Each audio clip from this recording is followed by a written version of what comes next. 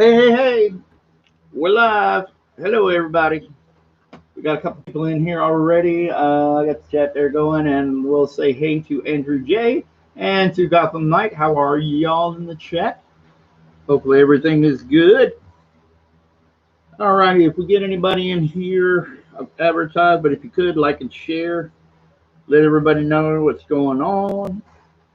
I'm already starting to draw, so right now I'm going to jump into doing Bombshell Harley right now. Hopefully you guys can see this.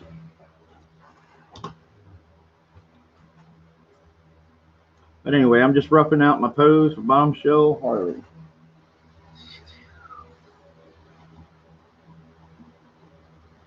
We're just going to do... keep this kind of loose a little bit here before I go in and ink it. Try to get some energy to the pose.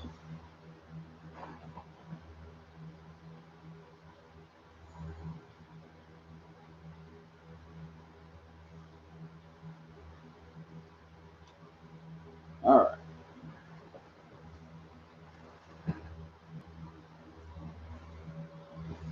She's got, apparently got dog tags, so I'll make sure to draw those in there. And we've got Jeremiah Jones and Fly Fox Pro and Neo Valentine and Sky. Hey, thank you, Sky. Appreciate it. Awesome. Is that the new Halo 2 game? No, it's right now I'm doing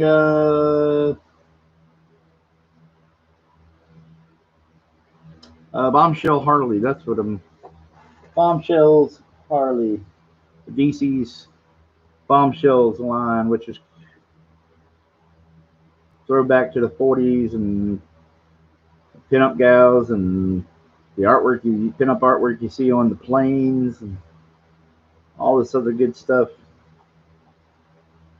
So I'm doing this for Mr. Gotham Knight. Hello, Neo Valentine. Dude, did you ever get a chance to send me an email? I cannot remember. I know we talked about it last stream. Just the reason I'm asking is a couple of people did not make it through for some reason. I'm not sure what's going on with my email, but they weren't making it through and getting bounce backs or something. I had that with a couple of people.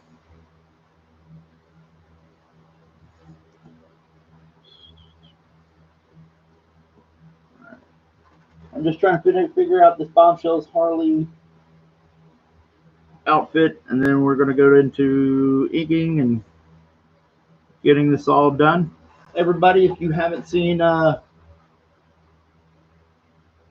everybody, if you have not looked in the description below, if you happen to be watching and have not been to the stream before, or you haven't had a chance, I have a link in the description for Dragon Guard, my fantasy book. You know, you want some fantasy comics. It's like Thundercats, He-Man, Gargoyles, Dungeons and Dragons, a lot of Conan maybe or something. And if you like this kind of big crazy fantasy stuff and like colors and all this good stuff, go check out Dragon Guard. You can read about the book there. There's also some preview artwork from the book, not promo art. We're talking, this is what you're going to get.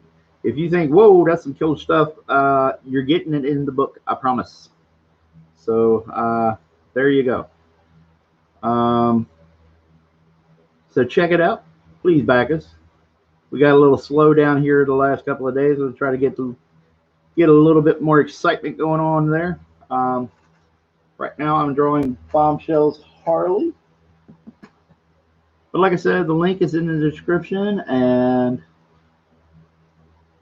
there we go. Let's see, Gotham. Is that your Bombshells Harley? Yes, Gotham Knight. And we're working on it right now. Neo Valentine says, I did send it, Kevin Sharp. My email says it's sent back on May 17th. I'll go back in there and double check. I haven't seen it. Uh, I'm not trying to frustrate you. I'll definitely get it out to you, buddy. I'm just having some wonky stuff going on with my email. Some people have complained that they weren't getting it, and then we tried a test email with Mark Anthony, who's usually in the chat, and his work, but everybody else, there were other people trying to inquire about sketches and things like that, and for whatever reason, I could not. They were asking about the campaign and asking about sketches and asking, and for whatever reason, could not find any of their emails, and it wasn't in junk. It wasn't, like there was a spam filter. Just bizarre.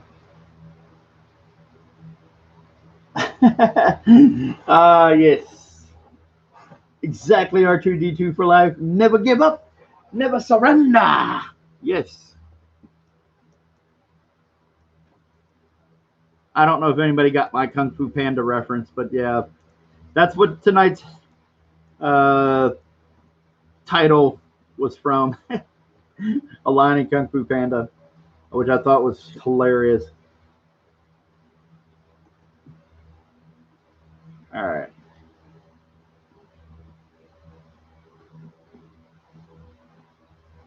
Pretty wry sense of humor that they have.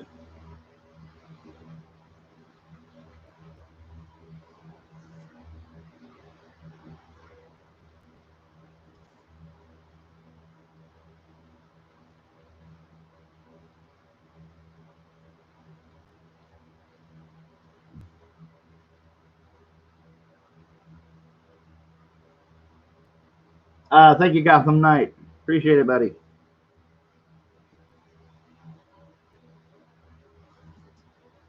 All right.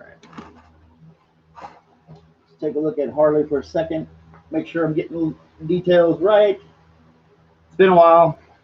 I drew a Bombshells card set, or drew sketch cards in a card set, and I've drawn her before, but sometimes it's hard remembering all these little details and stuff, especially when you're just, you're drawing fast, you're not really paying attention, and then, you're going on to the next card, and then when you're done, you're on to the next card set, and then, all that good stuff. So anyway, let me get this on camera. I'll try to move this around a little bit more. Let me double check my proportions real quick.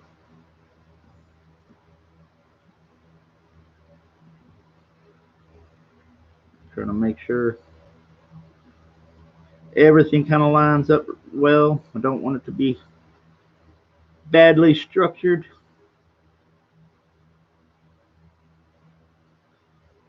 So, I'm just trying to get in here. First, I was planning on doing the stream, and then just family stuff, and wasn't planning on doing the stream. I was going to have to take another evening off because of family stuff. And then it became something where it's like, hey, okay, you can do this for a little while. All right, I'll do it then. And here we are. We're doing live. Thank you, Bill O'Reilly, for giving us that clip that will never go away.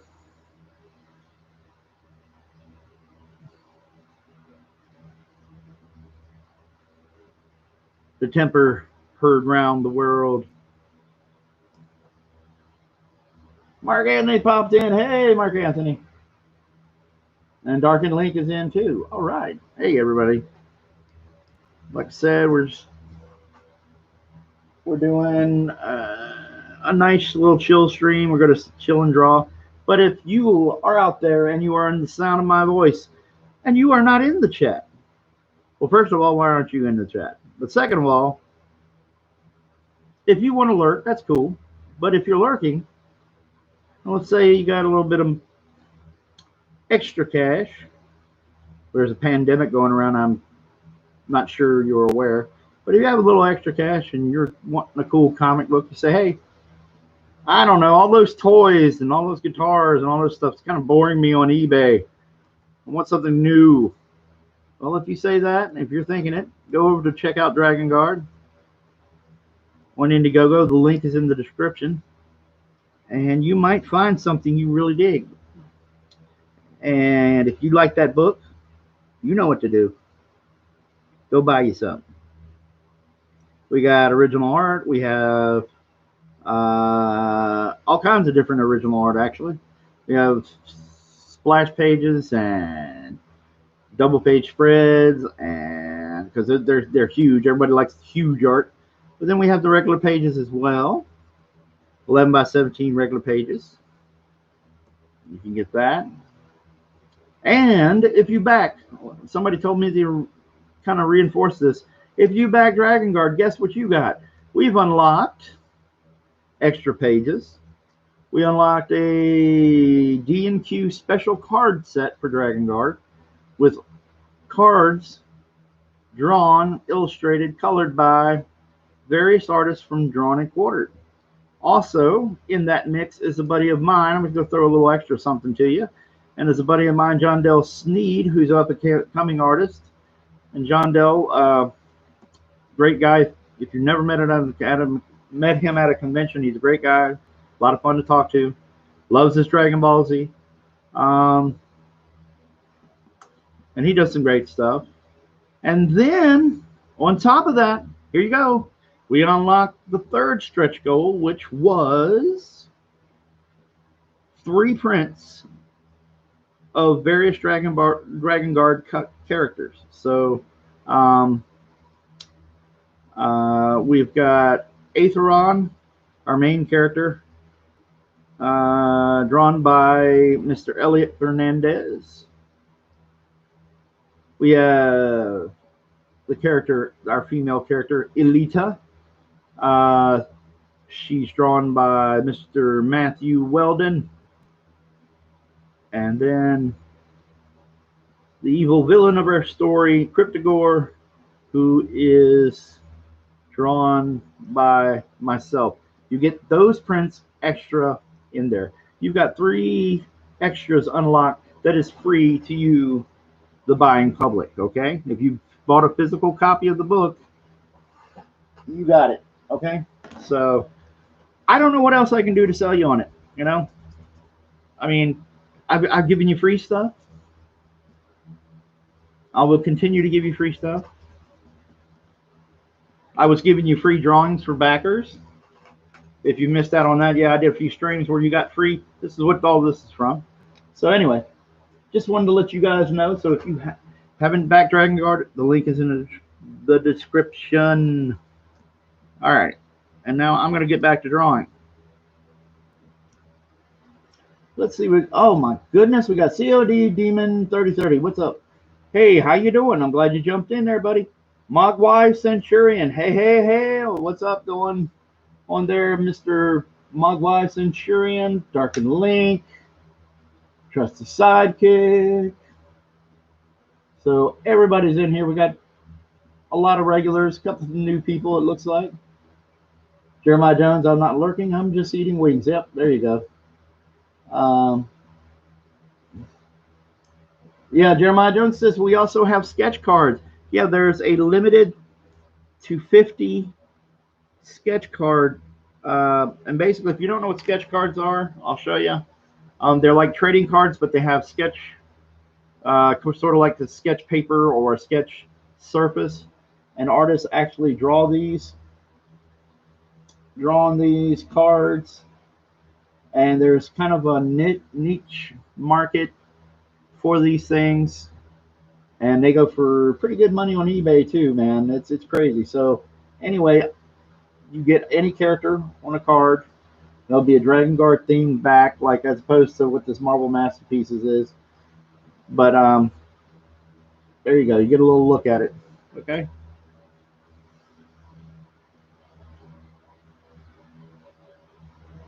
Trusty Sidekick says, John Dell is a good dude. Yes, he is. Yes, sir. Up and comer. I like his work. I try to promote him when I can, when I get a chance to. And here we go. We're going to be drawing Harley while we're here. So we're doing Bombshells Harley. If you're not familiar with the version that I'm drawing, you can look it up.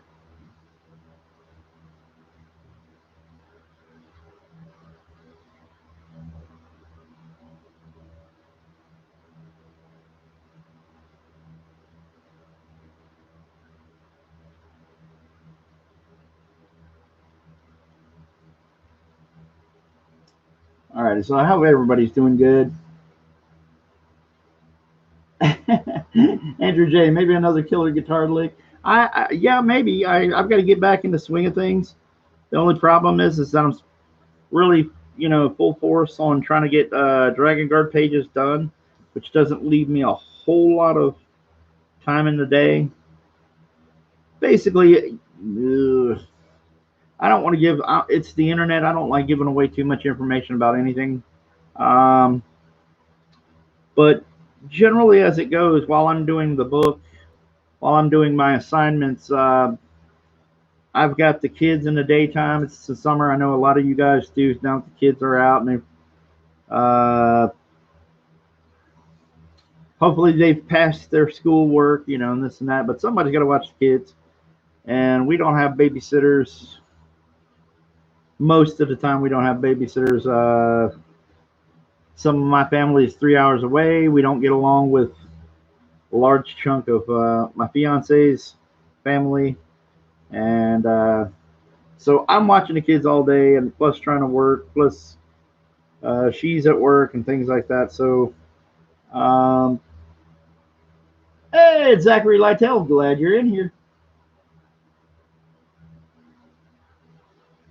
Cool, man. All right, cool, dude. I'm glad to see you came in here, buddy. R2D2 for Life says, how much to read card set number 2? I haven't thought of a card set number 2. Maybe I should. Maybe it's something. I don't know. I don't know if you. I don't know how wise it is strategy wise. Whatever. I'm gonna hate using that word over, but to do another card set, unless we really pump those numbers up, Like if I cross like 60,000, I know that's crazy, but hey, I didn't even think we were heading towards 40. So, you guys are awesome, and thank you in a time where it's very tough and a lot of things are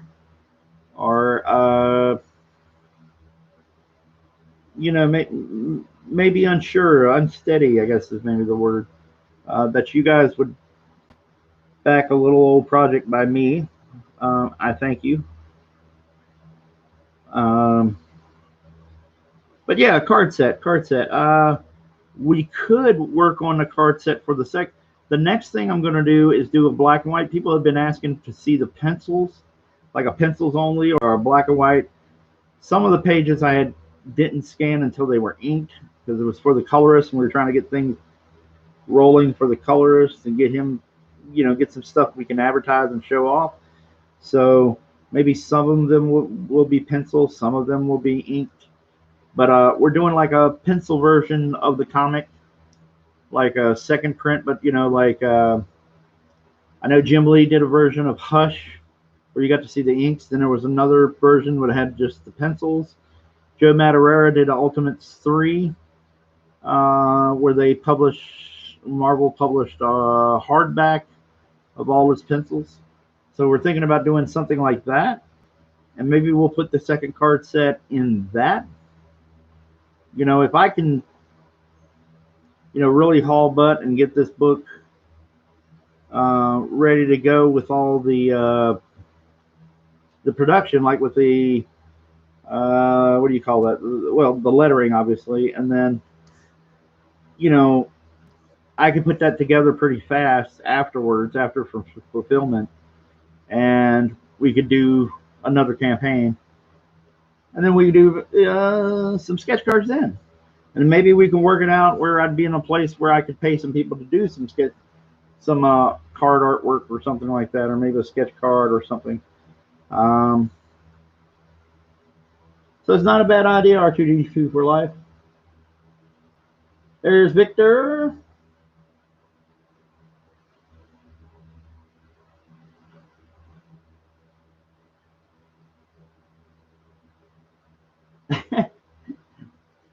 Mark Anthony. Mark Anthony says, "You go right ahead, Senor Morebucks." Hey, man, you guys put that idea out there. I need to float it.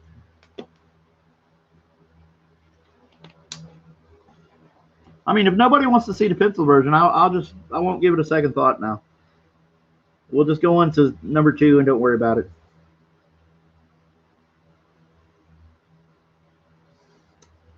I'm just kidding. Oh, I see here. R2D2 for life, 60,000 confirmed. Hurry up. Buy some stuff for a change. Oh, okay. I see what Mark Anthony was saying. Yeah, okay. I got you.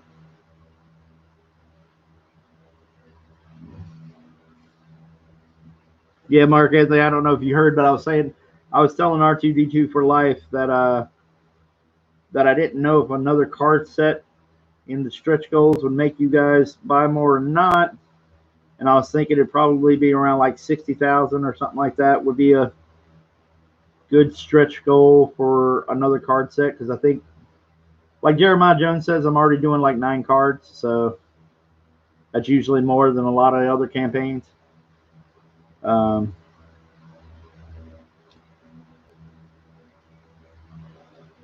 Luckily, there's a few printers out there that are pretty reasonable about that, so I'm hoping I've done my math right, and the 9 cards are going to be fairly reasonable to produce.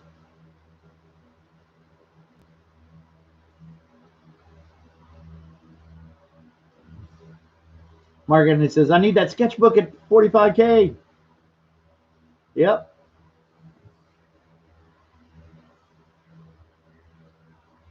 Yep, that's the next one. I just got to figure out how to do that.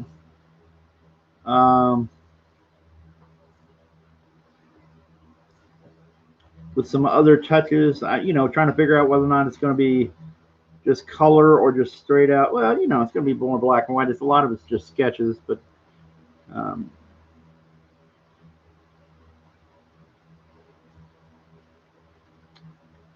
right. Let's see if I can get this Bombshells Harley done. I know we got a lot of people in here waiting patiently to try to see some more artwork. So is my sketch next?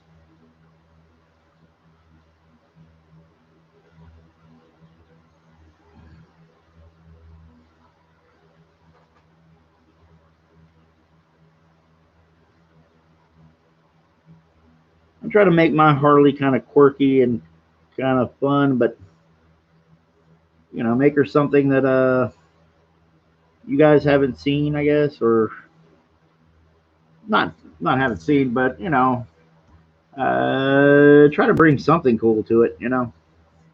I can't reinvent the wheel, but hopefully make it uniquely mine, I guess.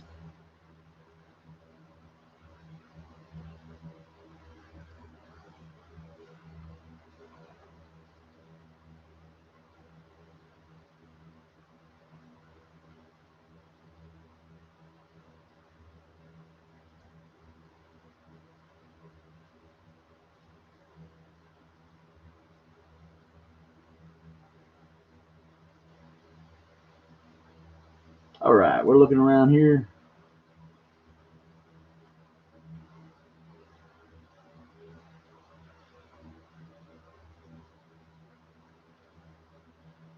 Victor, how much does it cost to print those shirts? Have it say Dragon Guard, have the Dragon Guard cover with the title on it. I don't know. I never thought about T-shirts because I didn't know if there really was a market for it. I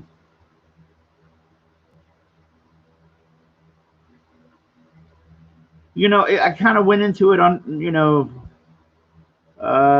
almost, kind of like under promise, over deliver, that kind of deal. And I was a little unsure to get, this one starting out my first, when, you have Indiegogo, and I didn't want to end up doing something stupid and end up costing myself lots of money because I jumped the gun on what it's going to cost to make and mail these things. So I was very scared about that. Because even when you think you've got all the math done, there's always something else you didn't, some logistics, something you didn't think of, you know, at least for me. Alpha Redneck Gaming is here. Hey, hey, hey, what's up? I'd be thinking more posters and wall scrolls. Yeah, the problem with posters is figuring out how to mail it because of the size and not have that become an arm and a leg to protect it, you know? Like the roll, I don't know. The you know, like the rolled I don't know what it is, but you know the round mailers. I don't know how well they protect stuff.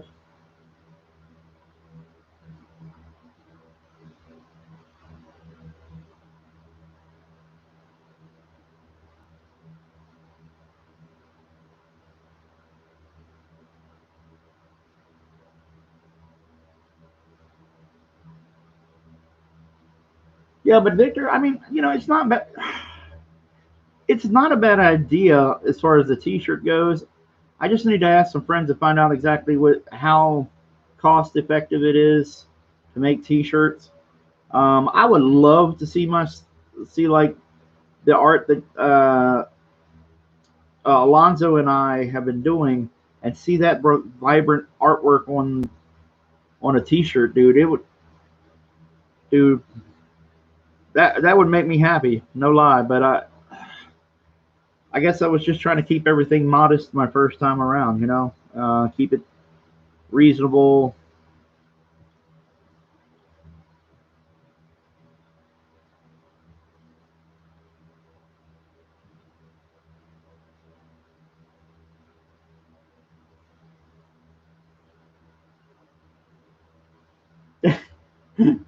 Hey, Vapagon, how you doing? Hey, hey, hey, hey, oh, what's up? So we got a pretty good house in here tonight. 14 and 9 thumbs up. You can thumbs up and like and all that good stuff. If you're out there, we're doing a kind of a catch-up stream where I'm getting some of the extra overdue or the leftover uh, free sketches for backers done. Names, and uh, just trying to remember everybody's sketches and get those wrapped up. Got a lot of work ahead of me just to get everything done as far as these sketches go. Get them mailed out at some point. Sometimes with the campaigns, sometimes with people who want to kind of check them out sooner.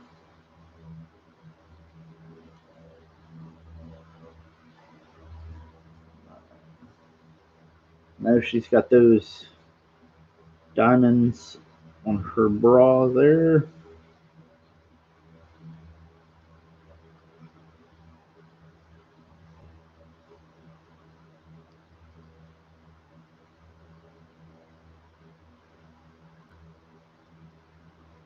My Dan Fraga has the logo shirt, the Black Flag logo shirt. It looks like a bottle cap. Nobody is going to stop you and ask you where you got it. The Evil Ernie one was amazing, though. Yeah, yeah. I think I've seen some of those. Dude, I would just, it would be a, dude, it would be a hoot to just have my artwork on, you know, the book, like some of those pieces, like the cover pieces or something on a t-shirt. And because I know Alonzo's stuff has got to look good on a, you know, on a t-shirt. It's just gotta. So it's tempting. It's very tempting.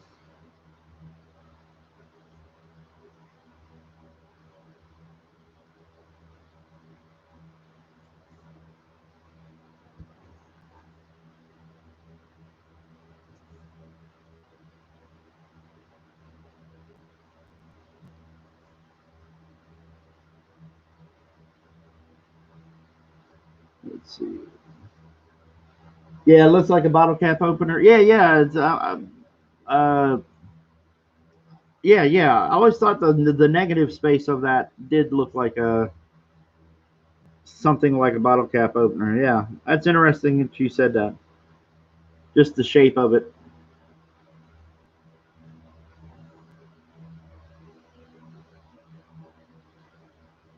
And it's Migs. We got Migs in the house. We have, oh, hello, Blaze Maton Art. I'm going to hope that I pronounced that right.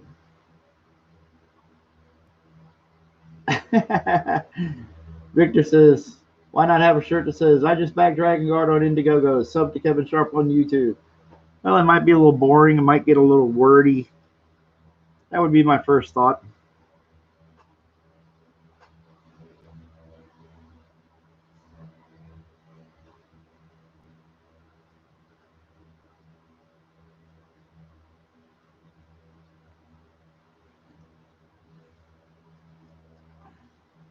With Harley, she has kind of like this red on her cheeks, but they really don't make her makeup any more pronounced than that, you know, so trying to figure out how to shade that. We'll just go with lines. There we go.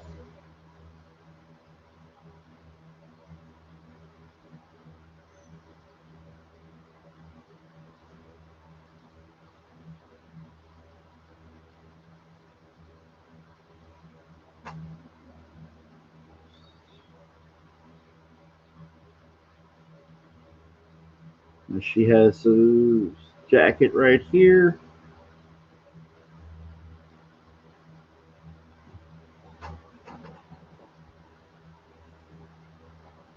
Look at my reference one more time. Hopefully I get this gun right.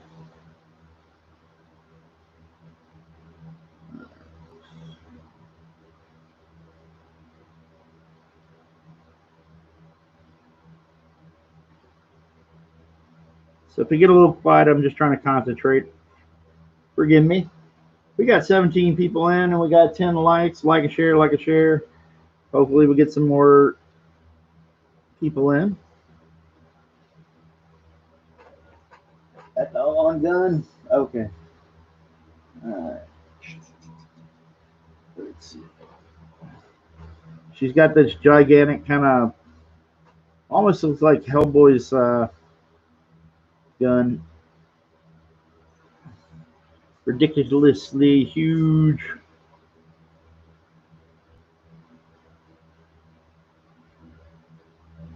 So I'm going to try to get in, let's see.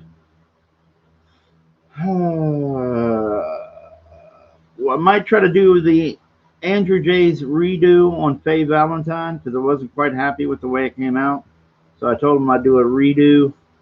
I don't do that. Don't nobody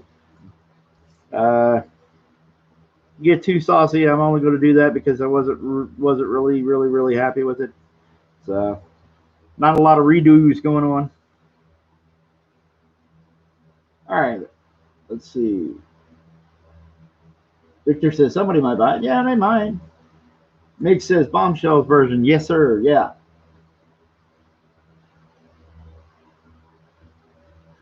Let's see. Mark Anthony says, do you have kneaded erasers today? Yes. Yes. I am ready.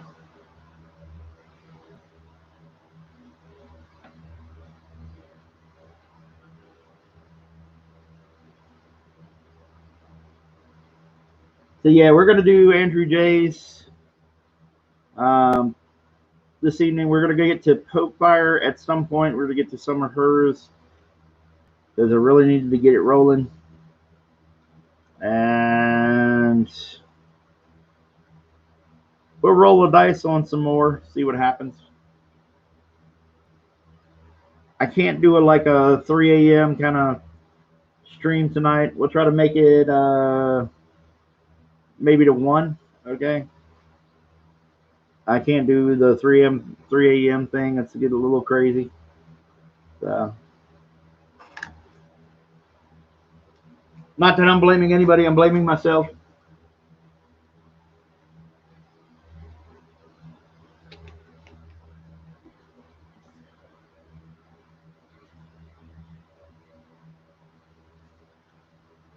All right. You're welcome, Andrew J. Sometimes I get real picky.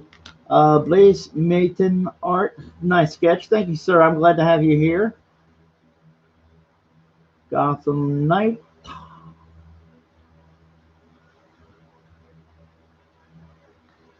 Victor says, I got a mysterious, nervous phone call today, chat. What was it anonymous? Were they hitting your route? Oh, I mean, something. I don't know. That might be after your router. All right, let's see.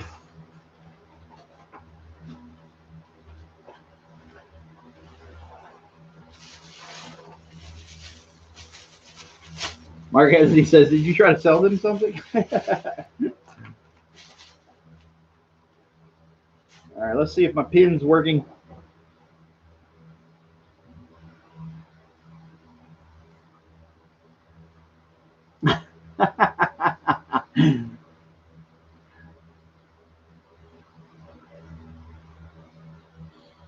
You guys in the chat are funny.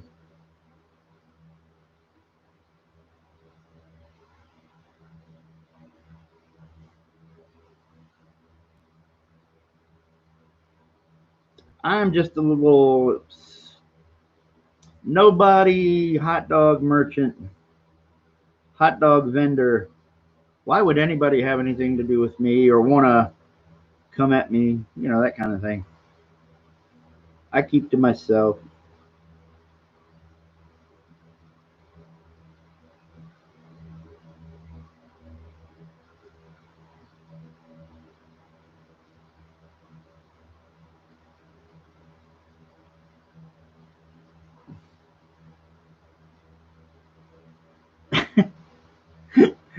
Oh, having a little laugh.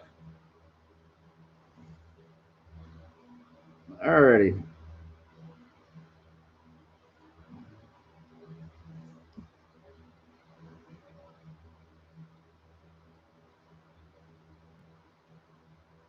Anyway, we're sitting here, we're doing sketches.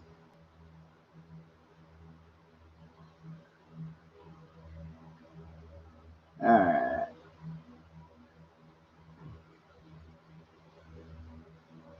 If you're just tuning in, I'm doing a sketch of, oh boy, the numbers have jumped up a little bit.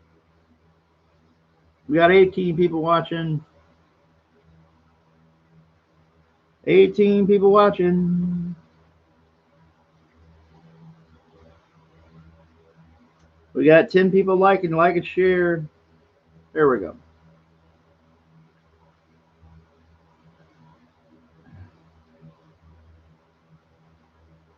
All right.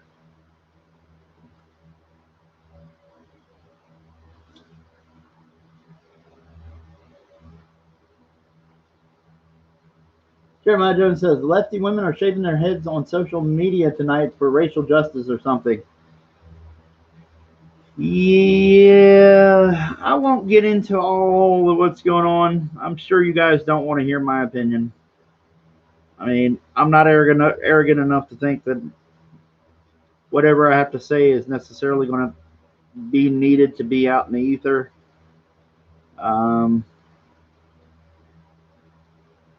But I will say I will never, ever, ever, ever, ever take a knee. I will not be on taking a knee or bowing because somebody tells me to out in the street on a cell phone.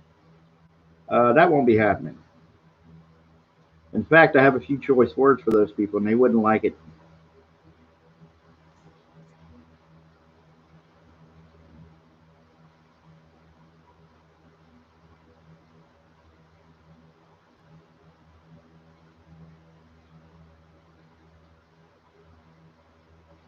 Apparently, it's a 4chan prank again. Oh, okay.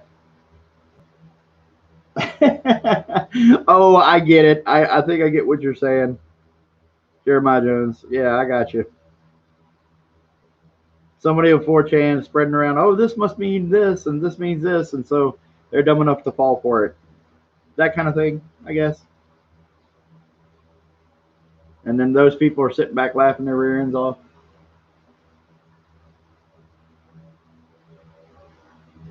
Yeah, Mark Anthony, it looks like a bunch of cult BS and, you know, self-hate, uh, no self-respect, um,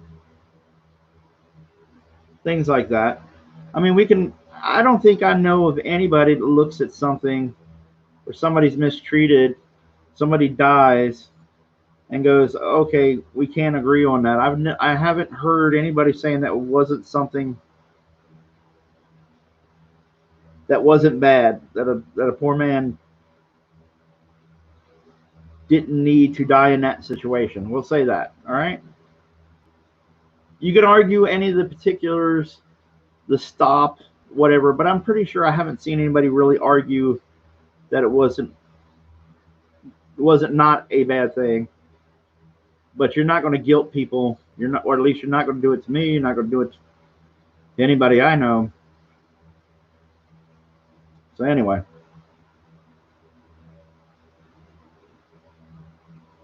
there you go. Sit and watch this is sketching. But anyway, that's that. I have other thoughts, but I am keeping them to myself. Because I watched a lot of my heroes, a lot of guys that are contemporaries or people that I've grew up with. I just watched them this week side with people I do not have a high regard for. And so all I'm thinking about is, man, I'm your fan, and you didn't necessarily need to lump me in with a bunch of other things. You didn't need to, you know, you can have your opinions. You just don't have to force them and throw them at insult me. And then I wonder about you guys, and I'm like, I don't want to insult you, you know? Or I don't want you to take anything I say as an insult towards you, you know?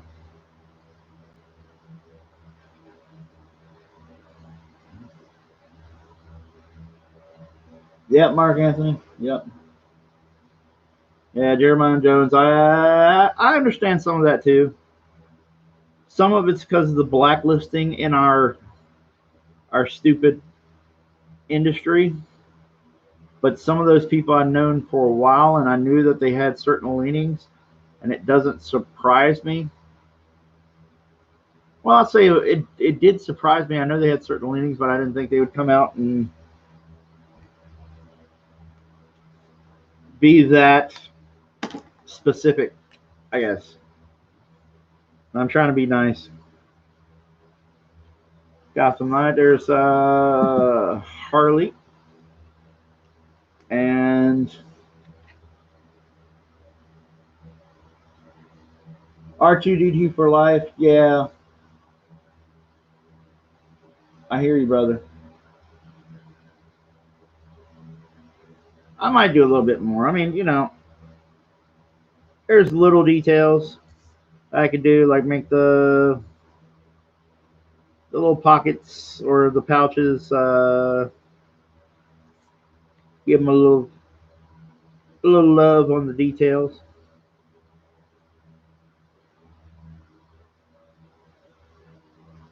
There you go.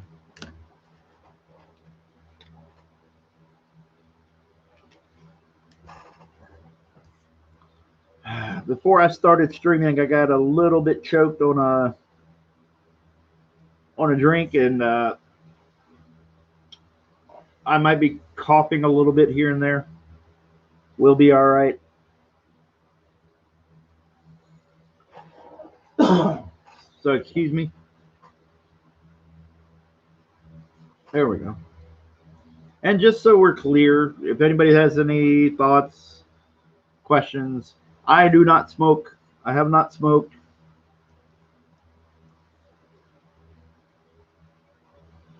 So no worries there. Coughing is not because of smoke or Well, I don't feel like I got any fluish symptoms, so I'm pretty sure it's not the COVID. There you go. Anyway, so we got 20 people watching, 12 likes, and you want to like and share, like and share, like and share.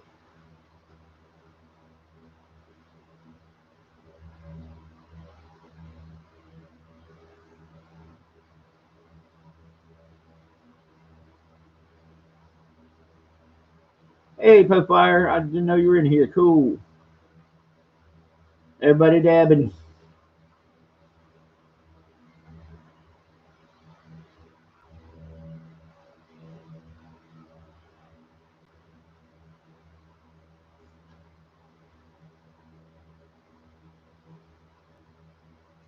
All right, here we go.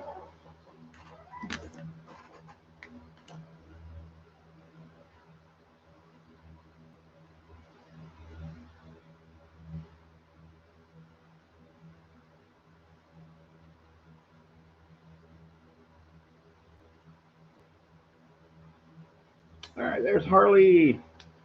Bombshells Harley for Mr. Gotham Knight. We got that. And of course, Mr. Mark Anthony comes in with the hand sanitizer. Yeah. Okay.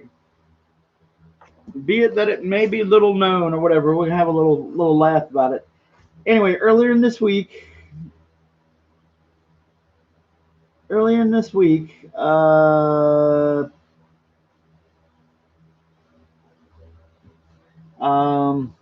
in this week, my stepson got sick, or not sick, but he got injured mowing the lawn, cut his finger pretty bad, and then when we took him to the ER, or he went to the ER, and we were outside, and I had my daughter outside, chilling in the car, and I left my water bottle near the bottle of hand sanitizer, and I drank the hand sanitizer. So if you're out there, yes, I drank the hand sanitizer. So I promptly ran back into the ER and just had a quick laugh with everybody. Asked them if it was okay. Would I be poisoned by the hand sanitizer? I didn't drink enough for it to do any damage, so we're good.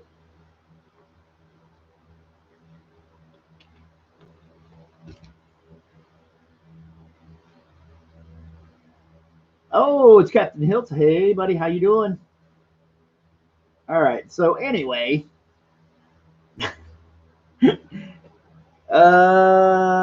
Blaze Maton art, or Maton. Did it taste good? No, it was absolutely atrocious. Um, if you must know, it was the what is it? What's that vinegar company? Or the company that does a lot of different vinegar and stuff like that. White House, maybe. Um, and it was one of their hand sanitizers, and all I know it was. Oh my god, it was absolutely terrible.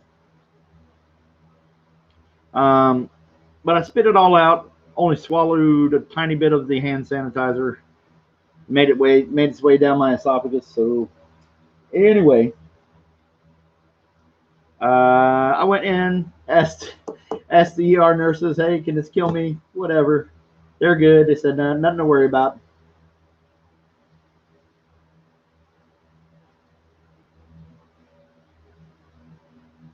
Your Jay says, "What doesn't kill you makes you stronger." Certainly hope so, Mark Anthony. We need you to hide all clear liquids like peroxide, rubbing alcohol. Actually, Mark Anthony, when I had some issues with one of my teeth, or one of my a tooth, teeth, whatever how you want to say it in that context, um,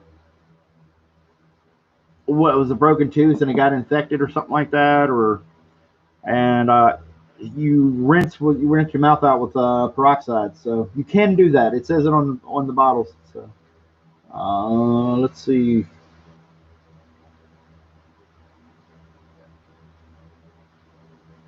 R2D2 for life says that's what you get using that language, potty mouth. Yeah, I know. I can be. Oh, you have no idea. You have no idea the things, or you might have a good idea, but you don't know. Um, if things get too heated, I tend to let fly some bad ones. Alrighty, we're gonna look up Faye Valentine because I don't have the reference. So give me just a second. Our next pick is gonna be Faye Valentine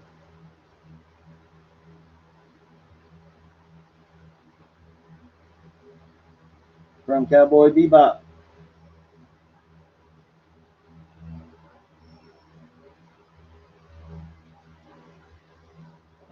This is for Mr. Andrew J.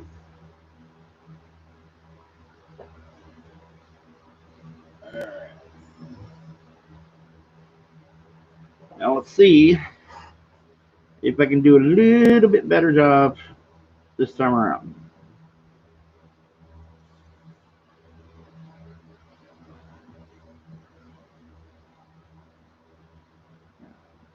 And then next in line will be Poke Fire.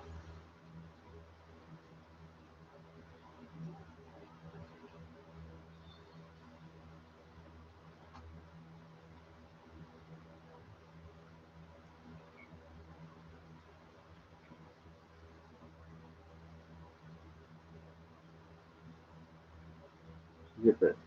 Who's that? She's a, I guess a jacket or a shirt tied underneath her or something.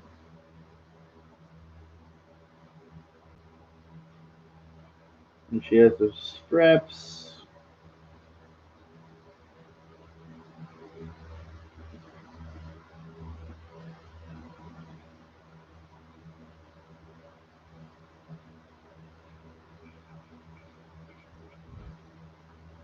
Okay, boom, boom, boom.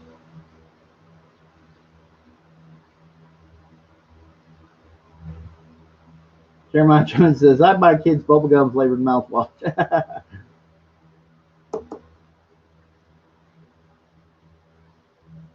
Mark Anthony says, pretty sure you're not supposed to drink peroxide.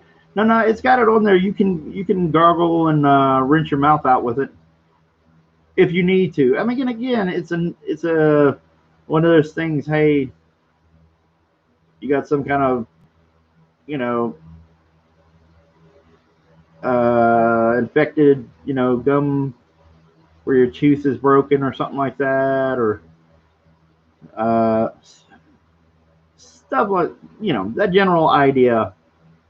Some kind of cut, infection, laceration, something in your mouth. You can do it. Clean the wound. It's not fun.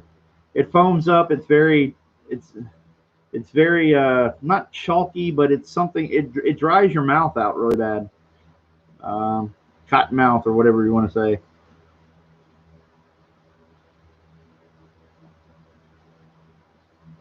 It's weird. It's like it foams, but it dries your mouth out and it slightly burns. So it's a very bizarre sensation.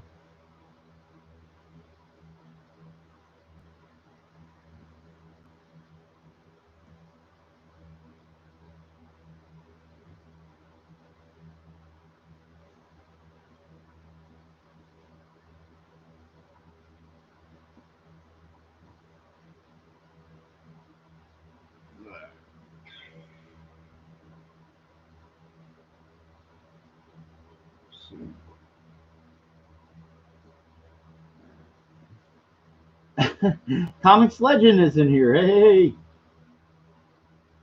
hello everybody. Okay, if you just Jeremiah Jones, Trish Stratus is trending on Twitter at the moment. Yes, yes, she is. So if you just happen to pop in here, I'm doing Faye Valentine from Cowboy Bebop. We're not doing free sketches for backers, but I am catching up a little bit on a couple. I figured tonight would be an okay night to just chill and just have a little drawing stream and say hey to you guys.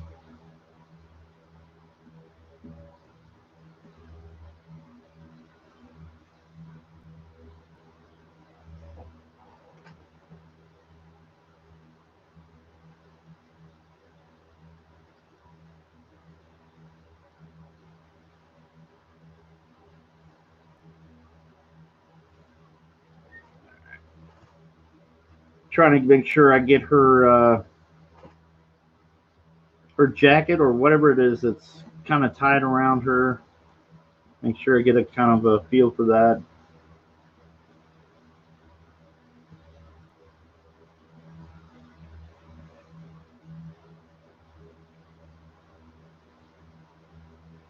Don't pay any mind to me. I'm just trying to work out a pose.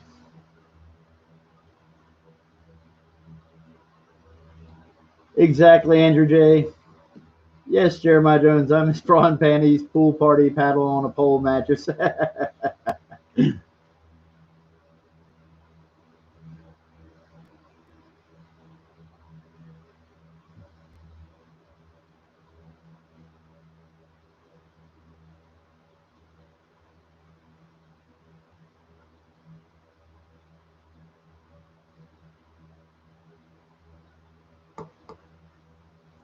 Pope Fire. Oh, yes, yes. I hear you, Pope Fire. Well, let's just put it this way. I had to get it done anyway. So, there's nothing wrong with that.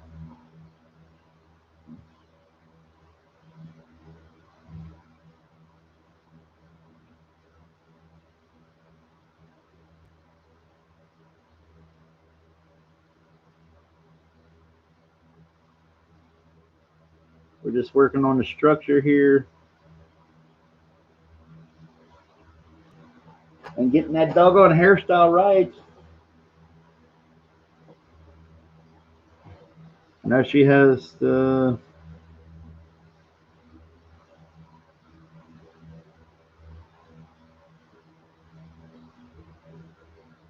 hairband, not hair metal, but whatever. You know what I'm talking about.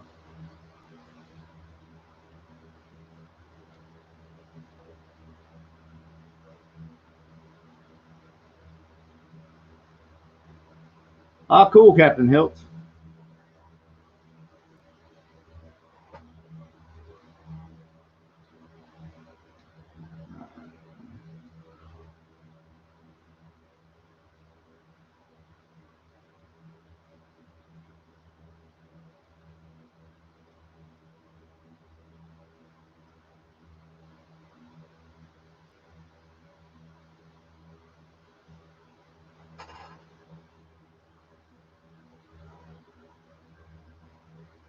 I'm going back to my reference for a second. Woo-hoo.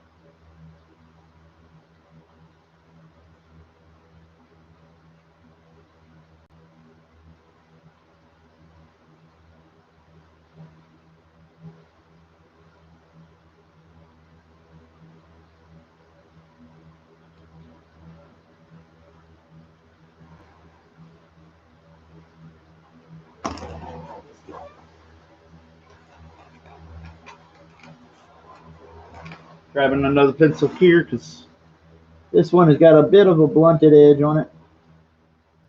There we go. If you guys can see, it is not a very sharp surface there. So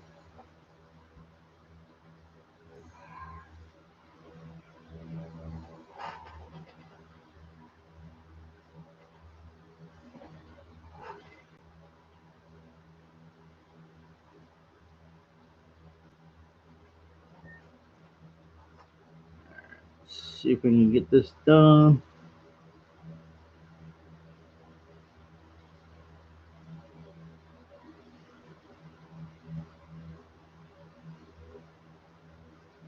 What's everybody saying in here? Okay.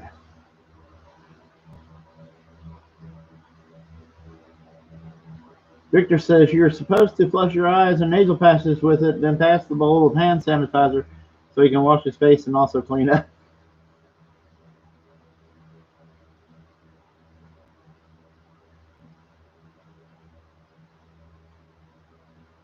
All right.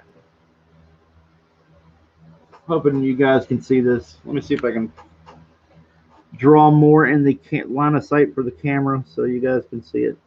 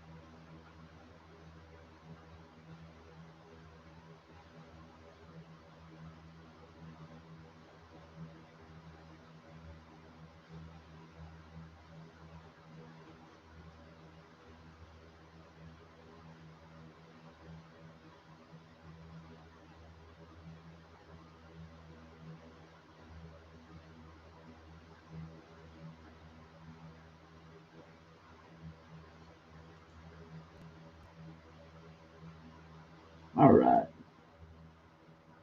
Zombie Kebab says check Twitter. Alrighty, I will do so, Zombie Kebab.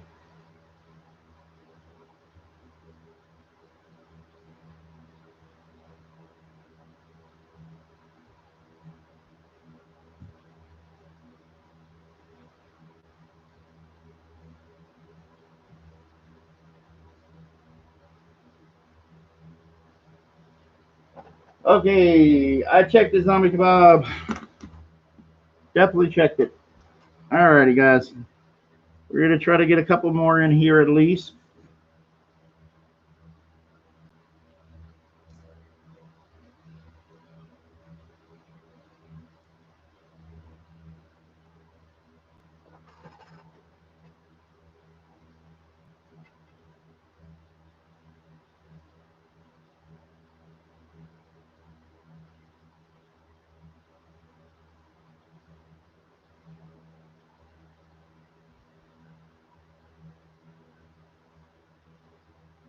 Okay.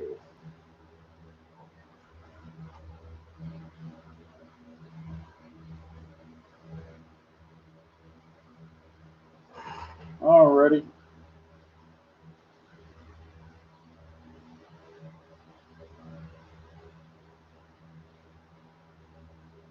Now, eventually, I'll find my reference. There we go.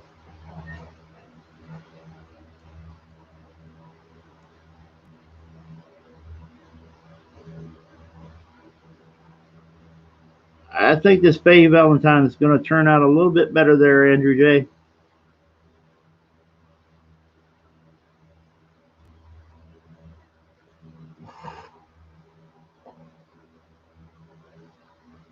I think this one has a little bit more character, I think.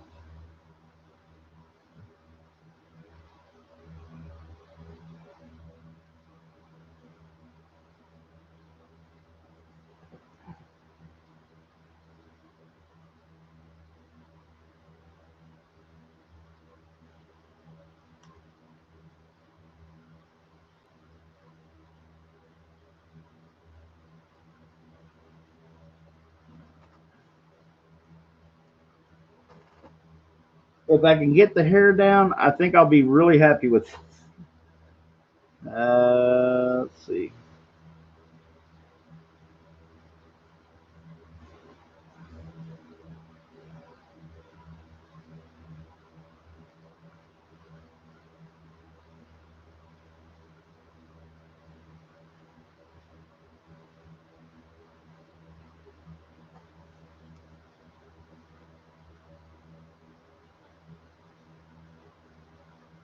So Andrew J, if you're there, if you're watching, let me know if you're happy with that.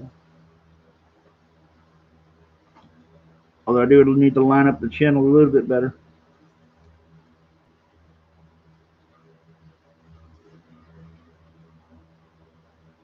There we go.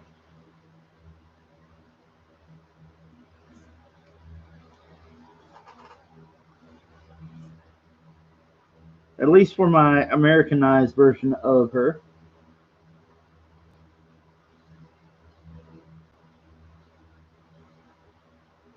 Blaze Mayton art. Hey, hey, hey. Talking about some cool stuff in the chat, I guess.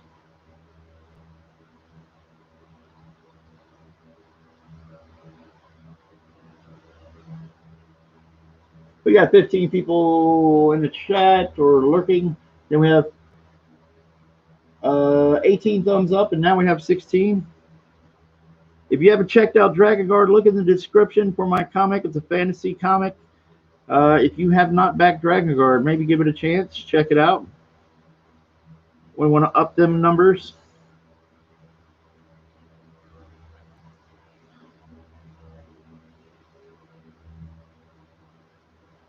Got some killer art. If you're familiar with He-Man and Thundercats, Thundar the Barbarian, let's see, Dungeons and Dragons as well. I'm a big fan of a lot of these 80s cartoons, and my book is kind of geared toward that kind of an audience. But if you like Battle Chasers, books like Battle Chasers, that also is a good one.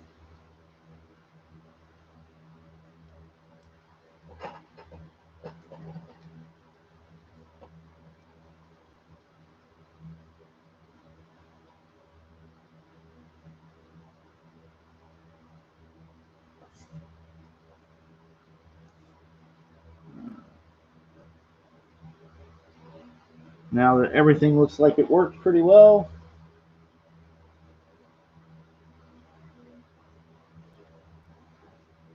that helps.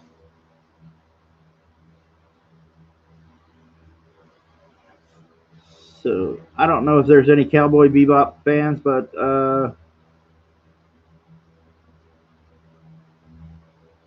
I am drawing Faye Valentine.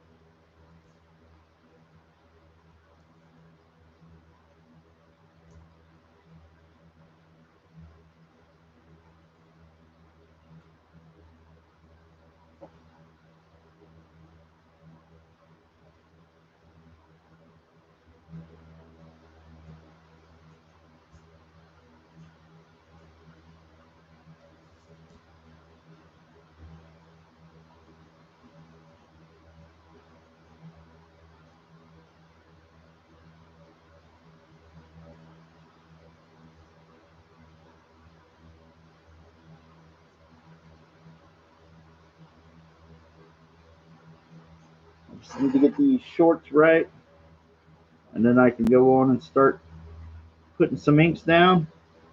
Then we'll move over to Pope Fires real quick.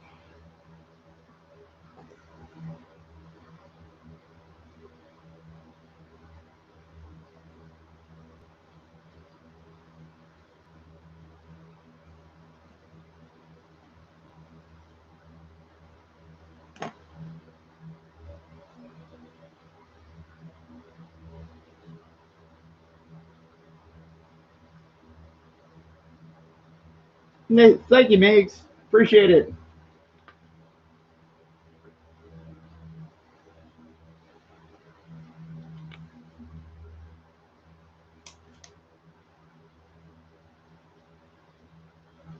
Mark Anthony's got some pretty good choices in there.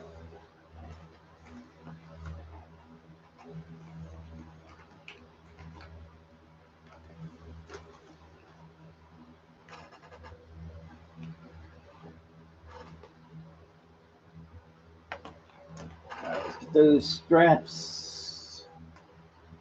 Okay. All right. I think maybe I can understand how this works now. I'm going to try to see if I can fix or not fix it, but make sure I get it right. How do her little straps go on her shorts? There we go.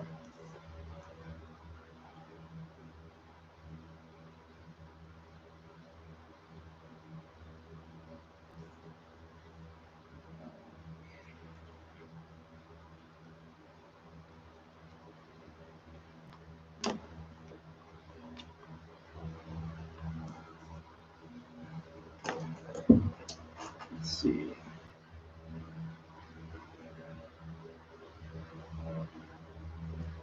Good, good day. This is annoying.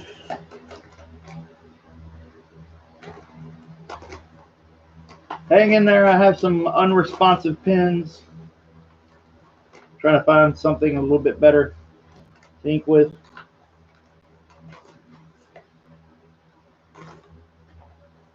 Be just a second.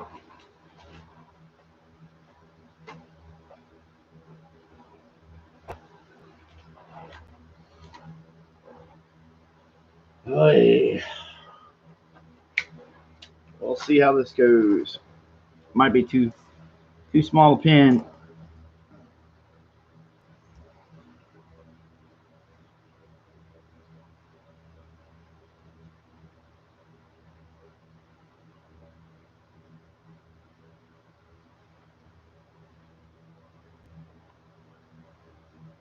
Do you cycle the power on those pins?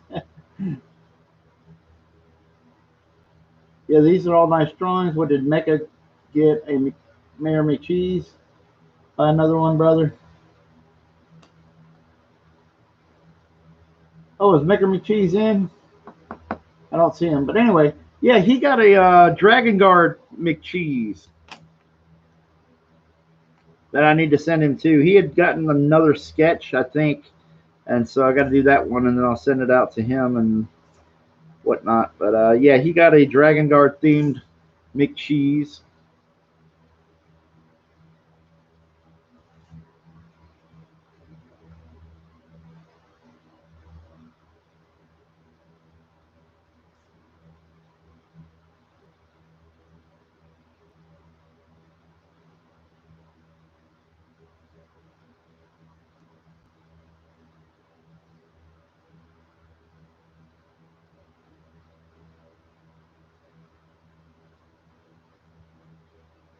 Blaze Maton Art. Ah, thank you, sir. I appreciate it. He says sketch is looking awesome.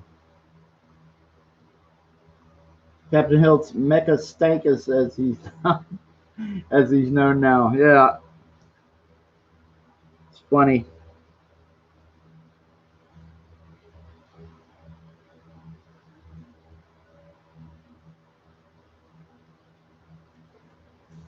All right, just give me a second.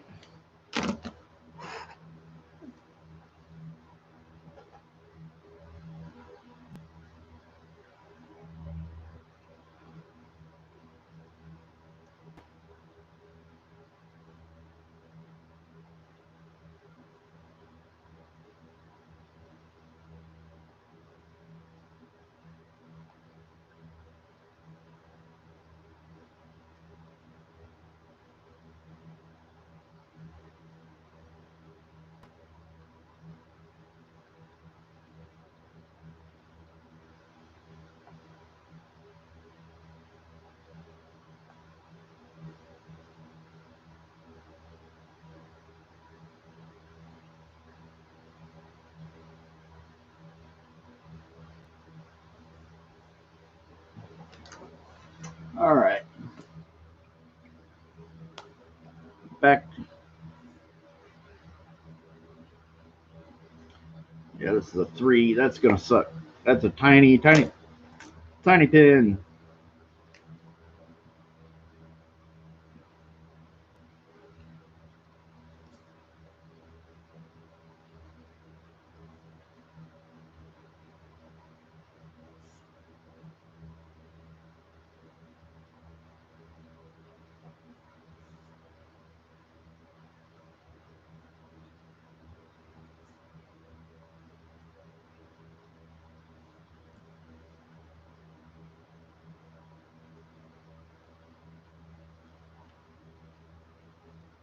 Oh, Jeremiah Jones. Yeah, I need to get to that. Thank you for reminding me. I'm sorry about that. Just got a little overwhelmed with some stuff at home, but you are on the list, man. Don't worry about that. I got you to the side. If if things go well tonight, I can probably get to drawing that in just a little bit.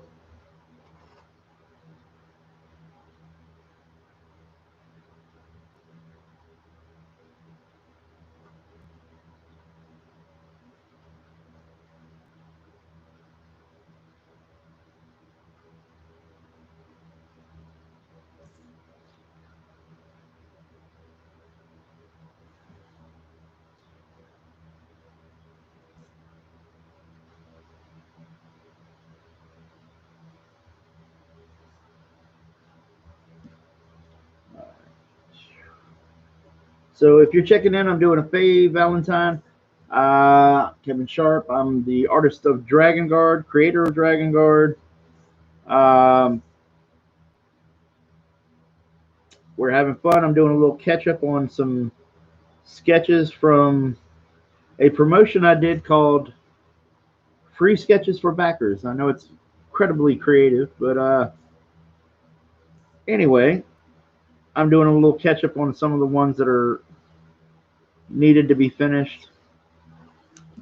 Um, if you're watching, if you look down in the description, there's a link for Dragon Guard, and it might even be in the chat if you scroll around. So um, please back Dragon Guard. It's an awesome fantasy book. We could use your support. We want to really bring you an awesome comic, and it's not. This comic is fantasy. It takes place on another world. There's no BS politics. There's just fun, adventure. The best artwork of my career. If you dig that kind of the fantasy stylings of like some guys like Alfredo Alcala, or if you like Battle Chasers of Joe Madureira, um, if you like a lot of 90s comics and just flashy artwork, great colors, check that out. And if you dig it, please back the book. Got a little slowdown here the last couple of days for whatever reason.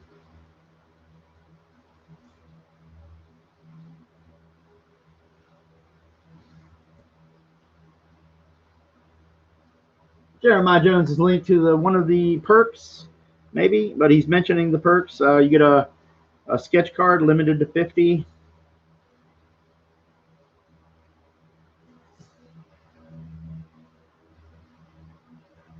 Zombie Kebab, I'll check back in a little bit. Captain Hills, are you thinking October fulfillment is still looking good? Yeah, that's the plan, man. There's nothing that I've seen is diverted from it. We're rocking and rolling. The only thing I'm waiting around now is just to be able to pay a colorist or my colorist, the colorist, get him rolling on start coloring more stuff. I was paying out of pocket, so that kind of slowed down. Some of the inks slowed down a little bit because I was doing things to pay the bills, but I had roughly, I want to say, 30 some odd pages of pencils. I'm not sure where we are on inks as far as like the last count was around 15, I want to say. So we've got a few things. We're getting ready to go. It's just part of it is waiting on funds so I can pay some of these people. And the plan is we're going to have some things like the covers. You know how the cover art is there's metal prints and things like that. We've got all that stuff we can have ready and go to printing, so we can get all that stuff printed up immediately. So I have that ready to go for fulfillment when it's time. So a lot of that art has already been done, you know, so that's a good thing about that.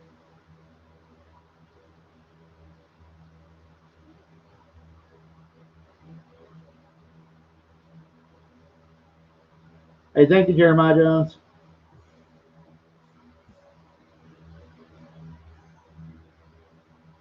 Yeah, that's the thing, Jared. Going back to Captain Hilton's comment.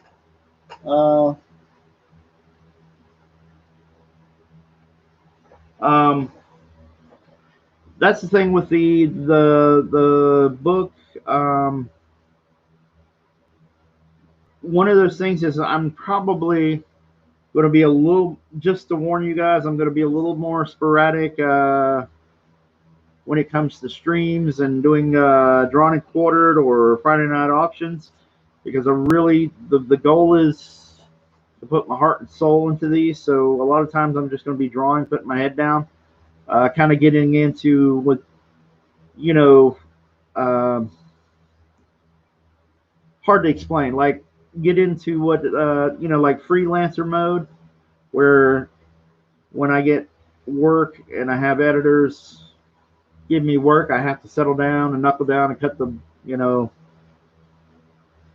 cut all the extra.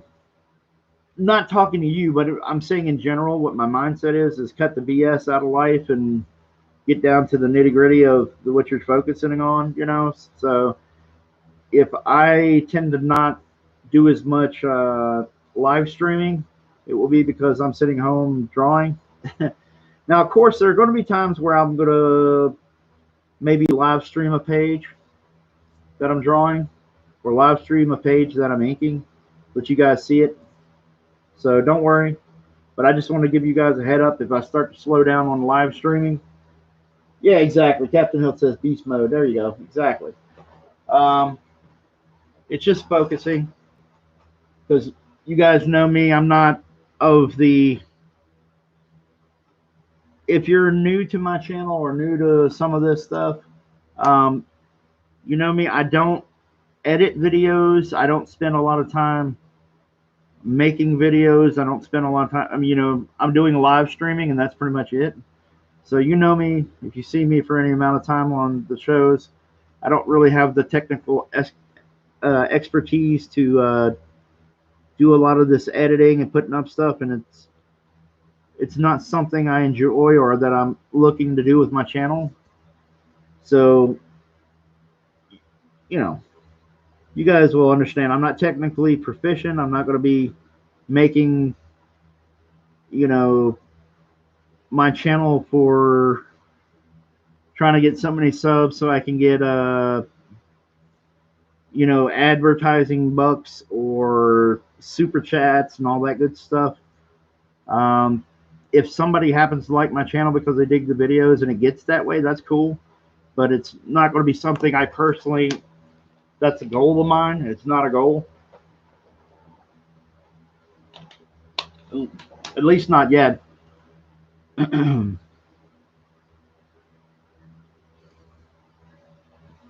So you guys know, you see me around on these things.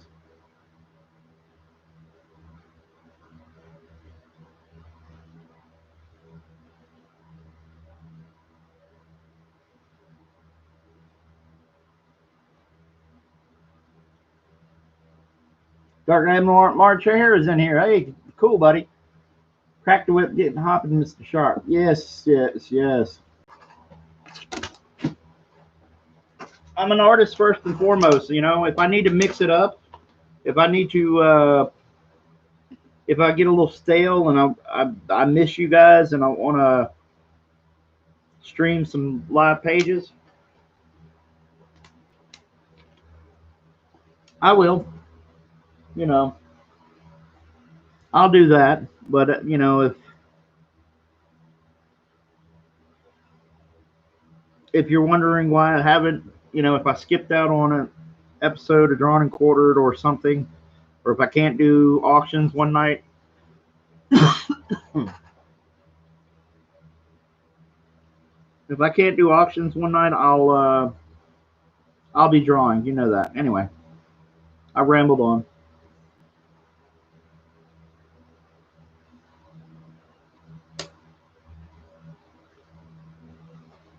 I see you guys talking about movie drama stuff. Yeah, yeah, I hear you. All right, let me go back and look at these here for a second.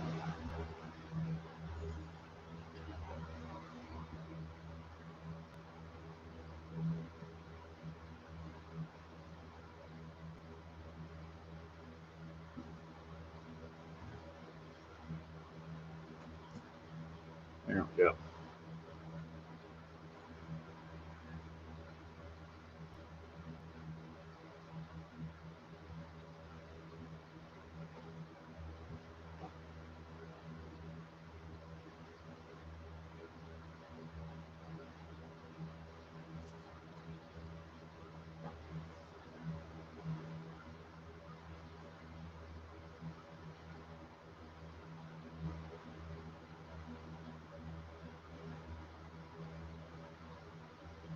Jeremiah Jones says, my wife said no.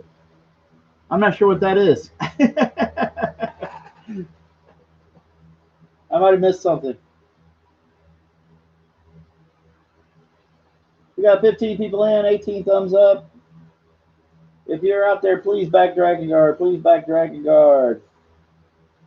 If you're listening, there's a link in the description. Should take you to the Dragon Guard page, and please back Dragon Guard.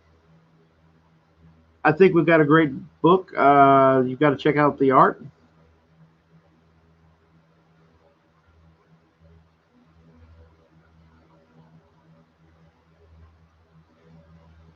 Dark Admiral March Hare says, did you have a favorite comic book or artist that made you want to do comics? Let's see. Yeah, absolutely. One of my first comics that I can remember, there was the John Byrne issue of Fantastic Four where they were in the negative zone. Reed had this weird bucket, big round helmet on, and they were stuck in the negative zone, and they were floating on a big giant asteroid or rock or something like that, and they were trying to get out of the negative zone. I remember there's a part in the book where Ben is playing basically like a pool or pinball. He starts throwing these rocks, asteroids at other ones and breaking them, this and that. And I remember that was one of my first comics. And what was it? The Captain America issue with Deathlock on the cover with the gun. Got Captain America in his sights. Those were a couple of my first comics, and that got me really interested. Liked Mike Zeck's work, John Byrne. Who else was big at the time? Well, the major guys that I followed at that time, yeah, definitely was Zeck and Byrne. Was a big fan of their stuff. I had some buddies in junior high who were artists too, and we'd all sit around and challenge each other to draw the best. We'd look at Marvel universes and try to see if we could copy them and see how close, how accurate we could copy the other artists and the Marvel universes and stuff. Then later, when I really got focused on comic art and knew that you could make a living, um,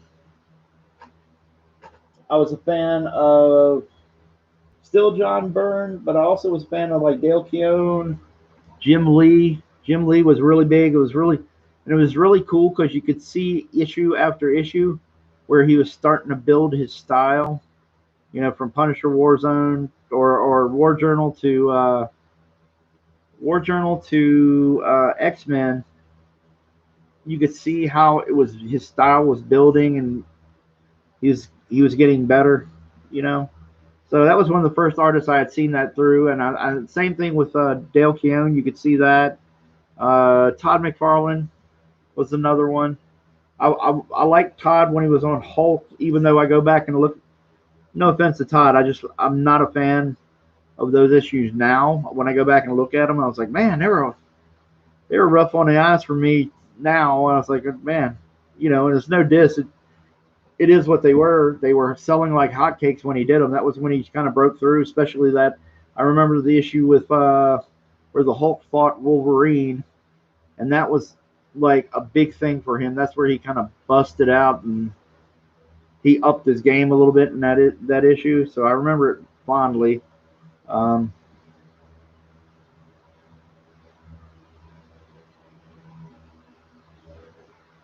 yeah, Dark Animal, March Hare. I love Keown's work. Still have my Hulk and Pit. But yeah, man. If you go back and the great thing is, you go back and look at those issues of Pit, the first 3 or 4 of those, and look at some of them they had people filling in like Dale was inking himself on most of it, and it looked amazing. And you'd have other people like Scott Williams inking him, and it looked good, but it looked a little thin. Dale had a heavier hand in his inks, and so they gave the lines a little bit more meatier kind of look to it, and it looked really exciting. Worked well with the colors. But you can find, I'll tell you what, a little neat little cool thing. I hope it doesn't spoil anything for anybody, but look up heritage auctions, and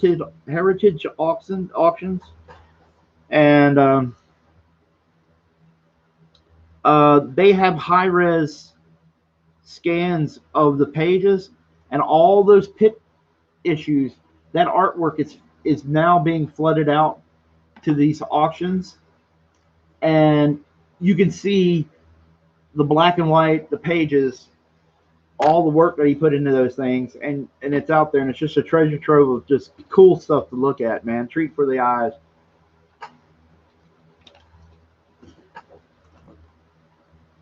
So a lot of that stuff is making its rounds, and it's really cool. It's really cool to see those issues, especially considering that with the internet nowadays you couldn't see those. But yeah, there's when I first got really heavy into the biz side of trying to become a pro and try to get better at the artwork, man, I was all about some Dale Keown. I was about Jim Lee. I was about started to get into like Adam Hughes' stuff also, because I was always a fan of like guys that had their skill. Like I liked the flashy guys at the time, but I was always kind of like, hey, look at Adam Hughes, man. This guy's got skills, Brian Stelfreeze, trying to think of all the people. Like Carlos Pacheco was starting to dig his heels in around 94, 95, something like that. So I liked all these different people that had, some guys were really strong with their fundamentals and their basic drawing skill, their basic storytelling. And then there was guys that were really flashy, and I liked those. And I never had a favorite. I was never anti-image. There were some people I didn't like growing up then, so I wasn't influenced by them. I mean, I don't want to get into a bash fest because all that stuff usually floats around and somebody gets pissed when you say something. But there are some people that I wasn't fond of. I wasn't fond of Eric Larson. I wasn't fond of. I was not fond of Rob Liefeld stuff at all, um, for whatever it's worth. Uh, and you know, there's some other people I wasn't a big fan of, but then there were certain talents uh, that they hired that I really liked. Um,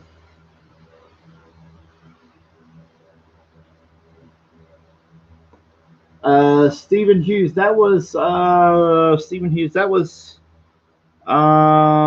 Lady Death, right? Am I right about that? Was it Lady Death? I think he passed away, and I want to say,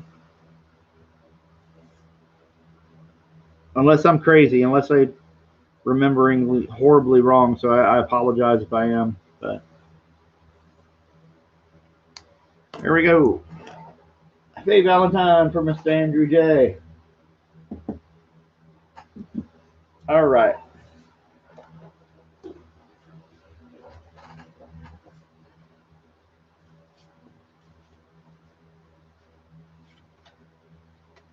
Okay, now I'm looking at the paper and trying to figure out what I'm doing. All right, Poke Fire. I'm going to look at your stuff. Andrew J, no problem, buddy. Let's see. I'm going to go into Twitter.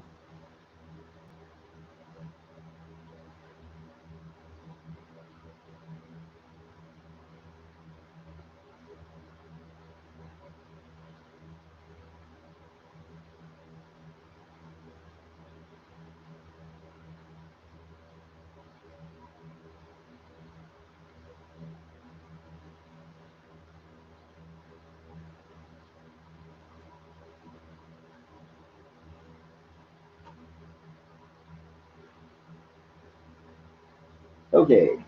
We got 17 people in, 19 likes. Cool, cool, cool. Everybody share. All right, Darken Link, Naruto. Yes, Naruto. And we also have, let me see, let me go back to Pokefire. If you happen to be in there, is the Red Hood for somebody else? Like, are you getting it for somebody else? I'm just curious. If I'm asking too much, just let me know.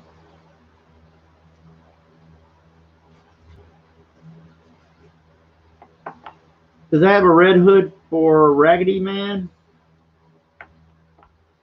Oh, there we go. See, there we go. Boom, I got it marked off. We're good. We were going to get to it.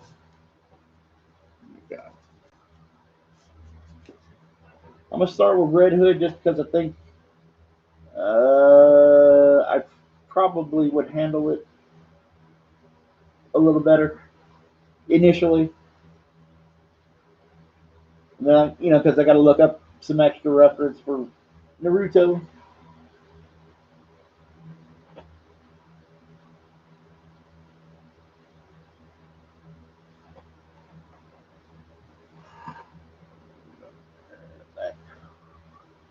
Red Hood.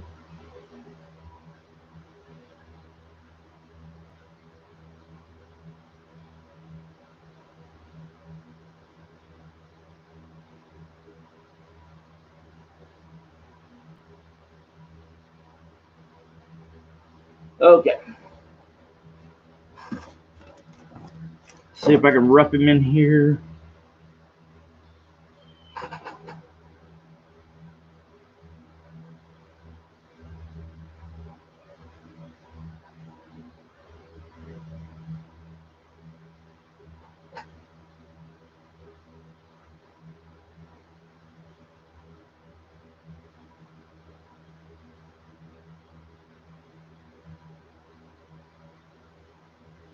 Just looking at the reference. We'll get drawing here in just a second.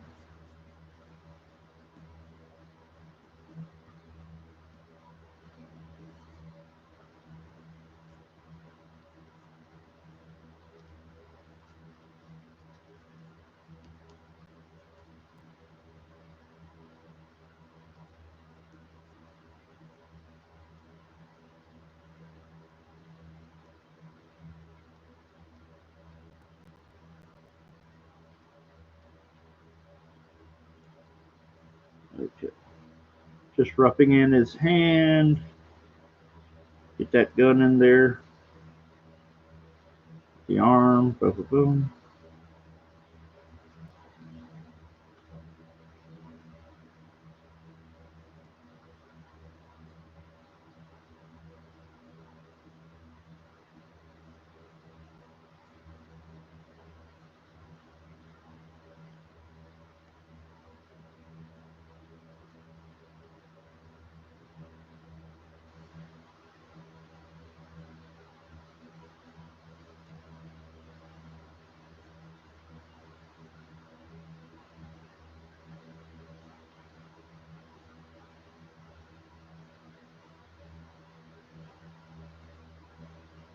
All right, what's in the chat here?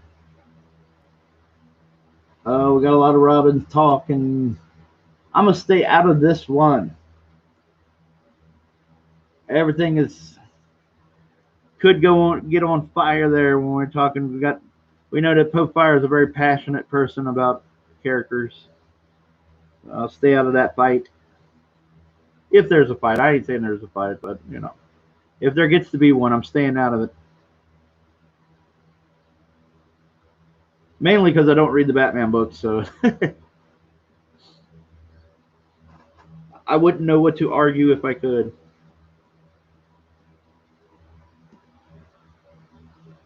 Honestly, I kind of gravitated to out of being any kind of a Batman fan recently. I just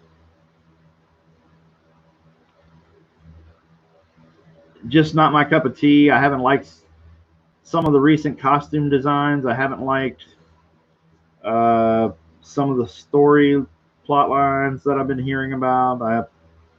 I think the most fun I've had with any Batman stuff might have been the Arkham games.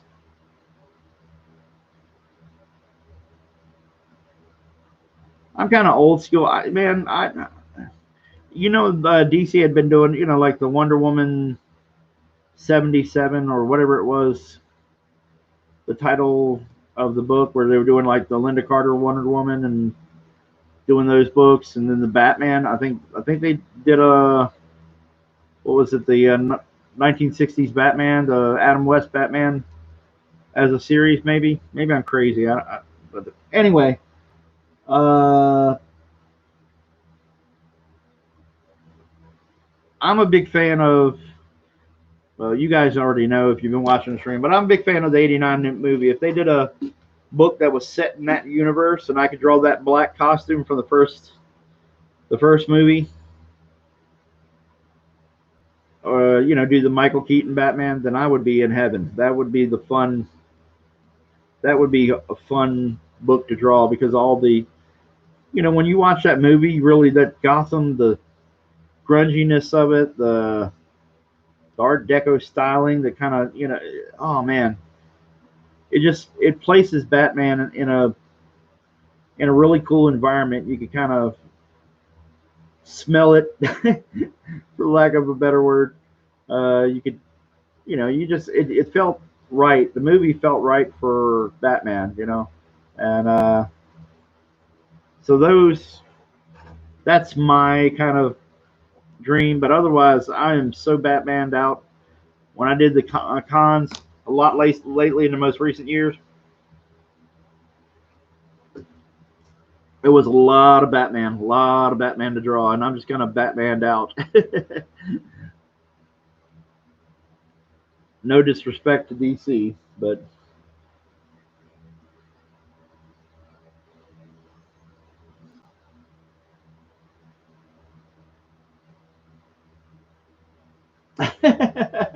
thank you, Mark Anthony. That's great.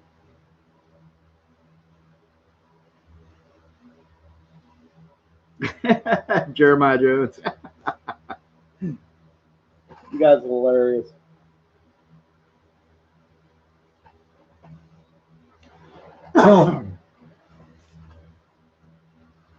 Man, earlier I got choked on a drink and whatnot, and my ribs are hurting from coughing earlier. Whew.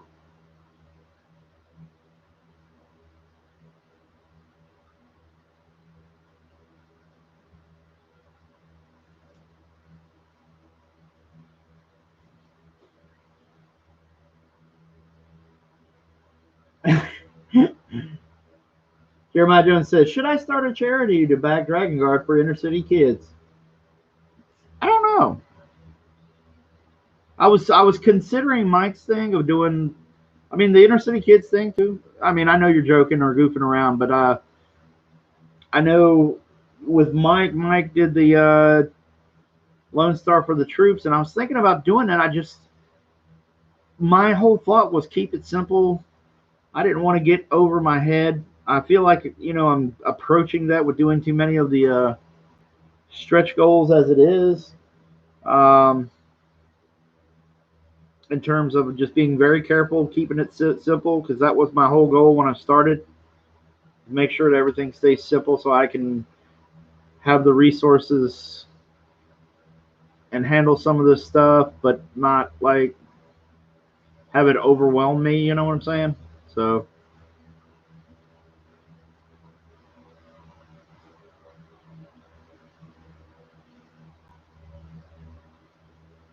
I mean, it basically came down to the decisions I made were kind of logistics of it. It's like I'm kind of in a small town and I don't have a lot of mailing resources. I don't have a lot of people to help me out with fulfillment and things like that.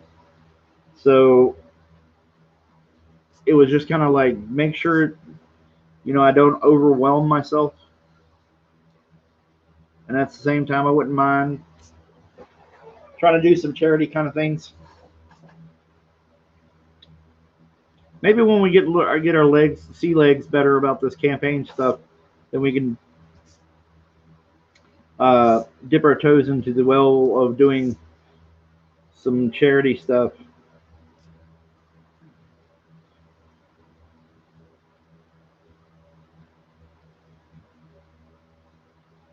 Yeah, exactly. Dark Admiral Marcher. That's what I'm thinking. Jeremiah Jones. So no Dragon Guard redo with 47 covers. Yeah. I'm not going to do that right now. I have a lot of friends, and I'd love to give them the opportunity to do a cover and pay them, fairly well for it. But I have to build that up. You know, and I don't mean this derogatory. I'm just trying to give you a realistic sense of what the money is, how it meets out with taxes and all this other stuff when you think about it, and all the fees, the Indiegogo fees. I'm making on the book. We kind of tallied it up. Right now, I'm just doing slightly better than Marvel DC rate. So I'm not like making out like a bandit. Uh, and I don't mean that, I don't mean that in any derogatory way to your contributions. I'm just saying to give you the scope of what it boils down to, for doing a color book and the expenses and the mailing and all that good stuff, the taxes. That's all.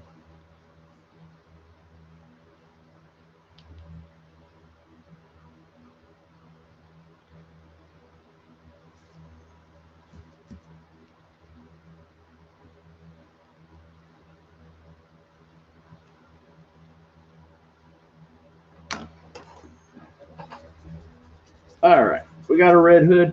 Hopefully that mask is okay. Star Popefire. Um, Let me know if he needs the actual hood on him. I can do that, but I've got the kind of the shiny, you know, uh, ruby kind of mask that he has.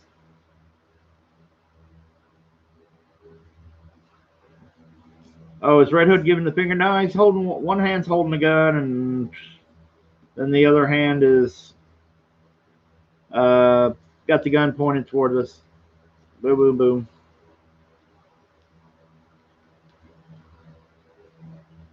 Just got to rough it in a little bit more, but there you go. That's the general idea. Hellfire, Starfire, guys. Love it. Awesome. Cool. There we go. Guys, give me just a second. I got a little coffee running through me, so give me just a minute. I'll be right back. Everybody talk amongst yourselves. Hopefully the stream doesn't get boring. Back Dragon Guard.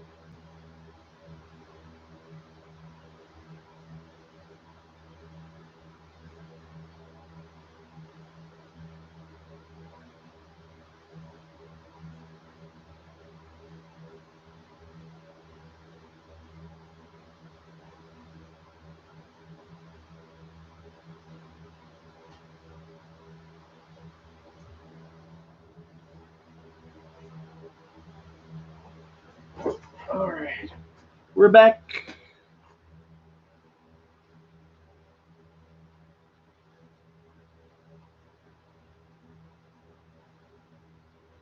Sanitizer salute in the chat. That's funny. Alright. We.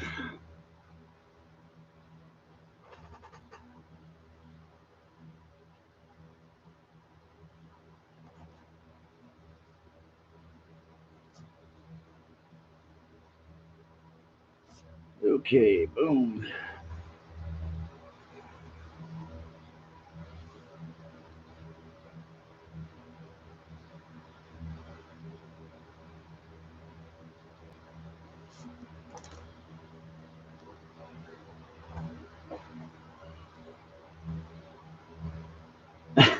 Who needs a house when you can have Pages original?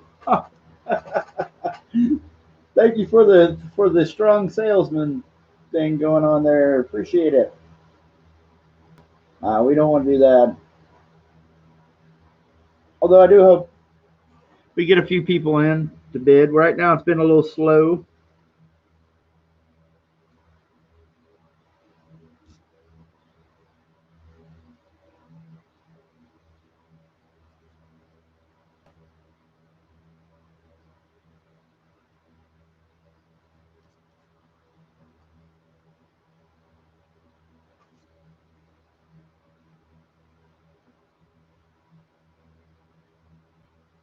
You guys are helping me. Everybody out there, if you're just checking us out, like and share, maybe retweet the link.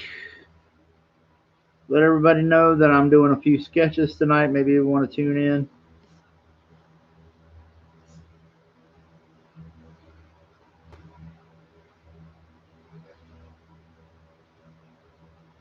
Maybe I'll get my brush to work with me and put down a few lines.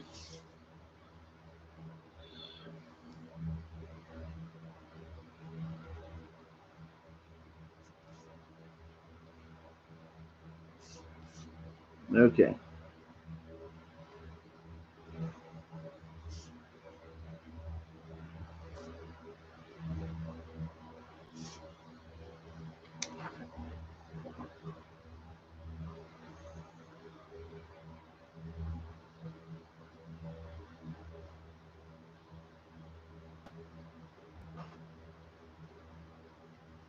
Let me see. Mark Anthony is sharing the link in the chat, so if you're checking it out, I'm doing some catch-up sketches for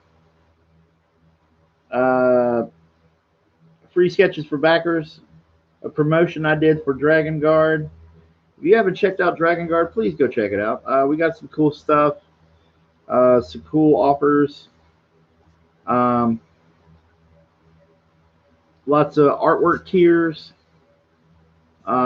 or perks, artwork from the book, double page spreads, splash pages. And how it works is you go ahead and back and you buy the original art tier. Then you get to choose. There'll be a PDF I put together that I'll send you later when the book's done of either the pencil pages or the inks. And then you can pick through those. You guys will go in order that you backed. So the sooner you back, the better. You get a better slot, a better choice, because other people are going to pick up those pages, you know. So lots of guys in here like Mark Anthony, Jeremiah Jones, Miggs, others. We had a female backer who bought some original art tier. So, so we got people. We got people buying stuff that bought several pages. So check out the art. Look at the Indiegogo page. You'll probably dig that.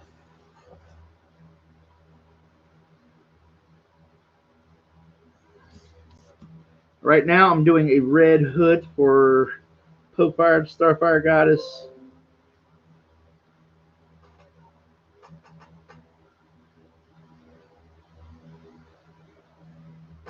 Right now, we're sitting at 40.97, 40.97 with 60 633 backers. Let's find some more backers, baby. If you're listening out there watching, please check it out. It's in the link. Unless my link in my description is somehow screwed up. But it should be right, and go check it out.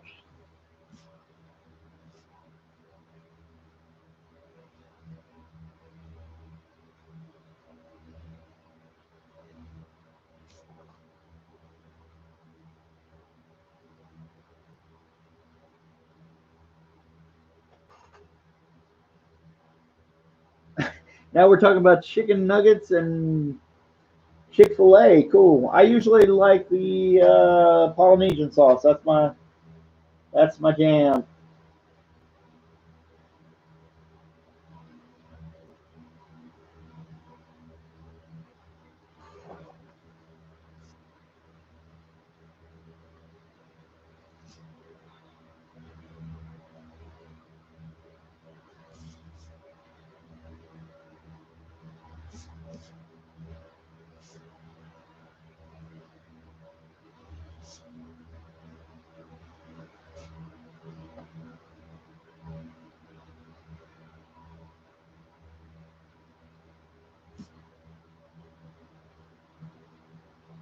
All right, we're gonna get that mask, the bat symbol done.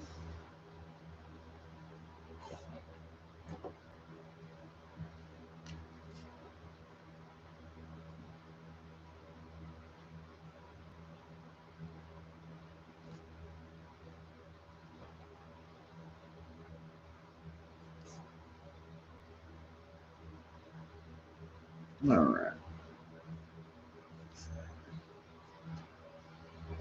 I know he's got like a body armor suit or something in his shirt or something that's maybe body armor. I'll just suggest some of that with some of these seamed lines there.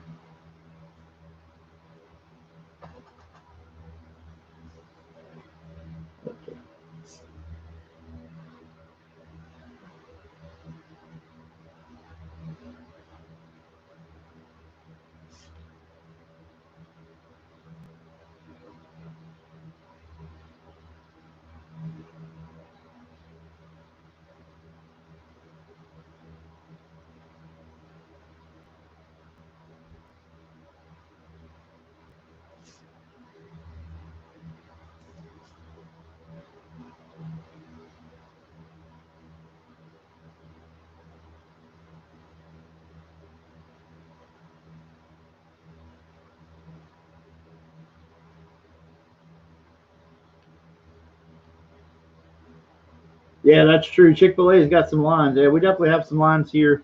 We have one in town nearby in Christiansburg, Virginia, and it's the only one, and it's got lines around the building all the time. All the time. I don't know what it is. I was like, man, they need to build another one nearby or something, man.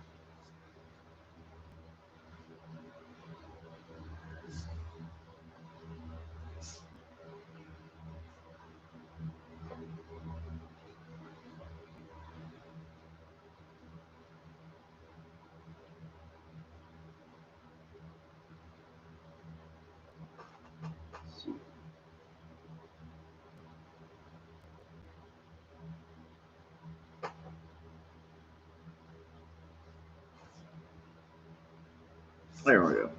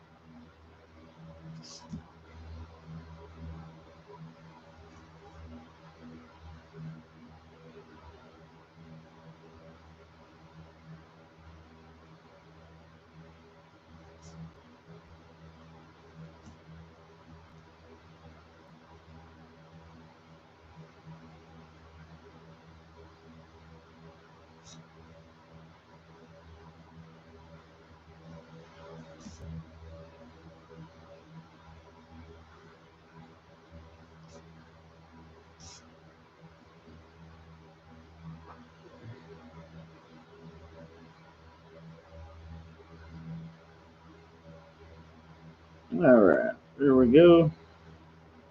We're getting the wrinkles on the sleeves, and we're rolling.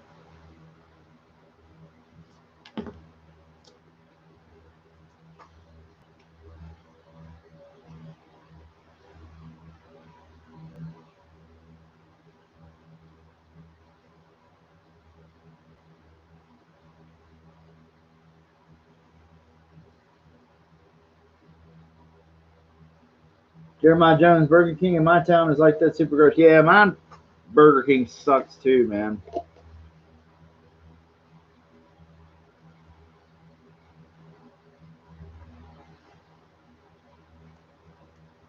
The Hardee's and the Burger King, um,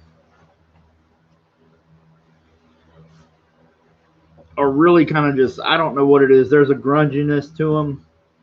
Every time I was to pull up there,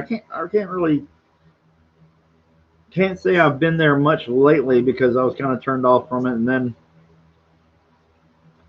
really supposed to watch what I'm eating, but this virus thing is kind of made that hard when everybody's selling out all the vegetables and stuff.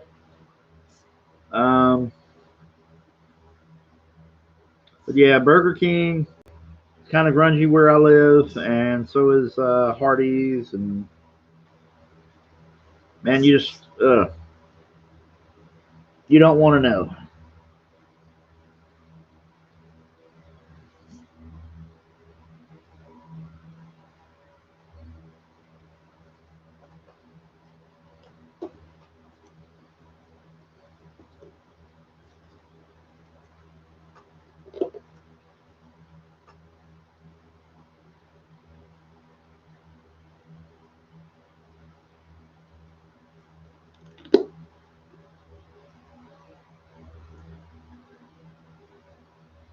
Yeah, we could use a Chick-fil-A nearby.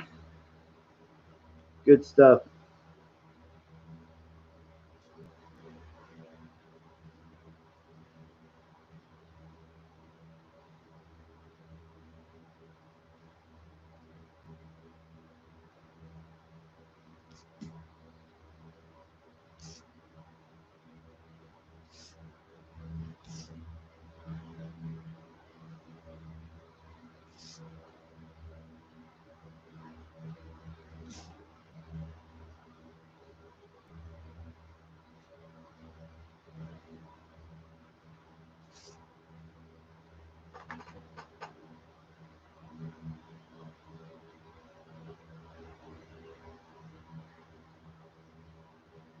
Oh well, we had a backer. Yay!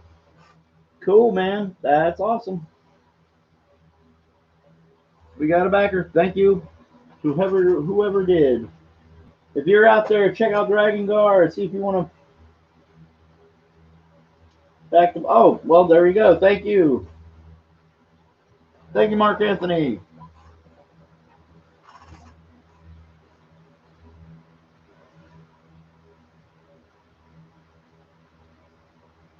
Only food that made me sick was orange chicken at Manju Wok. Man, that's so crazy to hear that. Well, I ain't saying it's crazy, but you know what I mean.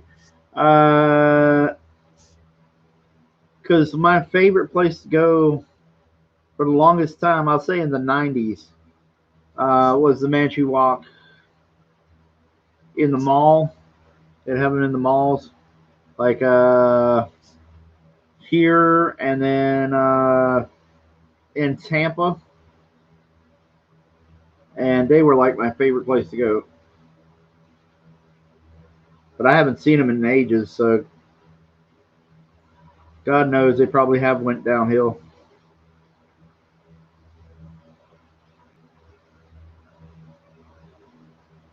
Dark Admiral March here asks, "Do you have any hobbies, Kevin Sharp? Not saying that drawing isn't work, but like fishing or anything."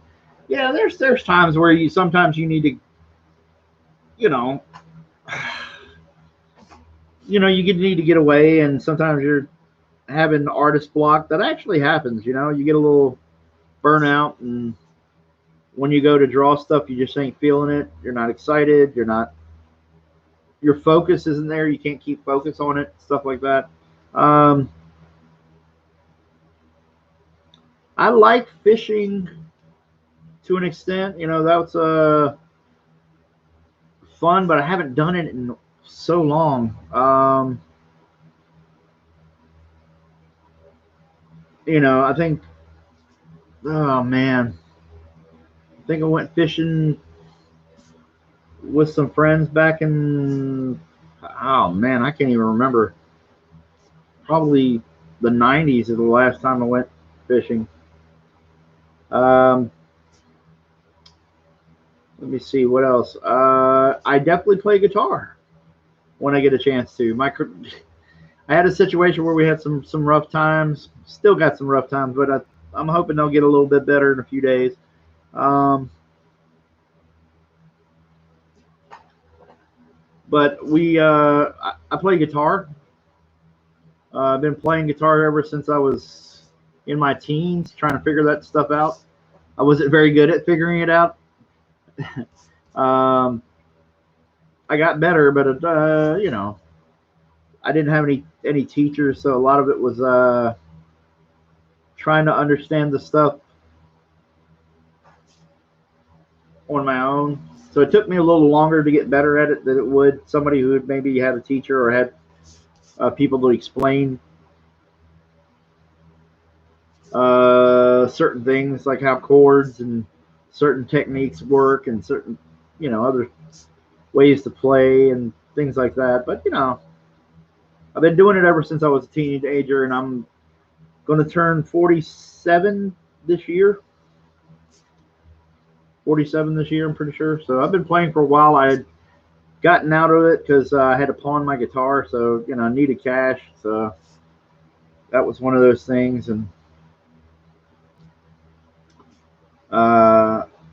a lot of the music stores went out of business around here, so it's hard to find anybody to help me maintain my guitar too.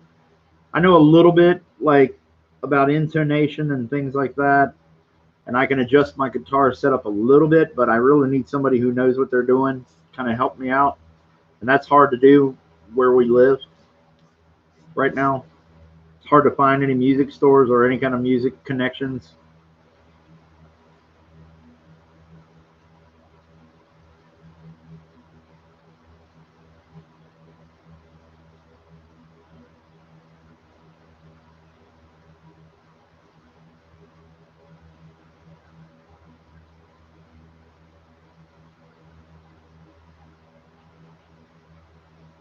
Dark Animal Marcher says, I tried for a second to play guitar, much like my drawing. God gave me love of art and music and soup bones for hands.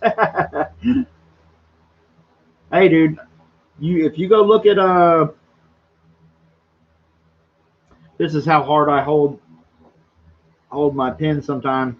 That's a callus that is actually pushed in from the pen right now. There's actually an indentation from the pen. But yeah, man, I look at my hands; they're kind of chunky too. So I don't have a lot of speed. Like I can't do a lot of the crazy shredding and stuff like that. But I can. My This hand is better. I'm faster at rhythm playing and the kind of downstrokes with the pick. You know that kind of thing. Yeah, you can see it a little bit. You see the red mark? Yeah, that's not a cut or anything. That's just a dimple there from holding the pen too hard. I just have a bad habit of doing that. I don't relax. That's my only problem is when I want to make the artwork look good, I don't relax. I think that might be partially why, obviously my size, but also partially why I might have some high blood pressure because I'm never happy with really my art. Now it's different from saying that I'm not happy drawing the stuff. There are plenty of times like that, but I'm never happy with how I draw. I'm always really kind of pissed off where like things don't come out the way I see them in my head, if that makes any sense. So a lot of times I'm very, very tense, I guess, when I draw.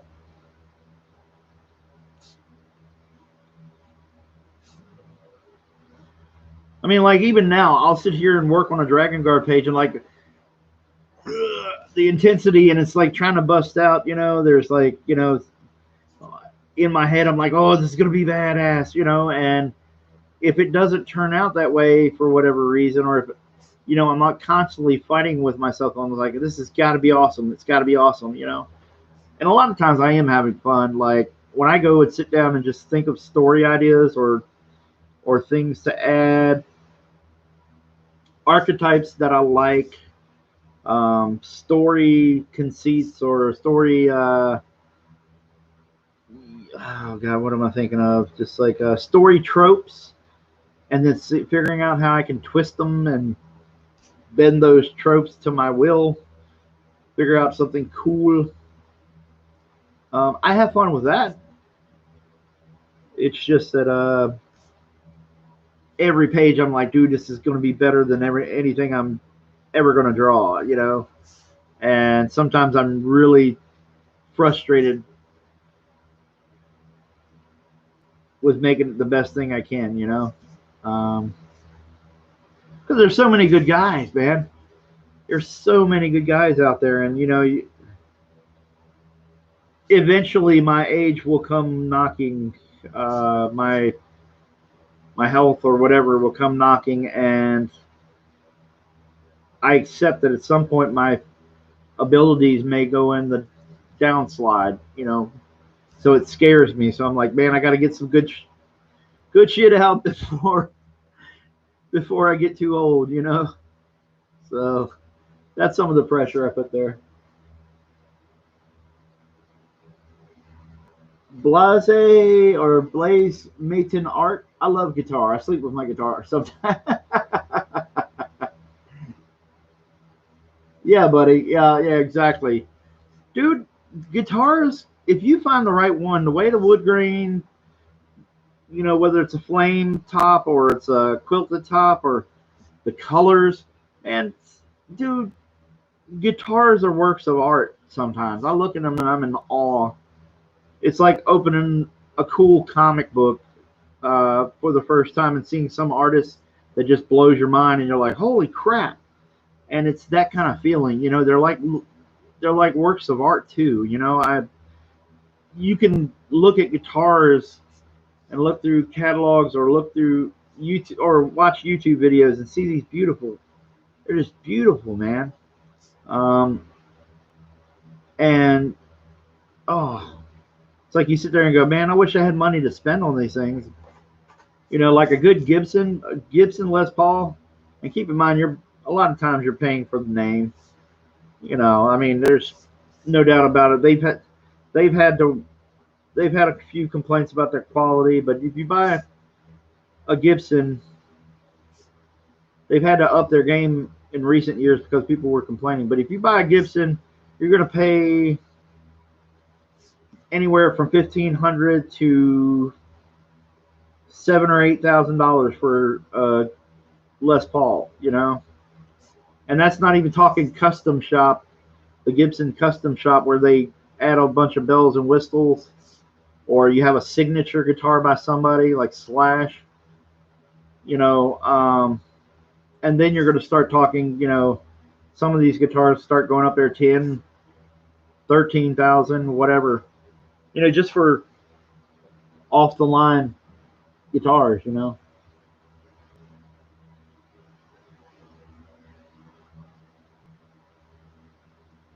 Jeremiah Jones says, I do want to teach myself to play the banjo someday. Yeah, banjo's a crazy beast, man. I've tried to play a banjo before, and it's nothing like trying to play a guitar. It's maybe the picking style is like trying to play guitar, but it's not tuned the same way. It's not. You can't dig into a banjo like the way you do with a guitar. You have to kind of finesse your picking ability with it. Because the strings are kind of closer to the surface of the banjo, at least on any banjo I've ever seen. So maybe, if you're a banjo player, you might think I'm full of whatever. But banjo I've seen. It's a new kind of discipline. You know, you got to get used to it.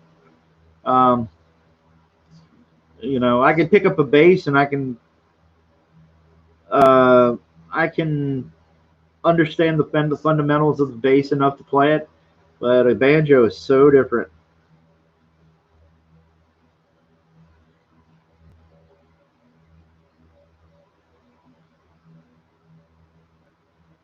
Blaze's Blaze Mayton Art says I could buy guitars like comics if I had the money. Yeah, I know, dude.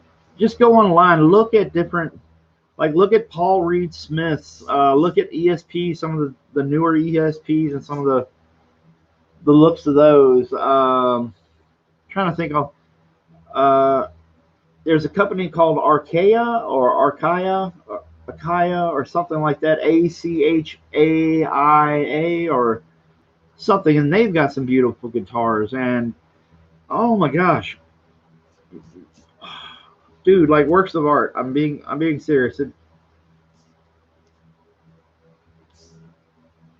They're just pretty, man. I like some of the PV model EVS guitars, the Eddie Van Halen guitars, when PV was making them. Those were beautiful, absolutely stunning looking guitars. I think even the Ernie Ball Eddie Van Halen guitars were pretty awesome and stuff. I don't mind the newer the Fender, you know, the EVH line that is doing through Fender. I don't mind them, but they don't have quite. There's something different. Like he keeps using a lot of the like making guitars black and kind of just a simple color, and there's aesthetically not as much going on in those guitars per se. I'm sure they play well. I've heard good things about them, but I just they don't have the same look. They don't have the excitement to them.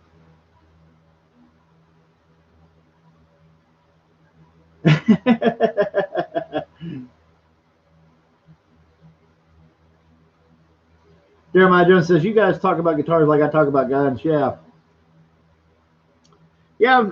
I've shot a few guns here and there. Uh, I don't own any guns right now personally, and although I am looking into some. Um, I shot a few ARs, and I'm trying to think what else.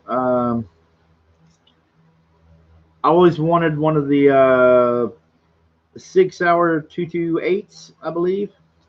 I'm trying to remember. I think that's the FBI and the X Files gun because I just wanted to have that because I'm a big X Files fan. You know, was it 226 or 228? I can't remember. Anyway, uh,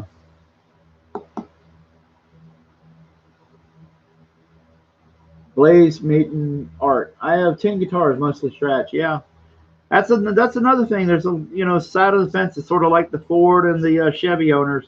There's the Gibson and the Fender players, the Gibson and the Strat players, Les Pauls and Strats.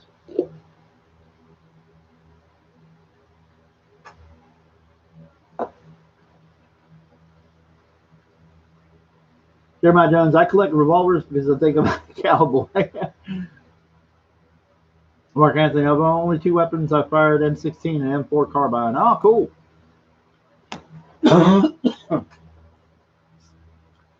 You really start understanding the power of those weapons when you shoot them. At least gives you a little pause. I'm not an anti-gun thing. Don't misunderstand what I'm saying. But I've shot some of those, and when you can sit there and fire a couple of those, go through a few rounds of those, and you can chop down a tree with them, and then you think to yourself, what is that doing? Think about that in relation to the human body, you know? And so you start to get you start to respect those guns a whole lot. Because we'd shoot in the woods with a friend of mine had some land, and he'd go out there and every now and then shoot some guns with him. Not as much as I'd like to, but I'd catch him every now and then when I'm in town and do that, and you just start to get a whole kind of new respect.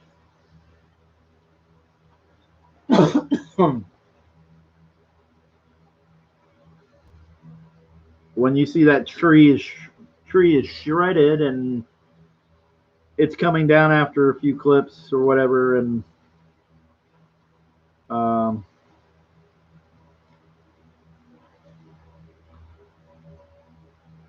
you know, you get what I'm saying. There's no point in repeating myself. Um, so yeah, I'm gonna get you know looking into a little extra protection at the house.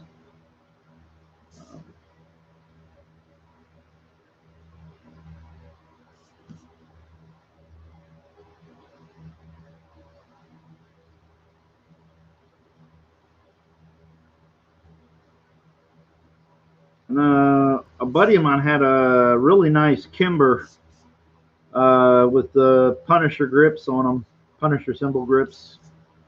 Those were pretty cool. It's like a 45, kind of the style of it, or it is a 45 or whatever. It's really cool. I like 45.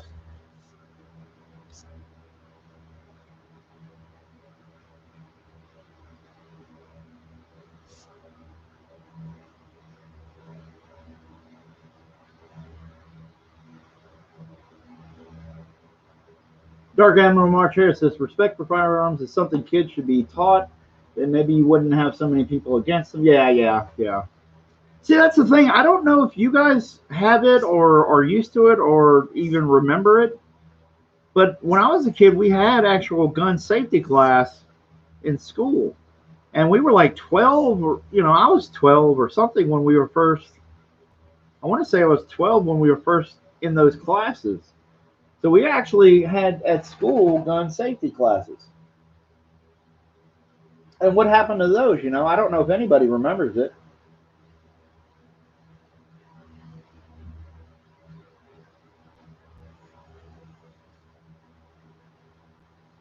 Well, Blaze Maton Art. My go-to is a Damascus steel katana. Cool, man.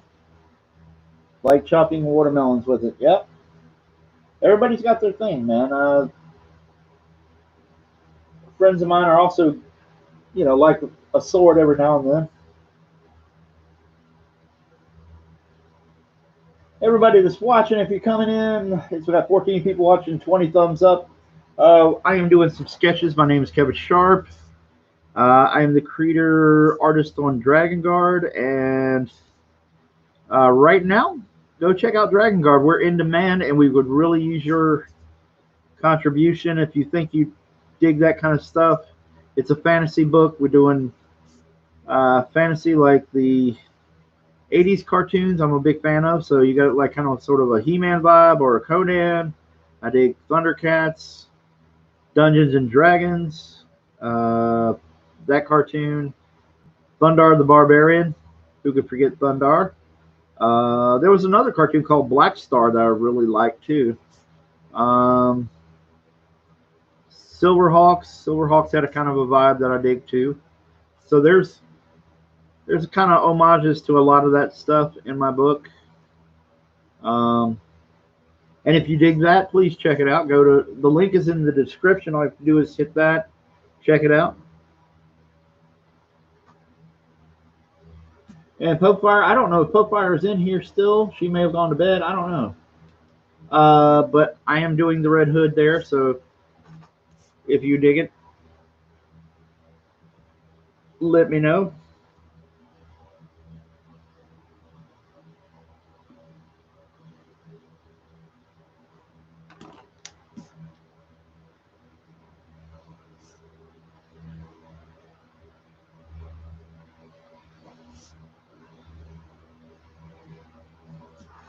There we go.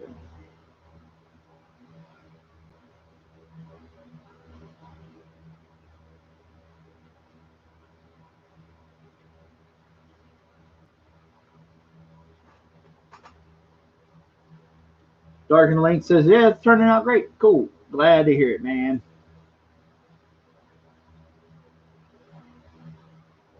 Yes, thank you, Mark Anthony. If you did not hear, thank you.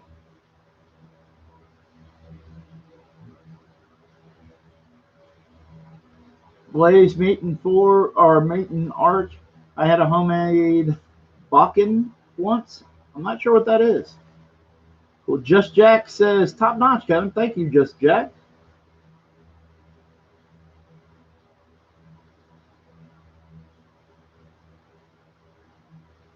Popeye the Starfire Goddess. Popeye is not here. She is a ghost. Well, hello, Popeye Ghost, or a ghost of some kind.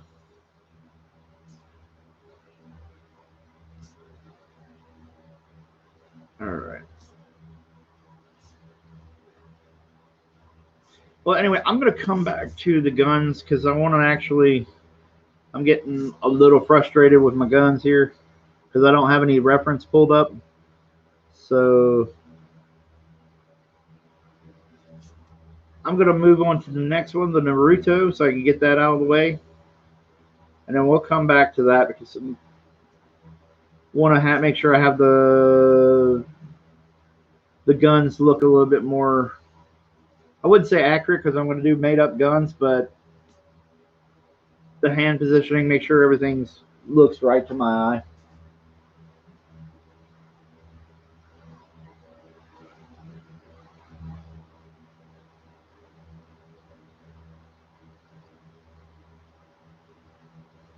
Mark Anthony says, I'm so far behind. I wonder what that is. And Mark Anthony is sharing Dragon Guard in the chat, so no excuse not to check it out. No excuse not to check it out if you're watching. Go in the chat, the link's right there.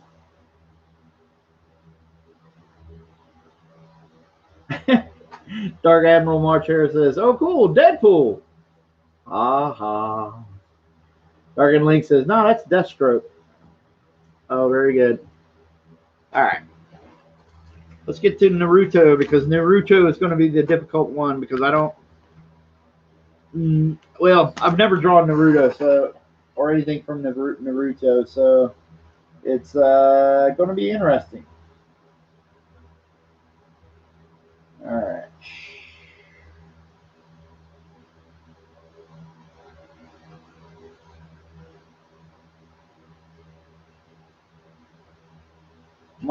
Oh my goodness! What the world?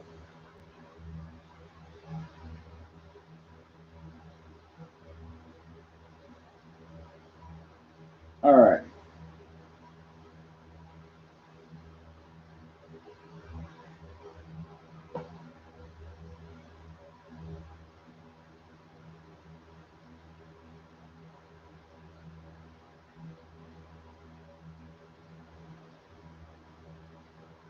Okay.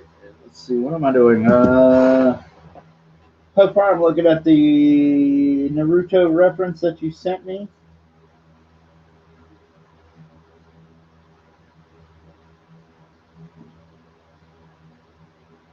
Let's see if I can.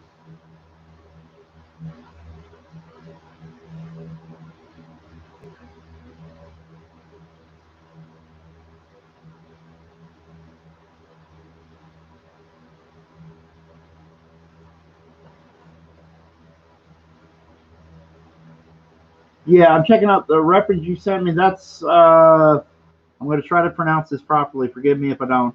Hokage Naruto. Hokage Naruto.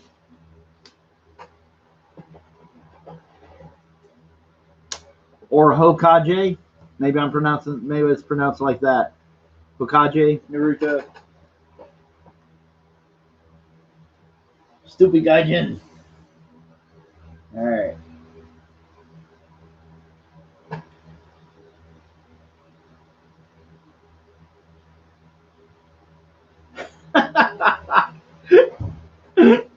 Oh, Dark March Harris says homeless burrito.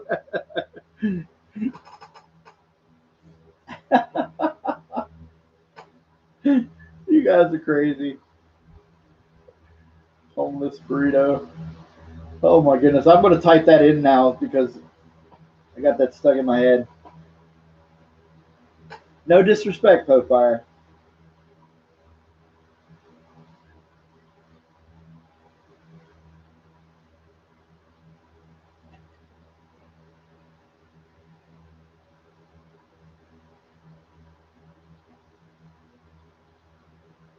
All right.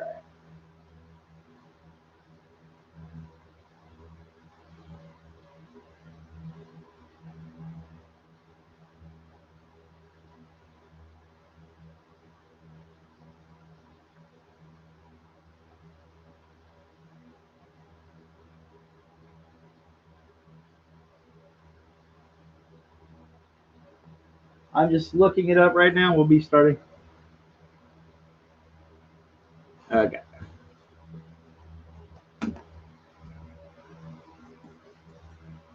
All right. I'm going to put on here Popefire. Boom.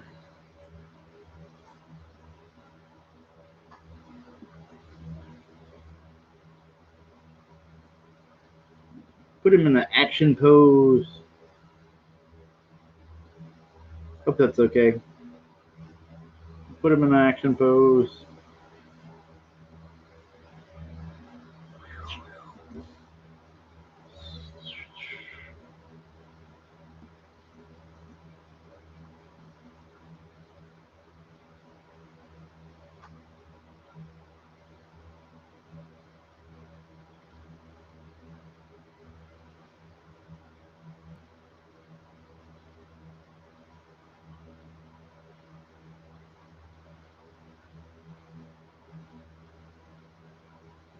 We're roughing it in, trying to figure him out here. Don't worry, he's not going to be quite as goofy as what I've drawn so far. But we're just going to get a really cool action scene in.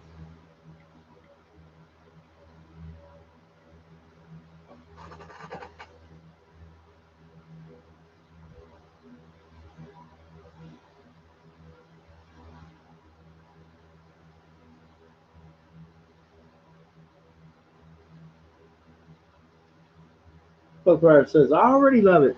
Thank you. It takes a little bit of the pressure off.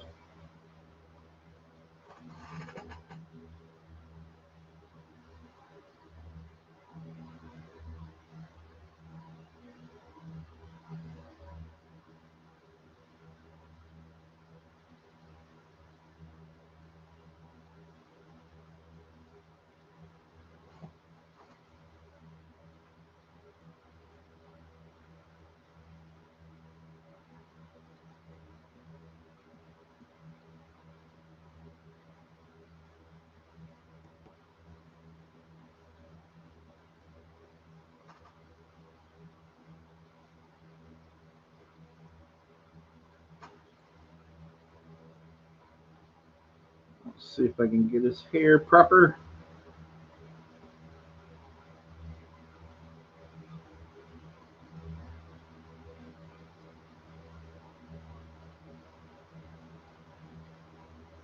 Do you want that Popefire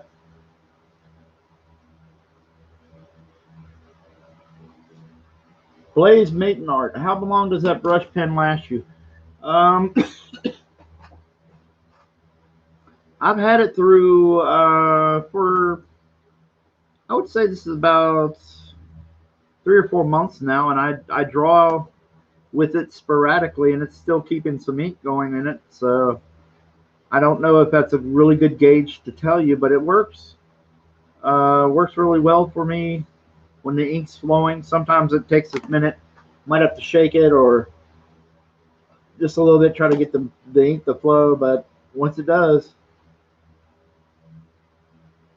there you go.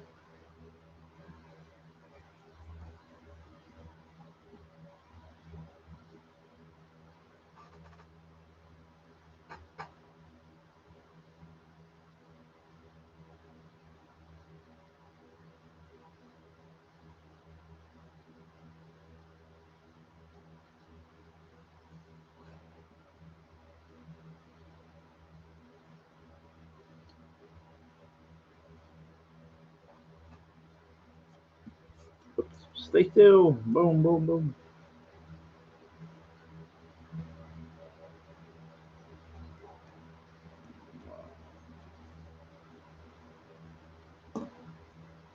Just trying to look for the energy in this piece. Uh,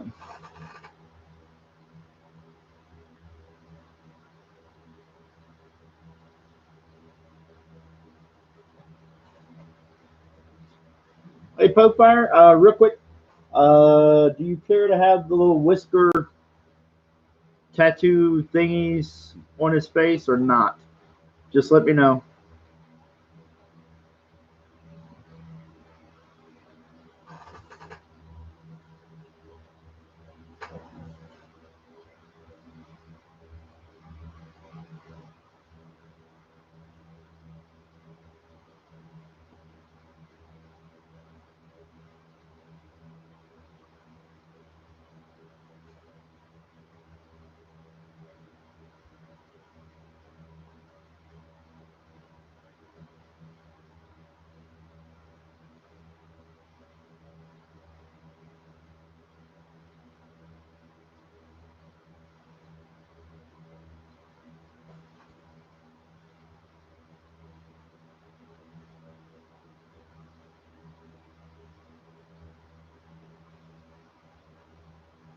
Dark Admiral March here says I'm going to call it a night. Take care, everybody. Thank you, Dark Admiral March here. Thank you for coming in, buddy. Making the chat lively, asking good questions, really good questions, man. Thank you.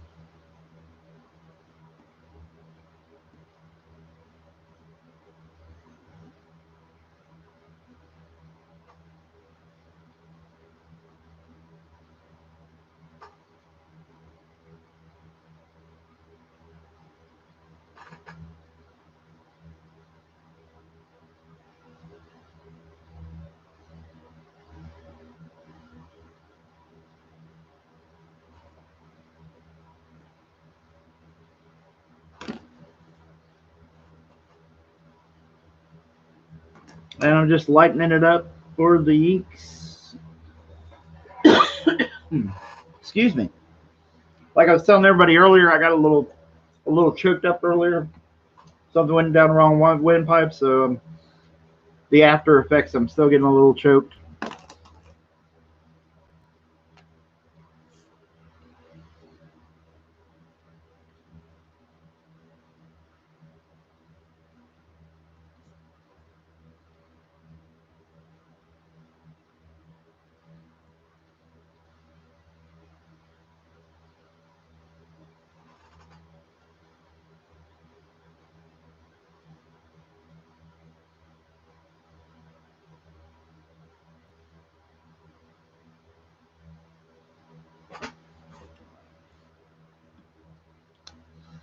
Make sure I don't mess the face up.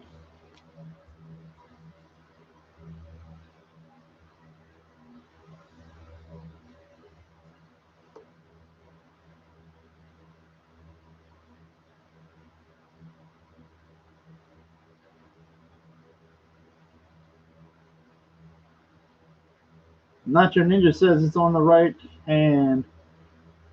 Oh, okay. Well, Nacho Ninja, I apologize, man. Fire, I apologize.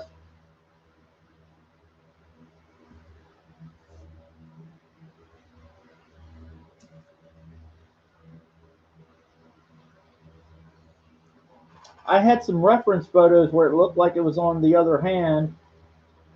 I guess it must be flipped. The pics that I have, there must be like a, sometimes when people flip the pics and post them or whatever, and they got them reversed. Okay. Oh, I'm starting to see it now. Where you're? I got you.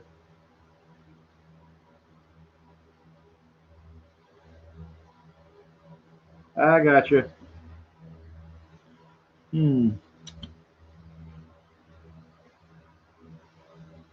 Popefire says, "Nah, I like it like this." Okay, thank you, Popefire. You're very forgiving. I appreciate it.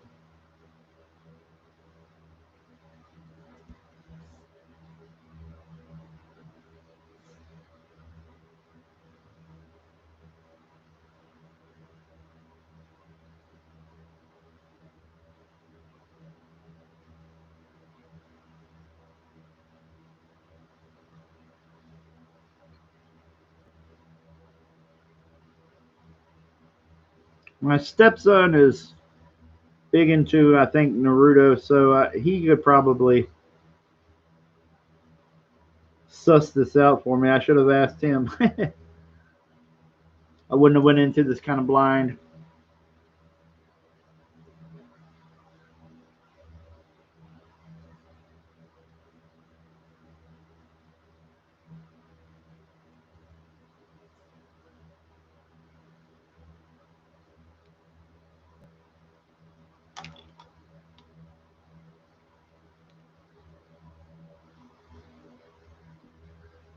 All right.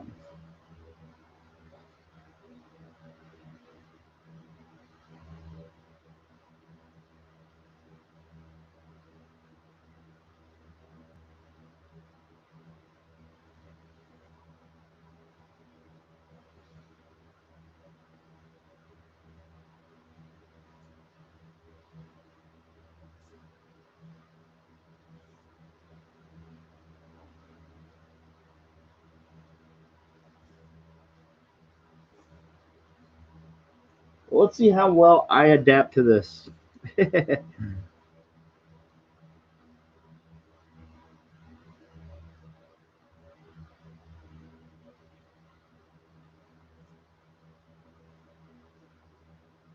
one of those things, man. Sometimes you have to adapt to your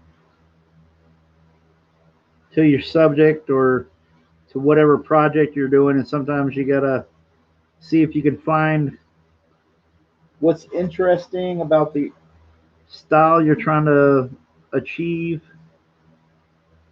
Try to see how you can adapt your approach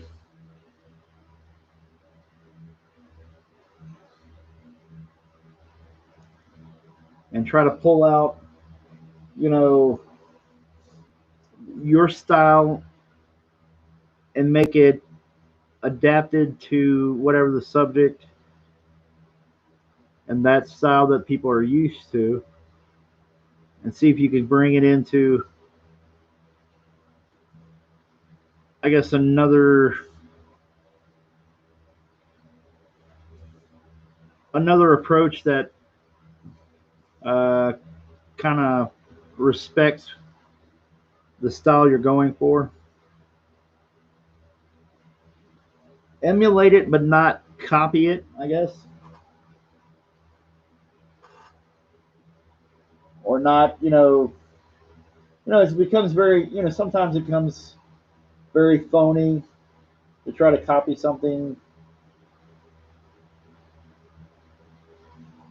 I don't know. I'm trying to verbalize it and I can't get it out.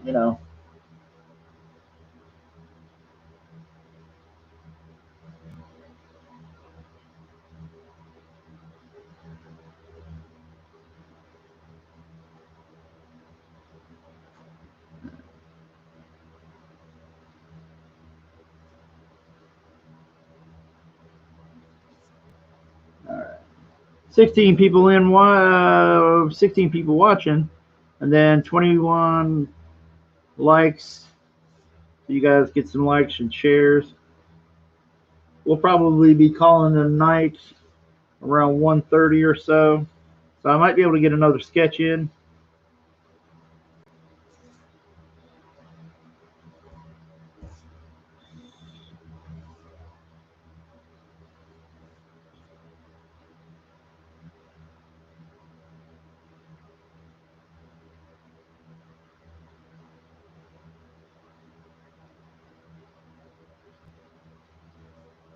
I hope I'm doing him some justice, man. All right, young lady.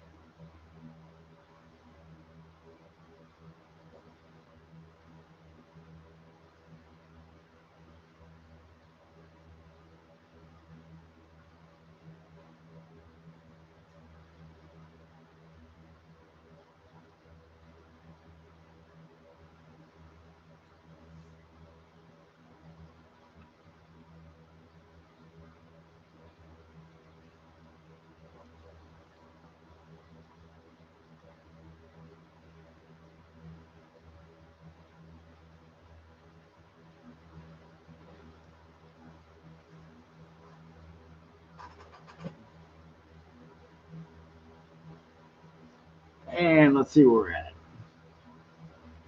Oh boy, look at that. Mike is in here. I didn't even see him come in.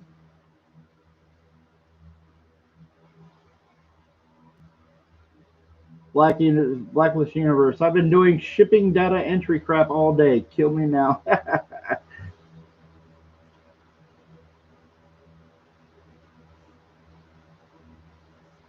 Well, you've got, Mike, you've got like what, thousands?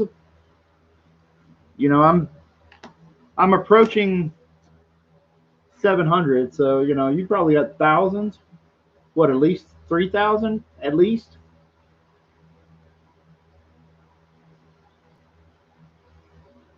Something like that. I mean, you know, I'm just guessing. Holy crap, I hate this part. Should be just shy of 2,500 between the two campaigns. Oh, cool. I wasn't very far off then. The man, I imagine that's got to be killer.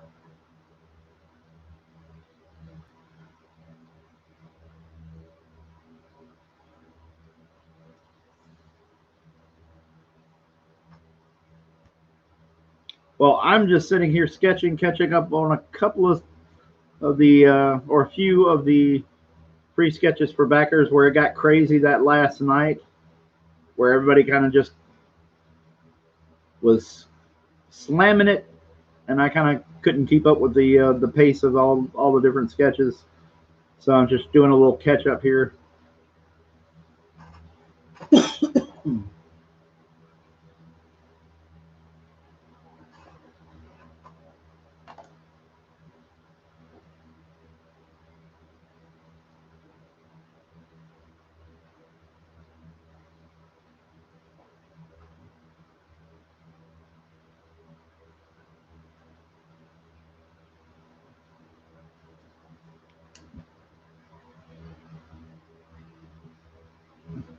Mark Anthony says, Kevin, that's going to be you in a few months. Yeah. But luckily, not to that degree. I mean, we're just approaching the. Well, I don't want to say luckily.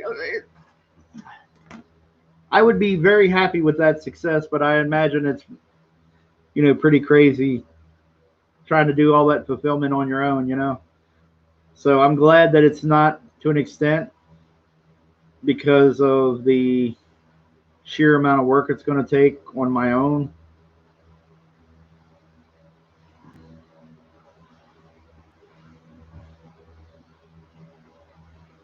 It would take some severe bribery to get my kids to help out on that one.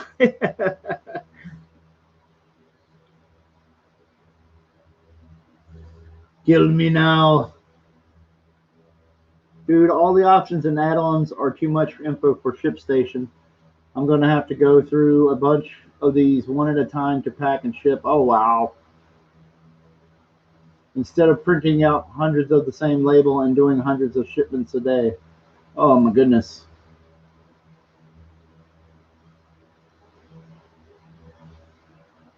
Oof. Yeah, exactly. One guy ordered 61. Wow. Shoo.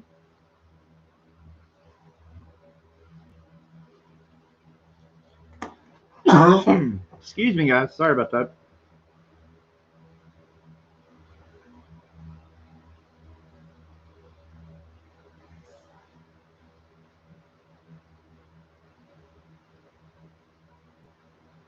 I don't know if coffee is just irritating my throat or not, but I need some more water. Whew.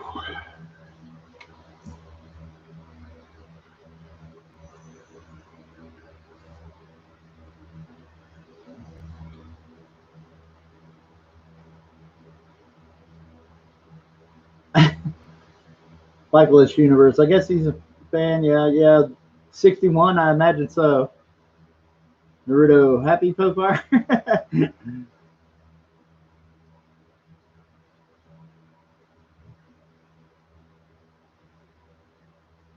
Captain Hilt. The snark is strong with this one. Alright.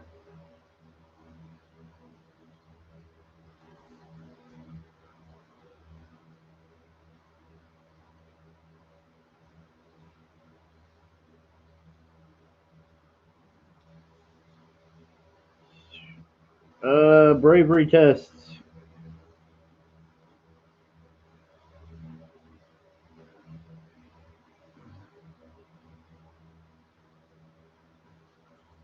Bravery test.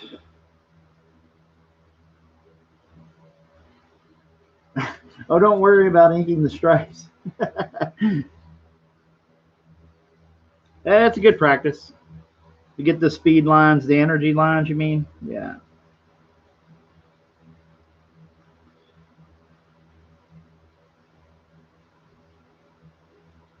Just trying to learn more control, you know? More control over the brush. The Bimoji.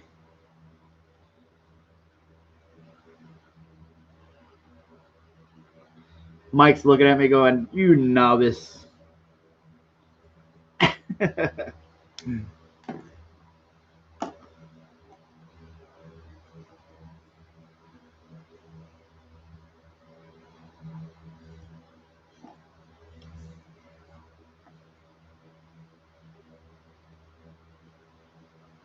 Okay, I'll go back to cheating. I'm going to use a pen.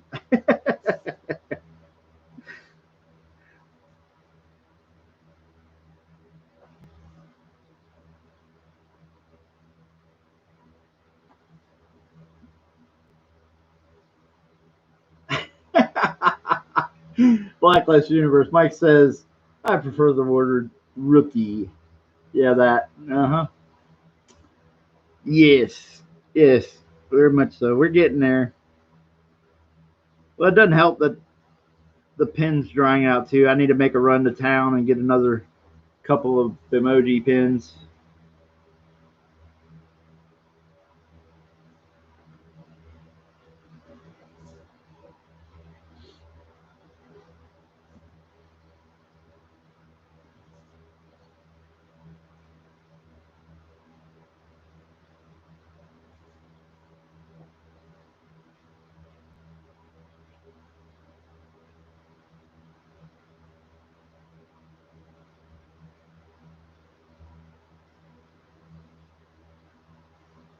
I was laughing. Nighthawk Warrior, hi and bye all. Peace out and have a nice live stream, Kevin Sharp. Thank you, Nighthawk Warrior. See ya. Get some sleep.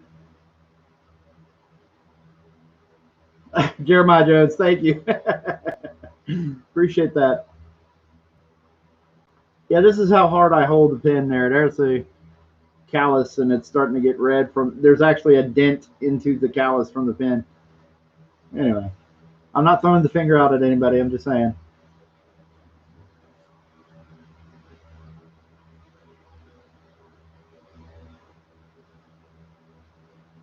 Popeye, I just don't want you putting too much effort in this. Well, Popeye, you know, I'd put a decent amount of effort in everybody else's sketches. Why wouldn't I do it for you? You know?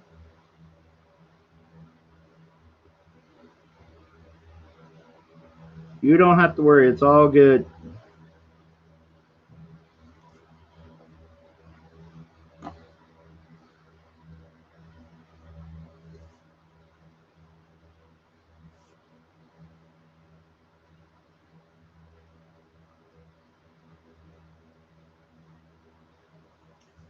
Trying to get some tonal variation between the metal, whatever this is, and the strap, the gray strap that goes around his head, or the gray, whatever it is. I don't know the terminology.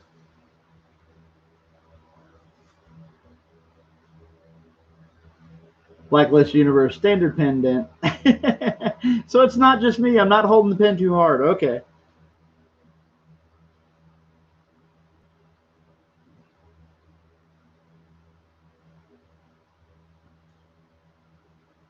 Blacklist Universe, it's the symbol of his village. Oh, okay.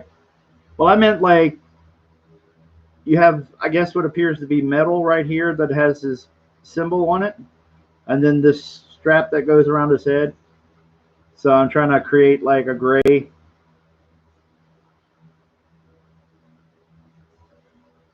kind of like that, you know, to separate the metal from the strap that's around his head.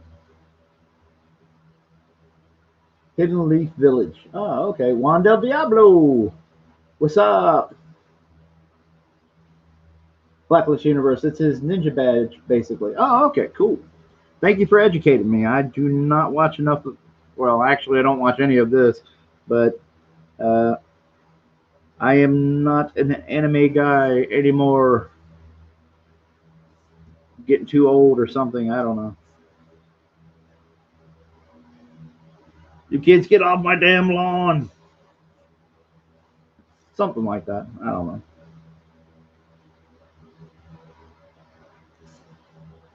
Yeah, a little shadow. All right.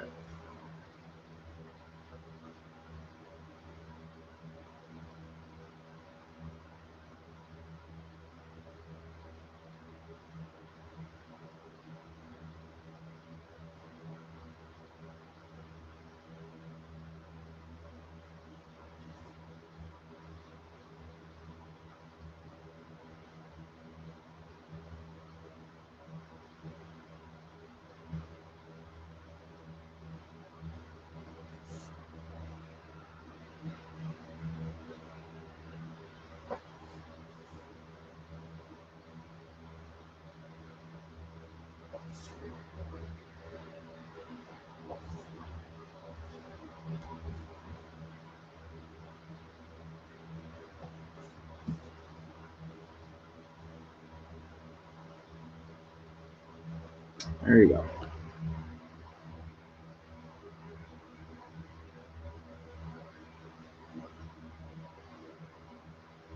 Off of Red Gaming says Naruto has many, many filler episodes, so it can be rough to watch for some. Totally worth it for me, though.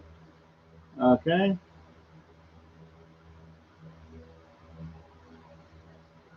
Off of Redneck Gaming is okay.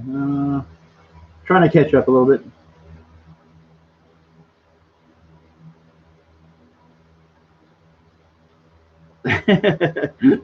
Oh, there's an anime discussion.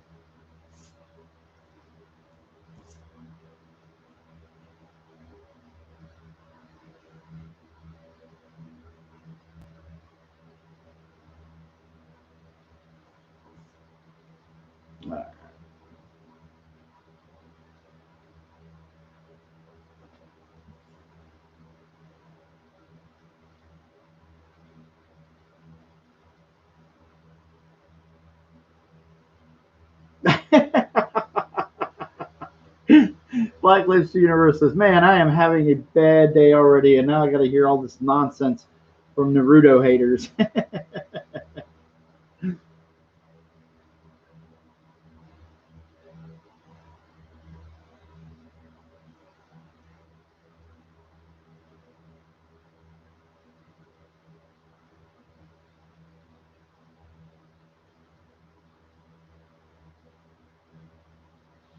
All right, Fire. Here we go. Uh,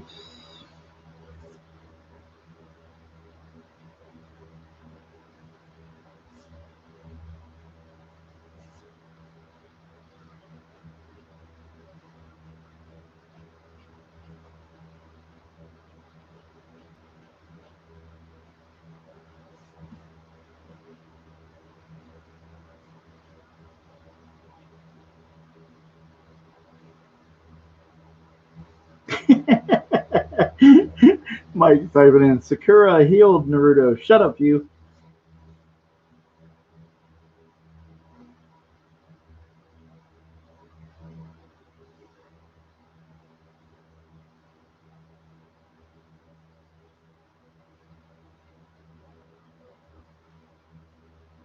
Yeah, we're just chilling. Everybody out there who is watching, pretty sure everybody in the chat is already back Dragon Guard, but if you're watching, if you're lurking, please go check out Dragon Guard. Please back it. You're watching right now.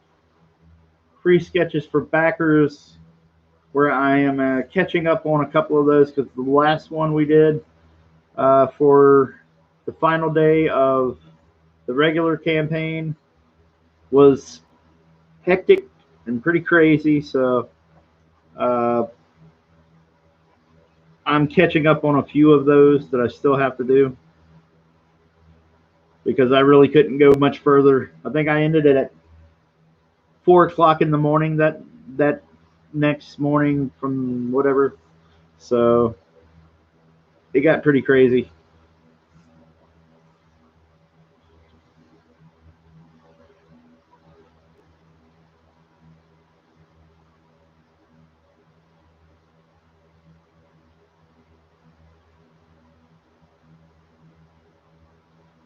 Jeremiah Jones, who's the guy with the bowl cut? He's kind of cool.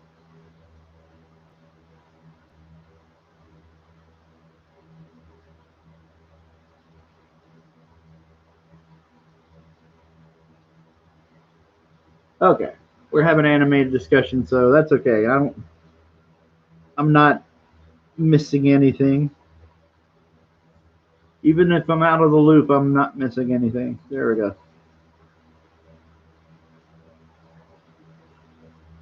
I'll keep on drawing.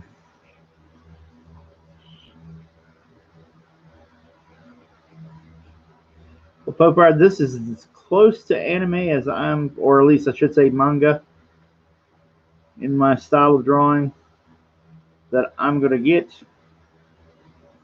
So I hope I'm getting the general feel down, the idea.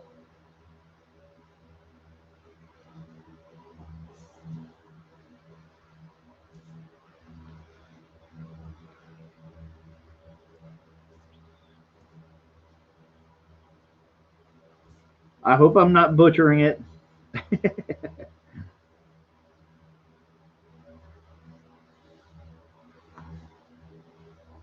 Mark Anthony, after all that Final Fantasy you did, Kevin Sharp? Yes.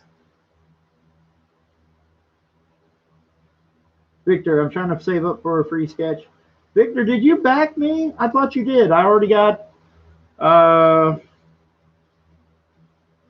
I owe you a Darksiders War, I believe. Right? Or did you not back?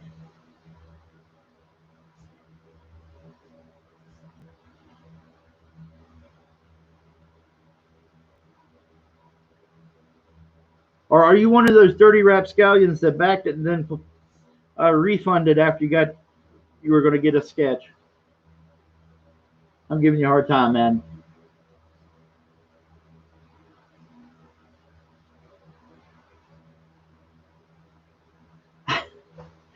Blacklist Universe says that Russ Synagogue. I can't even pronounce that, dude. Uh, should be all spinning in the same direction. Start over. Ah, okay.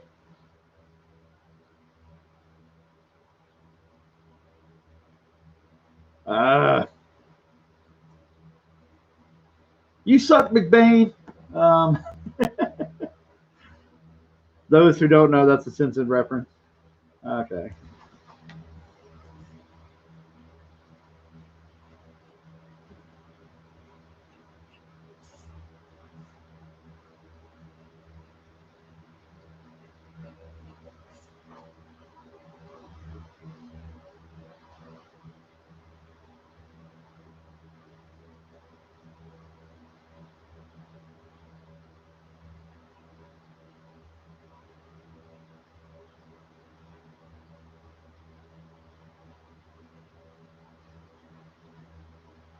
Well, hopefully, Popar, hopefully this is not too much of an insult to the Naruto fans out there,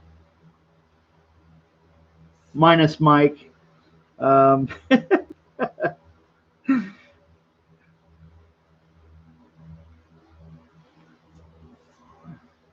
I like the energy of it. I don't know where I pulled this one, but I like the energy from it. I like the vibe of it.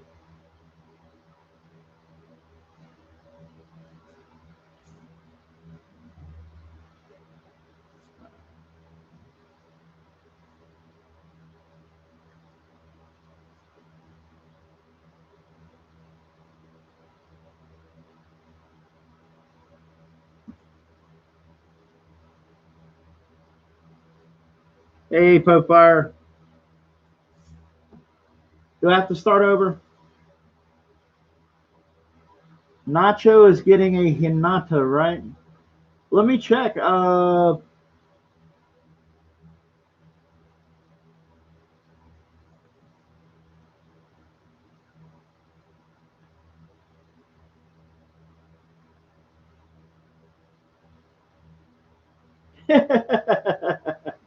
Wandel Diablo says, this week I went on a binge watching marathon of 80s barbarian movies.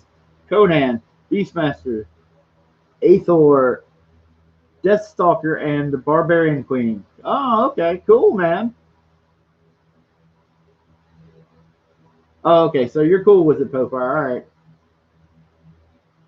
I thought I was screwing it up really bad. There we go. Let me check through my stuff. But yeah, Popeye, I mean, if he got something, then the Hinata or whatever, then I should be able to. It should be in my list of stuff to do. I've whittled down the last few of them.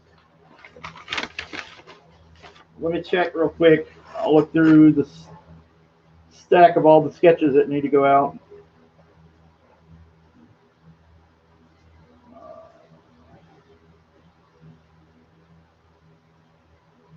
Let's see.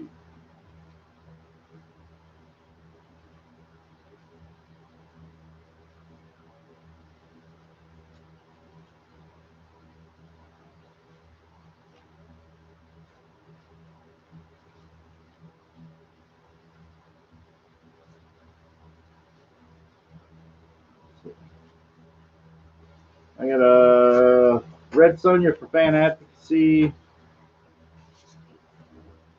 Let's see. I just did that on the other stream, the Rock from Soul Calibur. Prime. I got to wrap up this Lone Star for Mike McMahon. Lone Star, classic Lone Star.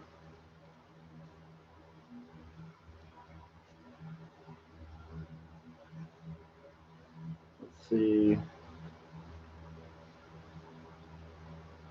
And I've got a Nova I have to do.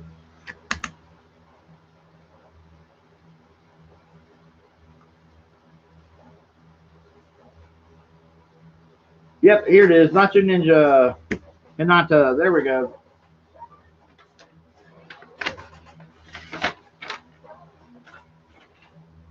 There we go. We'll slam that in there, see if we can wrap that up. Yes, Mike. Yes, Prime. Yes, sir. Yeah, a buddy of mine got a Prime. He lives in town. And he's doing a custom action figure of Prime. It looks pretty cool so far. But yeah, so he backed and got me to do a quick Prime there.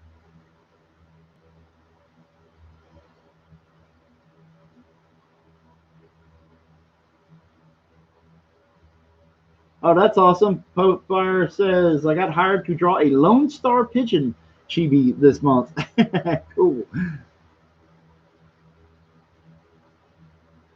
Fan Advocacy Network, Hinata from Boruto.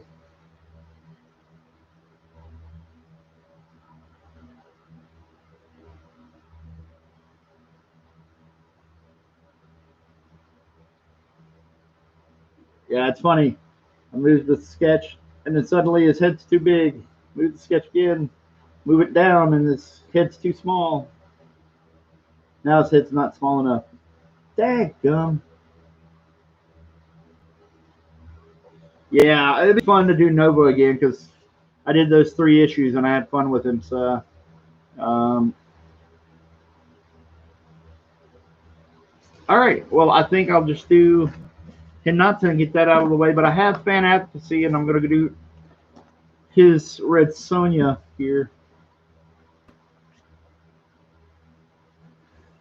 Shoo-wee. Alrighty, let's get started on that. I'm going to check my Twitter real quick, so I hope. Oh, I got to answer an email real quick, so you guys hang on. Talk amongst yourselves. I got an emergency, a family emergency.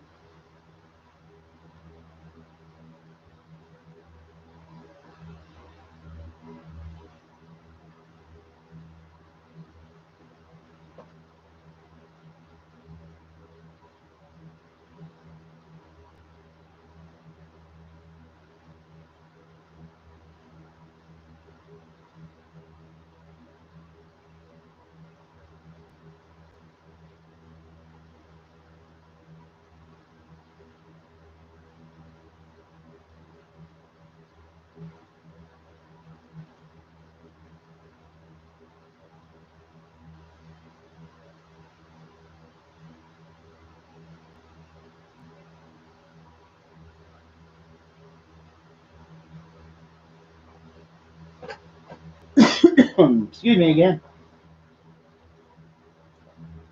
Be right back, guys.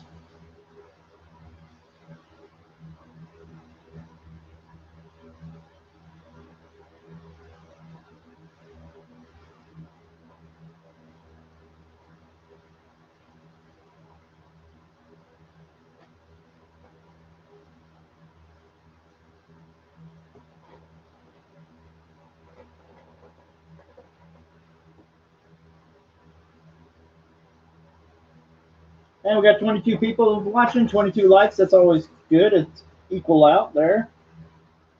Um, yeah, if you're watching, you're lurking outside the chat, then go ahead and check out Dragon Guard. I have the link in the description. It's on Indiegogo. You can check it out there. It's fantasy comic. We're in demand right now. Please check it out. Look through it. If you want to back the book, please do. All right. And we're going fuzzy. We're going fuzzy. Camera, camera. Let's see if I can get something. Let's put Naruto back in there. See if it goes wonky again.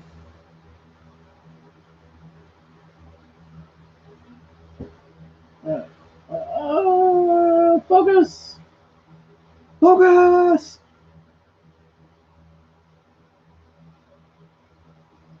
There we go. Potato cam. Potato. Oh, Blacklist Universe. I just burp puked in my mouth. Nothing to do with Kevin's art. Oh, oh boy. Okay. I'm gonna look up.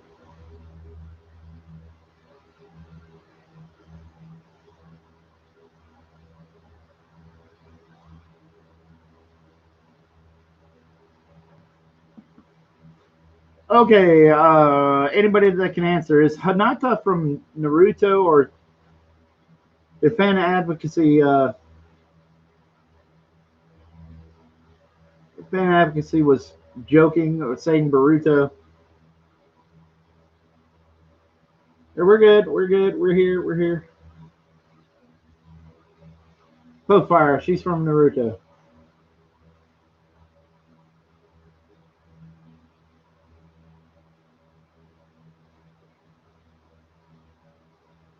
Okay. Nacho wants her from the last. The best Hinata Ka.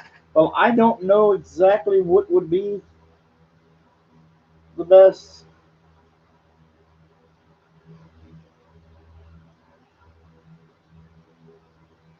So any guidance will be fine with me.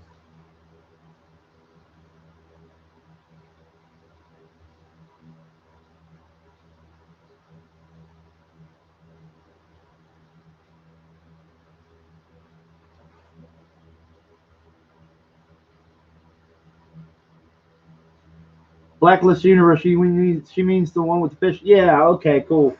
That's what I was looking at too. So thank you, Mike. That makes sense.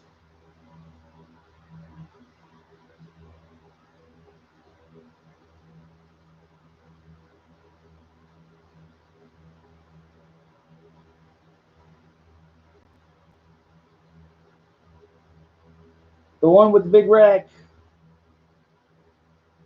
she's grown up, right? That kind of thing.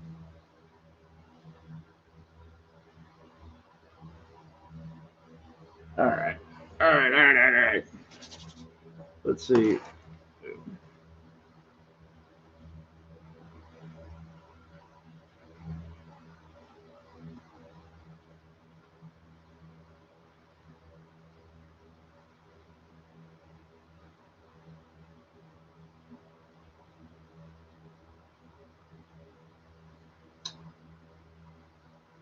Popeye, I sent a pic on Twitter. Sweet. Thank you.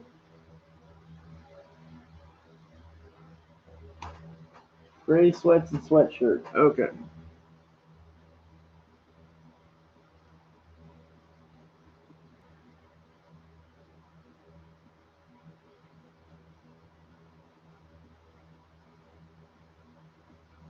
Mm,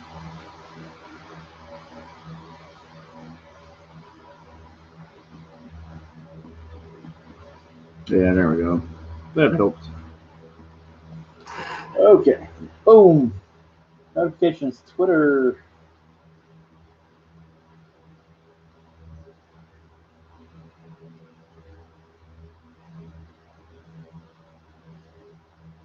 Oh, well, see, there we go. She changed it up on me.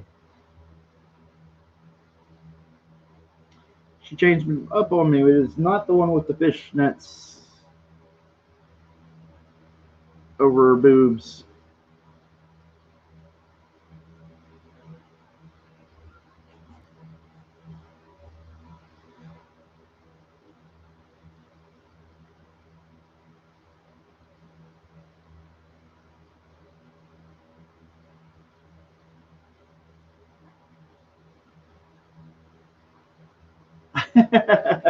Mike was trolling. Oh, okay.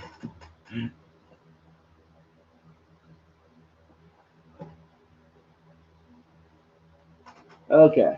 All right. We'll do that. Well, that's no fun.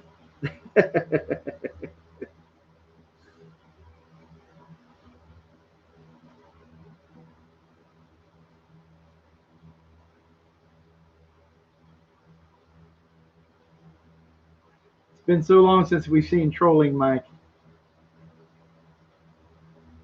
Jeremiah Jones, fishnet boobs or we riot.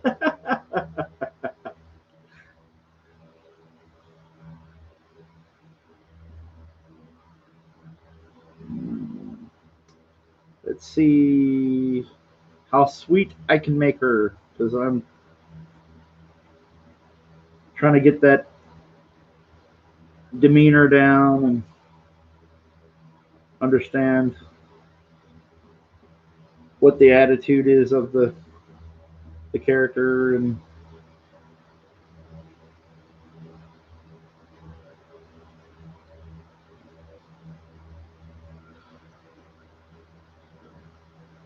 yeah, let's see if we can get this in camera a little bit more. Sorry about that, guys.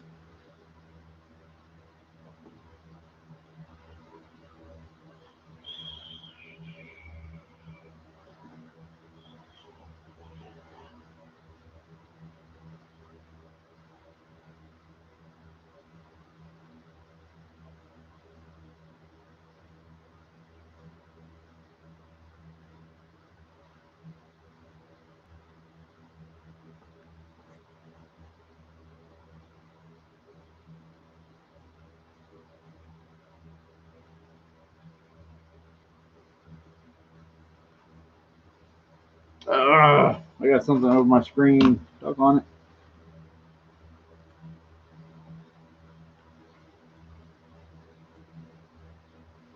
Oh, okay. Skip on. Okay, gotcha. Absolutely.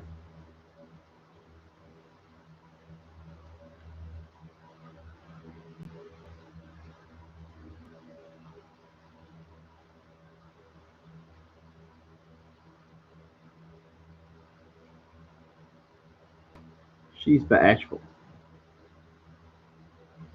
Oh, it messes with me so bad because I have this problem with I just no matter how I do my form and practice my form and this and that with the your construction lines, how you construct your forms, it will always be kind of wonky because my eyes are off kilter, and one eye is higher than the other, kind of off base. Got that Shannon Doherty thing going on, and for those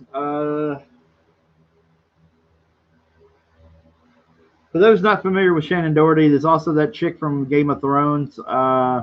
She has the same problem. But anyway, all my stuff will be off, and my camera is showing everything in reverse from what you guys are seeing. So everything looks off, and it's driving me nuts.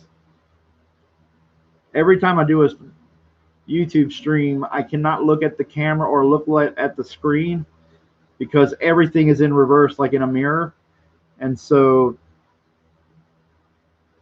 everything looks wrong every time.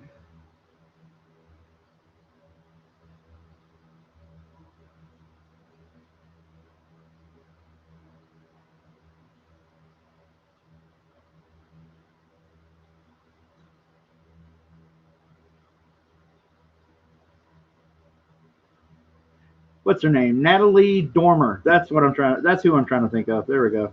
Natalie Dormer. Yeah. If you look at her, she's very pretty. She's got kind of like this pixie-ish kind of look to her face. She has like, kind of thin lips, kind of a wry smile, wry as in WRY.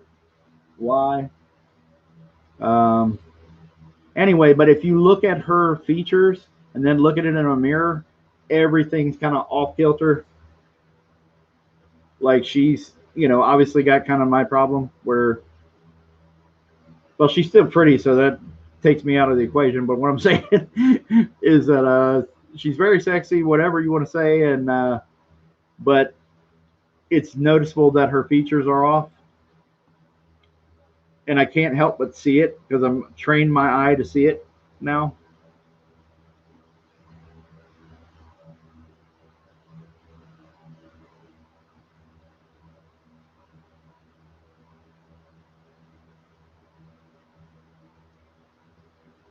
So, like, if you know anything about your imaging, like your image software on your computer, and you're going on Google, flip her picture around, and then do imaginary straight line down her face, and then imaginary line right across her face, and it will freak you out.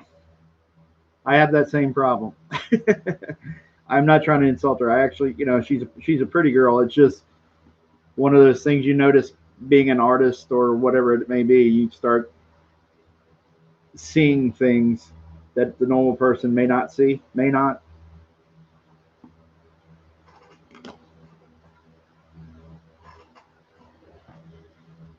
I figured it'd be a curious topic for conversation. What the hell? Kevin, you're shaming her. No, I'm not. I'm not shaming her.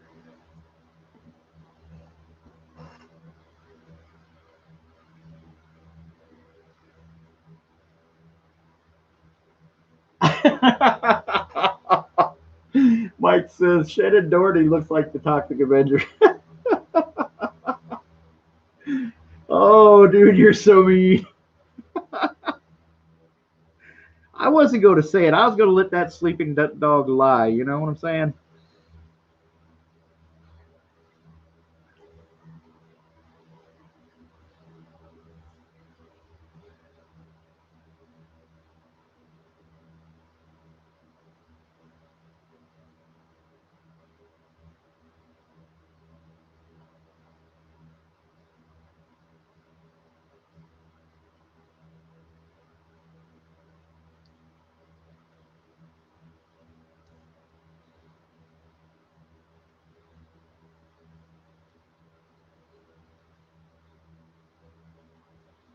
Yeah, I don't want to put Mike on the spot, but I'm just curious. I'm just because it's got to feel good to open up that box and have your books in there and going wow. But I'm just kind of curious where you what's the best way to? I don't know how to say this without putting him on the spot. I am not creative or political enough to say it in the right way. I guess I'll say, did they do a quality job? And if you don't want to get into it, that's fine. I'm curious because I haven't used them for printing, so I haven't used anybody really for printing. But how did they do? Were you happy? Were you ecstatic? They look great on the stream. Let me say that. Yeah, I'm not even saying it right. I'll shut up.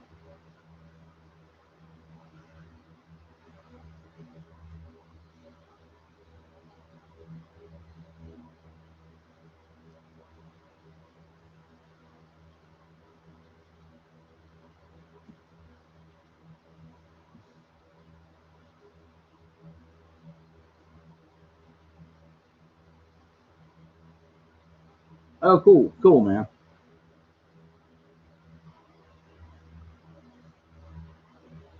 I'm excited for you. That I guess that's probably what's. I guess that's probably what I stumbling over it and probably shouldn't ask some of those questions, but I'm excited for you. I'm like, man, that's cool. You got a printer here in the U.S. and USA made, man. That's a big deal to me. So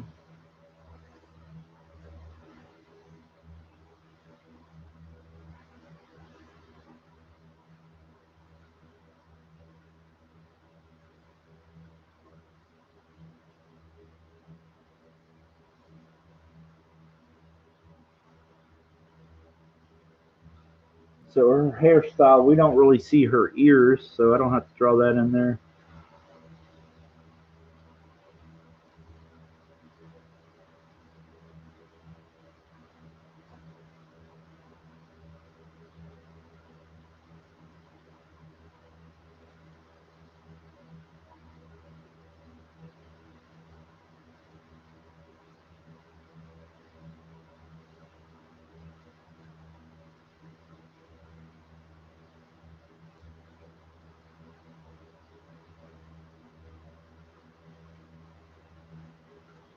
You guys can see it all right? Okay, cool, cool.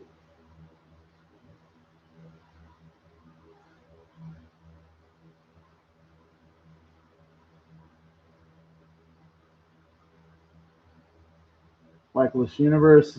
Mike says it's a mountain I have to climb. I'd rather be drawing. Yeah, I hear you, man.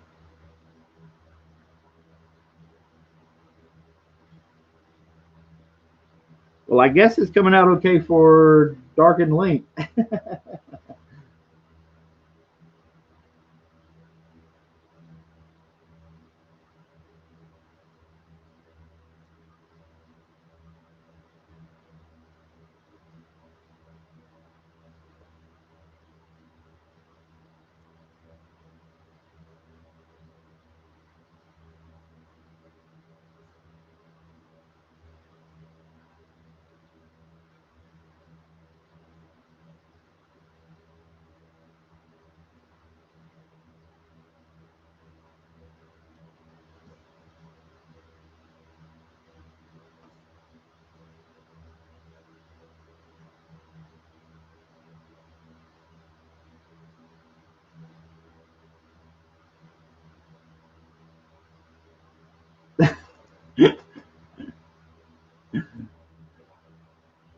Fire is creeped out. That's gross. Charlie McNeilson, I think you're new here. So, hey, Charlie, thank you for being here. If you guys are checking it out, anybody out there lurking, Back Dragon Guard, check it out. I've got the link in the description. So go to Indiegogo and check out the book, man. I think you'll like it. Anybody out there, I think you would like it. If you dig cool fantasy books, it's kind of all ages, I think. Um, there isn't a whole grotesque amount of violence or gore. I mean, there is going to be a little bit of violence, but not a lot of gore. Not much of any gore, but except for Cryptogore. That's another thing. That's the villain. Anyway, bad jokes aside. If you're watching, thank you for checking everything out.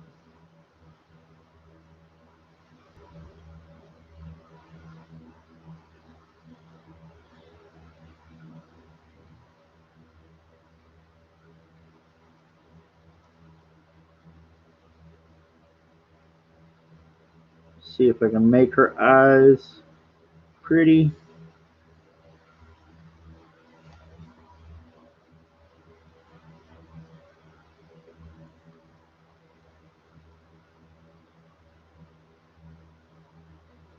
All right.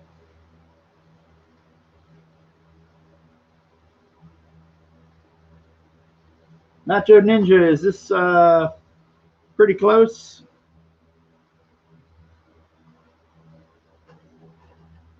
I'm going to get her hair inked.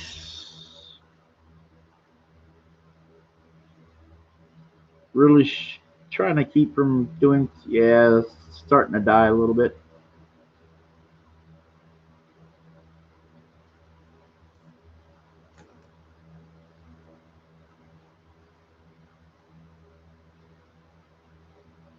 Blacklist Universe says, how did you get to 40K in funding with only 176 subscribers? I was told by an authority that you had to have 25K YouTube subscribers to have a successful Indiegogo campaign. Well, now that you ask, some of my people, my peeps, are your peeps, and some of my peeps backed a few times because they like that original art tier. And then there was this wonderful show. There's a couple of wonderful shows that everybody got to know me on that was there before I ever tried to make a YouTube channel. I think it's called Drawn and Quartered, and I think the other one's called Friday Night Auctions. And everybody got to know me there. So I think that helped. So we need to give credit where credit is due, of course, and thank Mike, because I wouldn't have got there if I hadn't been introduced to all you guys through Mike. So there you go.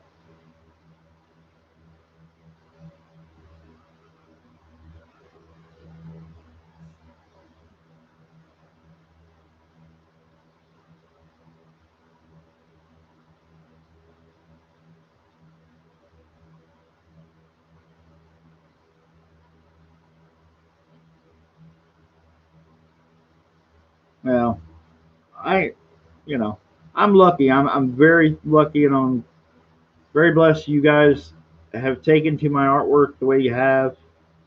Um, and I'm very lucky Mike gave me a platform to do so. You know,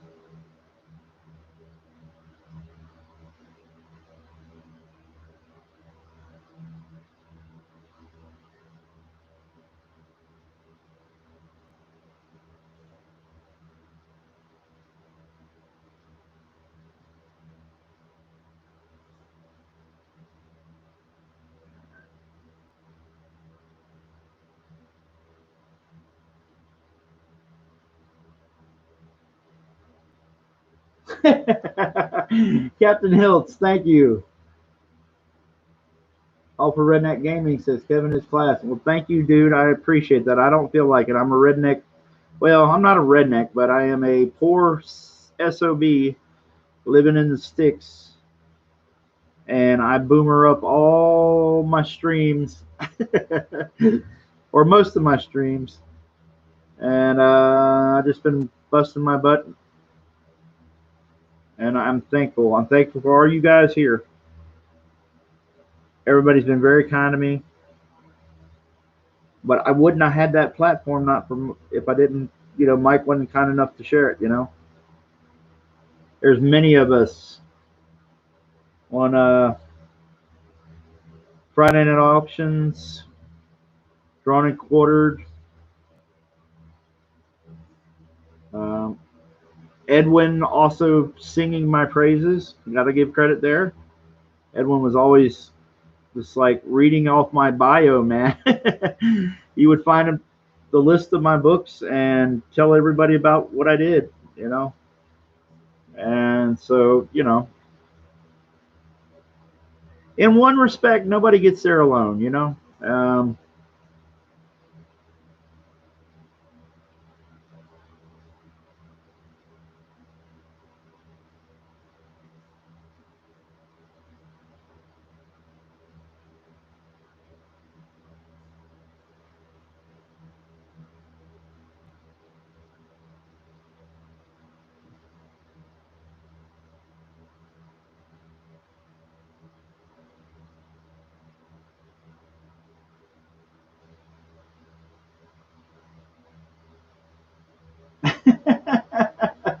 Jeremiah Jones, yeah, I got a stack of things though, man. I got to mail out, so uh,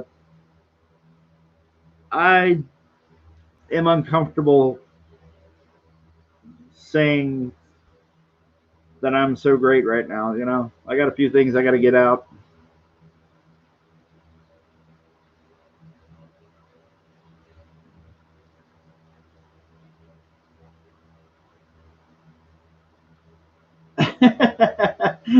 And there we go, Mark Anthony with the hand sanitizer again. I don't know if Mike has heard the story. If Mike hasn't heard the story, well, he might have. I think I was posting it. But yeah, I drank hand. If you're out in the chat and you're listening, well, let's just get down to it. I drank hand sanitizer by accident. That's the big thing. Wasn't paying attention, and uh, was in the car trying to type everybody, letting them know my stepson, soon to be stepson, was doing all right. He had been injured in a lawnmower accident, and he's doing all right. Everything is fine. And I went to take a swig of water while typing on Twitter, and it wasn't water I drank. So there we go.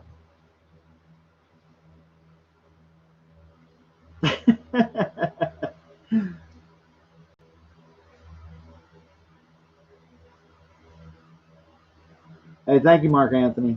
Appreciate it, buddy.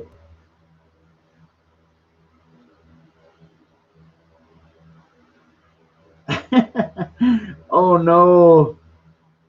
Oh Lord, Brad's here too. Hey Brad, what's going on, man? Pencil for life.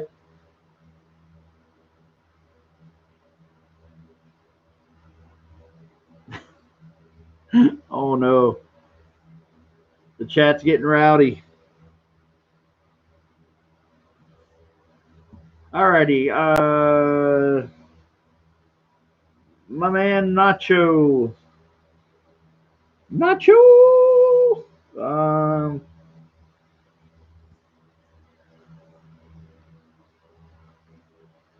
Let me know if I'm doing it right. Okay. Are we set?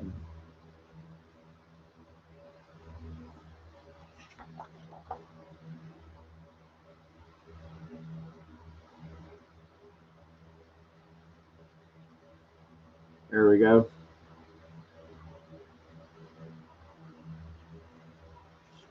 Victor said, "Thank you, Profire. I appreciate." It. Victor says, "Wow, you're doing sketches of people. If I send a pic of this girl I've been stalking, can you give me?" Dude, that'd be cool.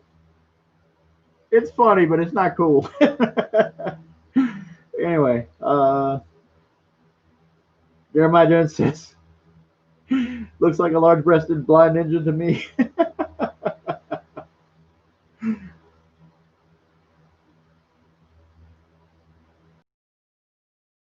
Oh no, I'm sorry.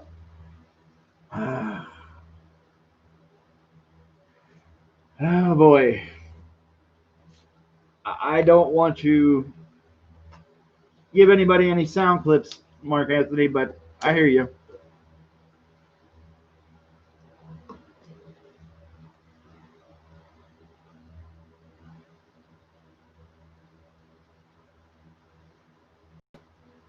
Buckfire says, "Jones, you're awful."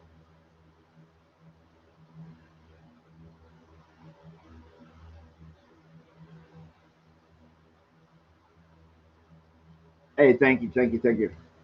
I don't know if it's 150. I don't know if I have another sketch in me. I'll have to.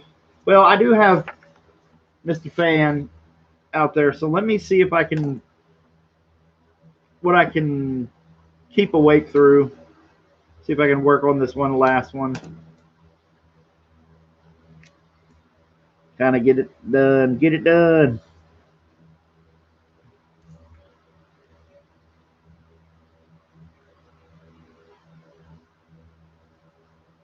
Oh no, man.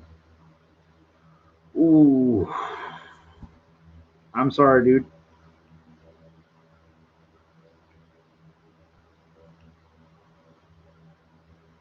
I would say more, but like I said, I'm not going to give people sound clips, that kind of thing.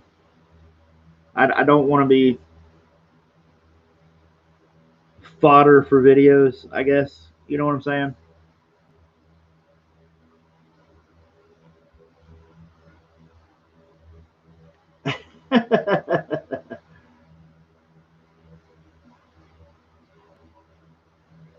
Jeremiah Jones, you can do mine off stream whenever you get the time. Yeah, I'm gonna definitely do another one where we do this.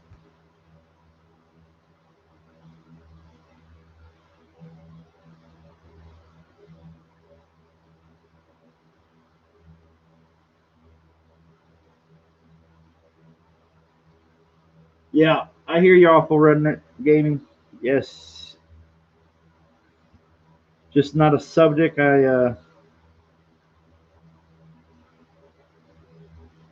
Let's just say we're having a good time, and we'll leave it at that. Okay, you know.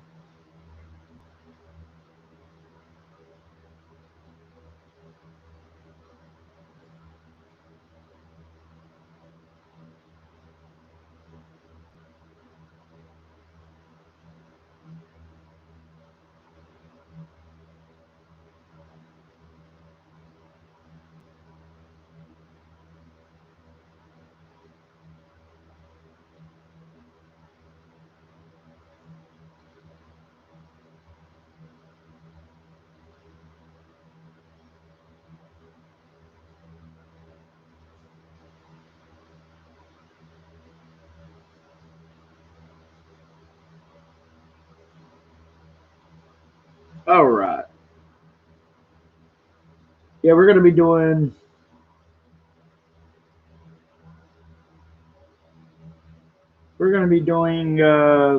wrapping up. I'm gonna try to wrap up Red Sonja as being the last one for the evening because I do have to get home, getting a little sleepy. It's like 2, so it's almost 2.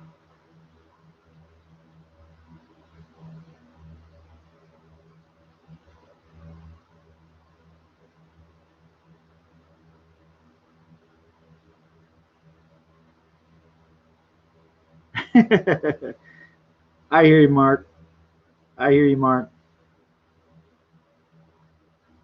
That's why I'm gonna get you a scan soon, dude, or a pic or something very soon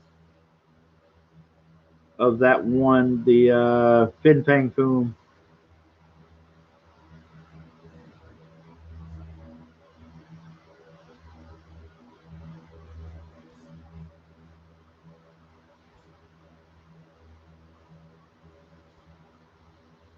Doing the free sketches for backers takes up a little bit of time sometimes.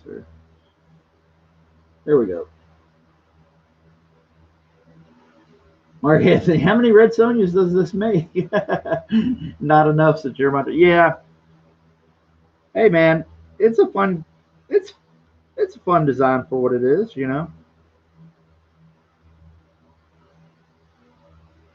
It's fun to draw, it goes easy, it doesn't require a lot of brain power. I don't have to remember a lot when it comes to Red Sonja. I think the biggest mistake I make is sometimes forgetting some of the armbands or that she's wearing gloves. I think she's wearing bracers and not gloves, and she's wearing gloves.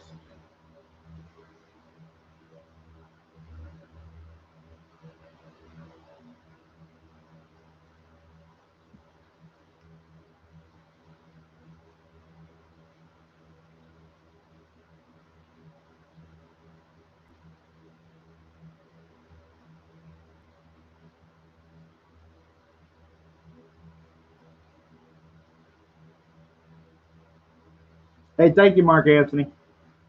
I appreciate it, buddy. I just, for me, I don't like being behind because I'm not used to that. I just kind of, let's just say the campaign's a revelation. There's a lot to keep track. There's a lot of moving parts to keep track of, and trying to figure out interesting ways to give people stuff, new stuff, or extras, or interest them, learning how to promote, and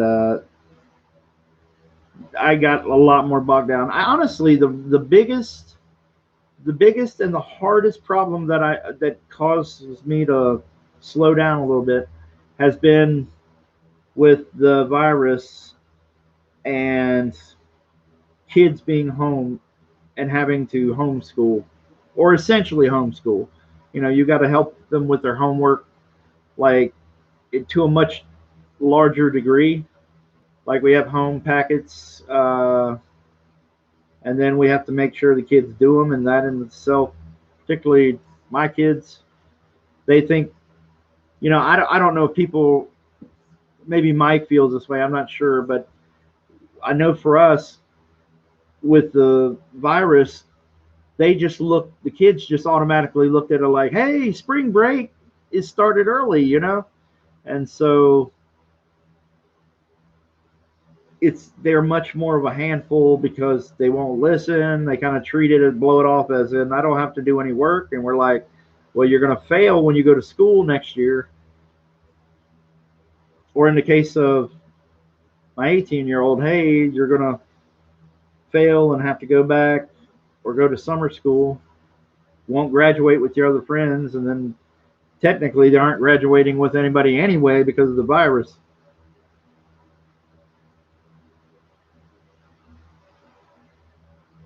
Yeah. Oh, cool, man. Thanks, Mike. I did back.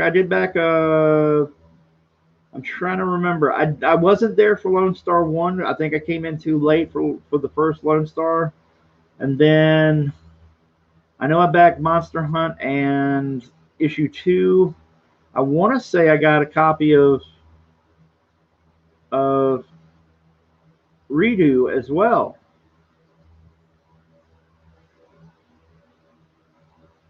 but I'm not sure. There's lots of people that I want to back, and I've just been poor.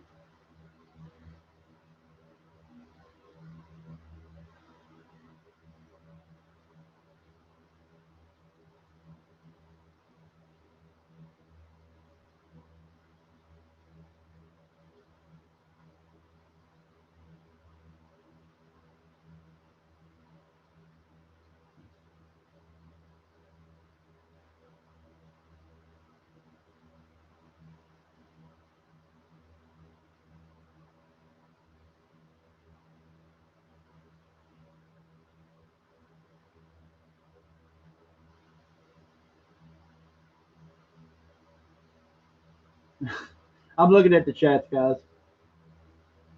Mark Anthony says, "Who's winning in the number of Red Sonjas or Zatanna?" I think they're pretty close to being probably similar, same number or something. I know that's up there pretty good. There's at least 5 or 6 of each, maybe.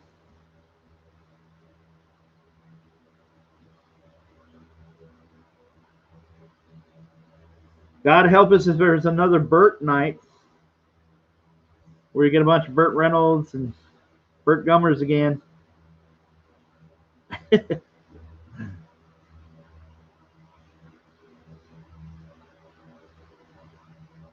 Blacklist Universe, you got the digital Lone Stars and the physical Monster Hunt. Oh, the digital? Ugh. I thought I got a physical one. Doggone it.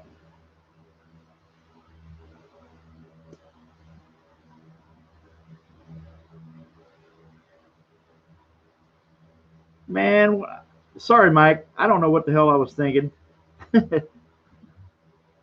I think I was thinking I'd come back to it, and then I forgot.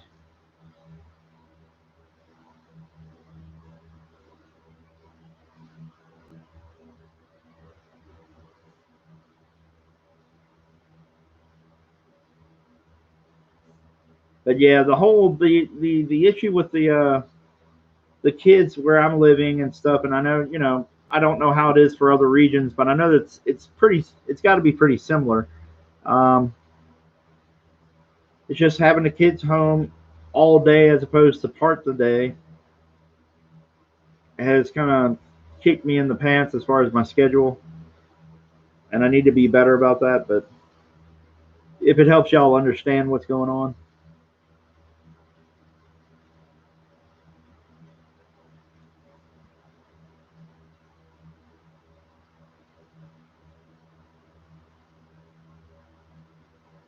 Oh, you're gonna give me comps, man, dude? Thank you. Honestly, I'm not used to it because I have to beg whenever I do anything for DC or Marvel nowadays. I have to beg for a copy of anything or a few copies. I mean, I was ecstatic that I got like 3 copies of that Hulk versus Thor book from Marvel. Just getting those. So that's awesome. Dude, if you're giving me any comps, man, that's freaking awesome.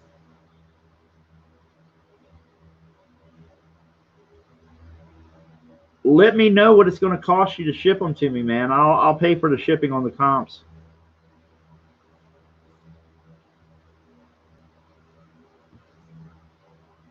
I should have some cash by then.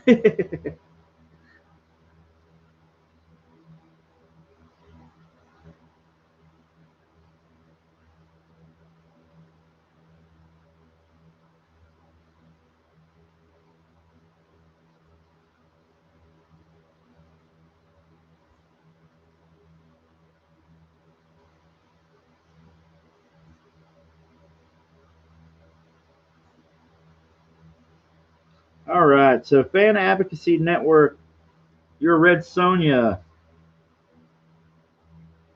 is being drawn right now.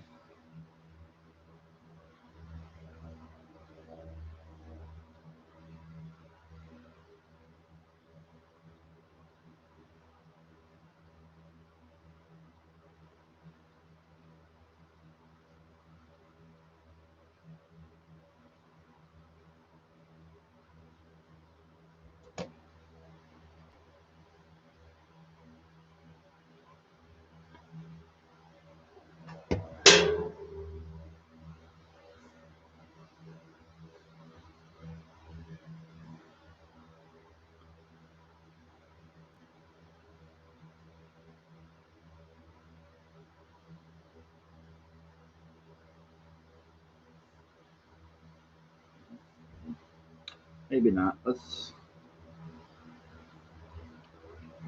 try to figure out the contours here and what I'm going to do. And some line work is ill-advised depending on where you place it, especially on the lower hips. So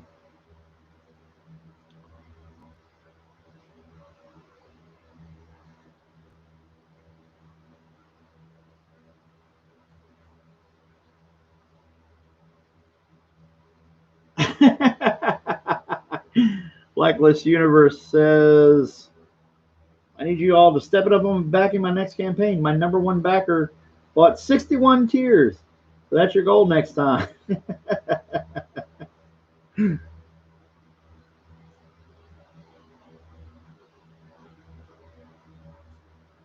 Well, everybody out there, please back Dragon Guard. It's on Indiegogo. Uh, we're in demand. Let's get it to 60K, man.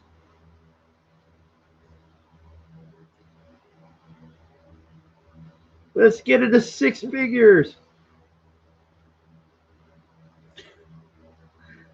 Sorry, pipe dreaming. Pipe dreaming.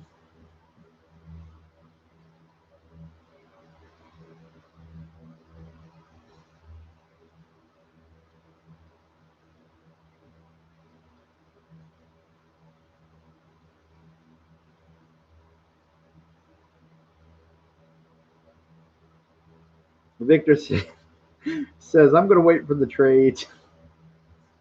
You cheap bastard.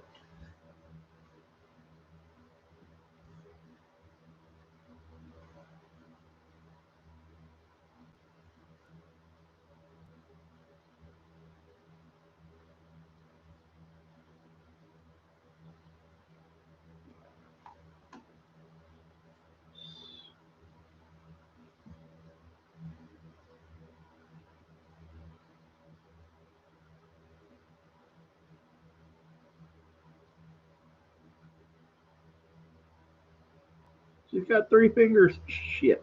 Oh, sorry, guys. Oh, sorry. Sorry. Sorry. It's all right.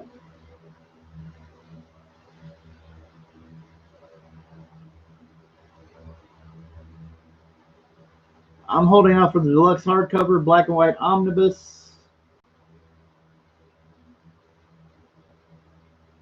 I'm going to wait for it until it's in the back of the half price books and get it for free in 20 years. What an asshole. Jeremiah Jones says, and the Dragon Guard crossover. There we go. There we go.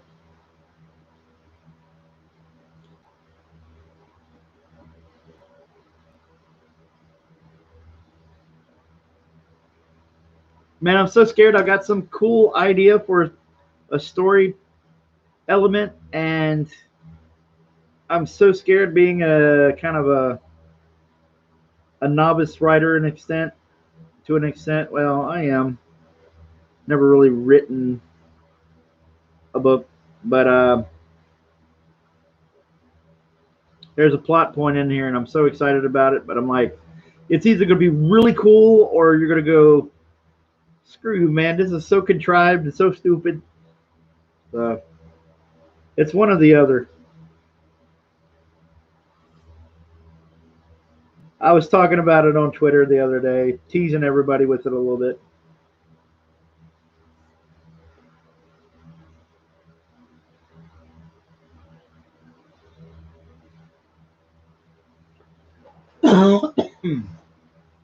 Excuse me. Sorry.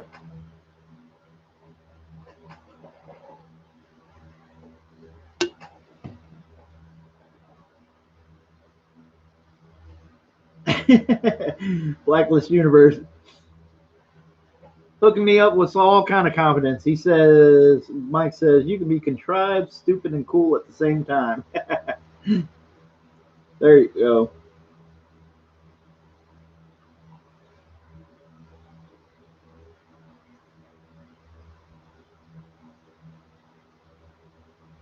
What are you talking about, Victor?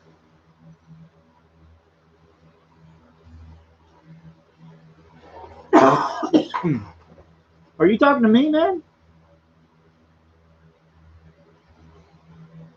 Oh, okay. I got you. I'm assuming that you aren't talking to me.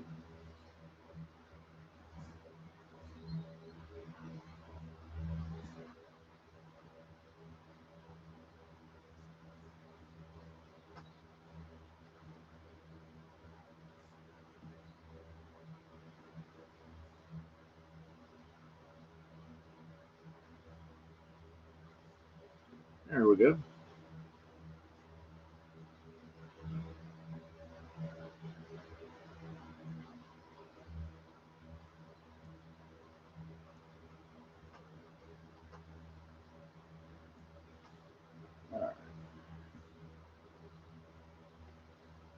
I don't think Fan's still in here anymore. Okay.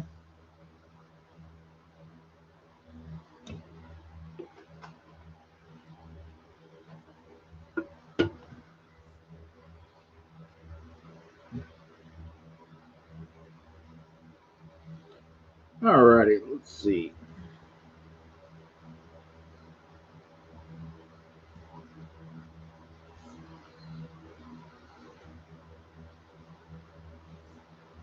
So everybody in here, we got a few people in the chat.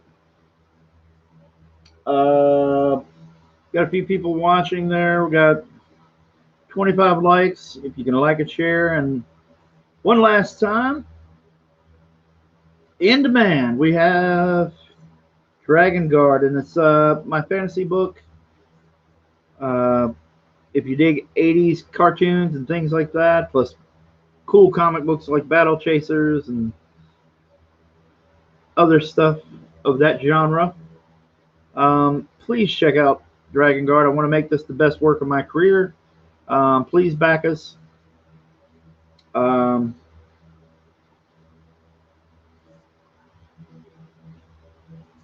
I think you'll dig it. We have artwork up there, previews, plenty of pages there. That's actual artwork in the book. There's no bait and switch. What you're seeing is what you're going to get. There's no, hey, this is just a preview and those pages aren't going to be in the book. You're seeing everything you're going to, well, there'll be more, but you're seeing everything that's going to be in the book. Okay? Last pitch for tonight before I call it a night.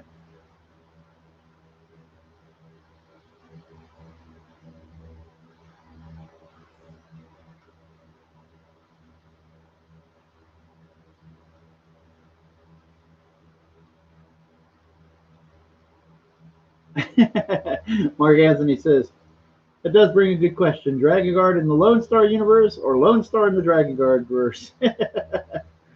We'll have to see how that works story wise. I mean, it can work. There's a lot of magic and things like that, so it can work.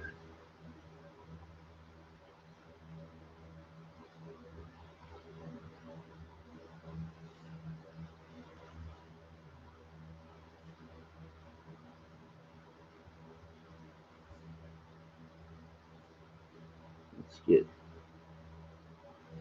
Red Sonja's top be burdened. There we go. You guys can see her pretty good, right?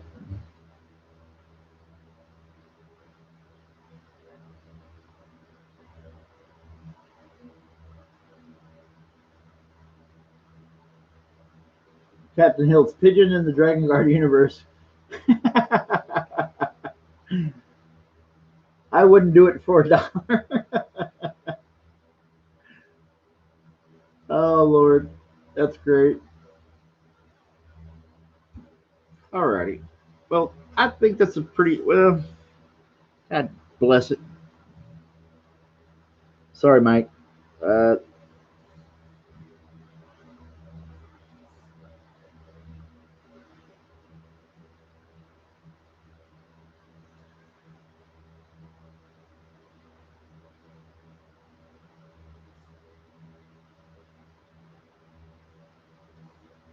there we go. Okay.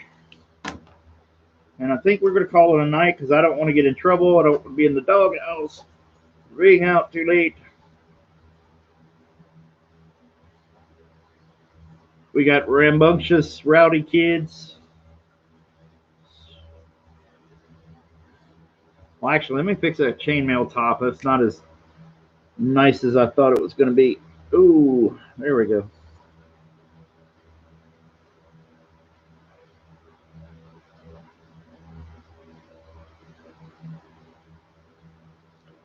See if we can put that.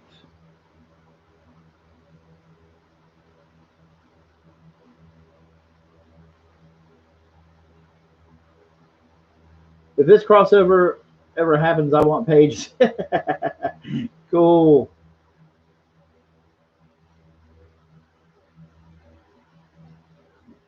Blacklist universe. It's not chainmail. It's scaled armor. Okay, I got the terminology wrong. We both know what it is.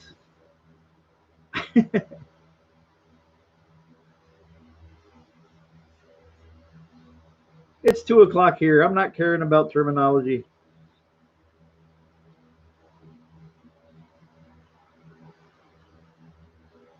But thank you for correcting me, Mike.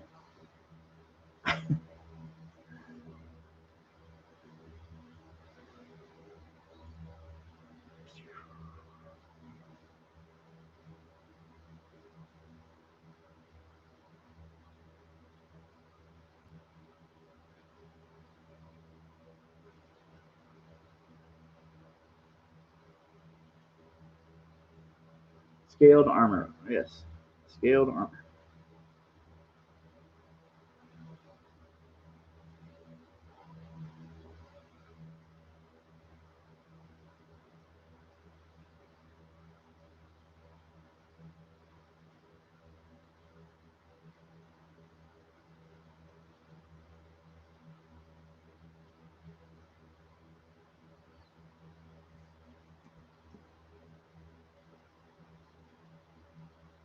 Well, it's creating form. It's not perfect, but it's creating form. We got some shape going on there.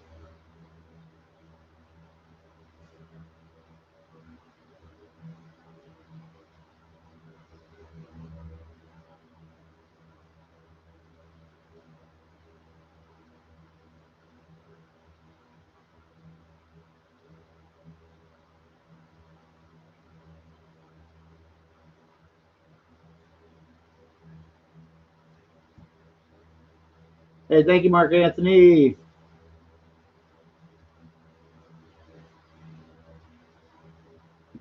All right.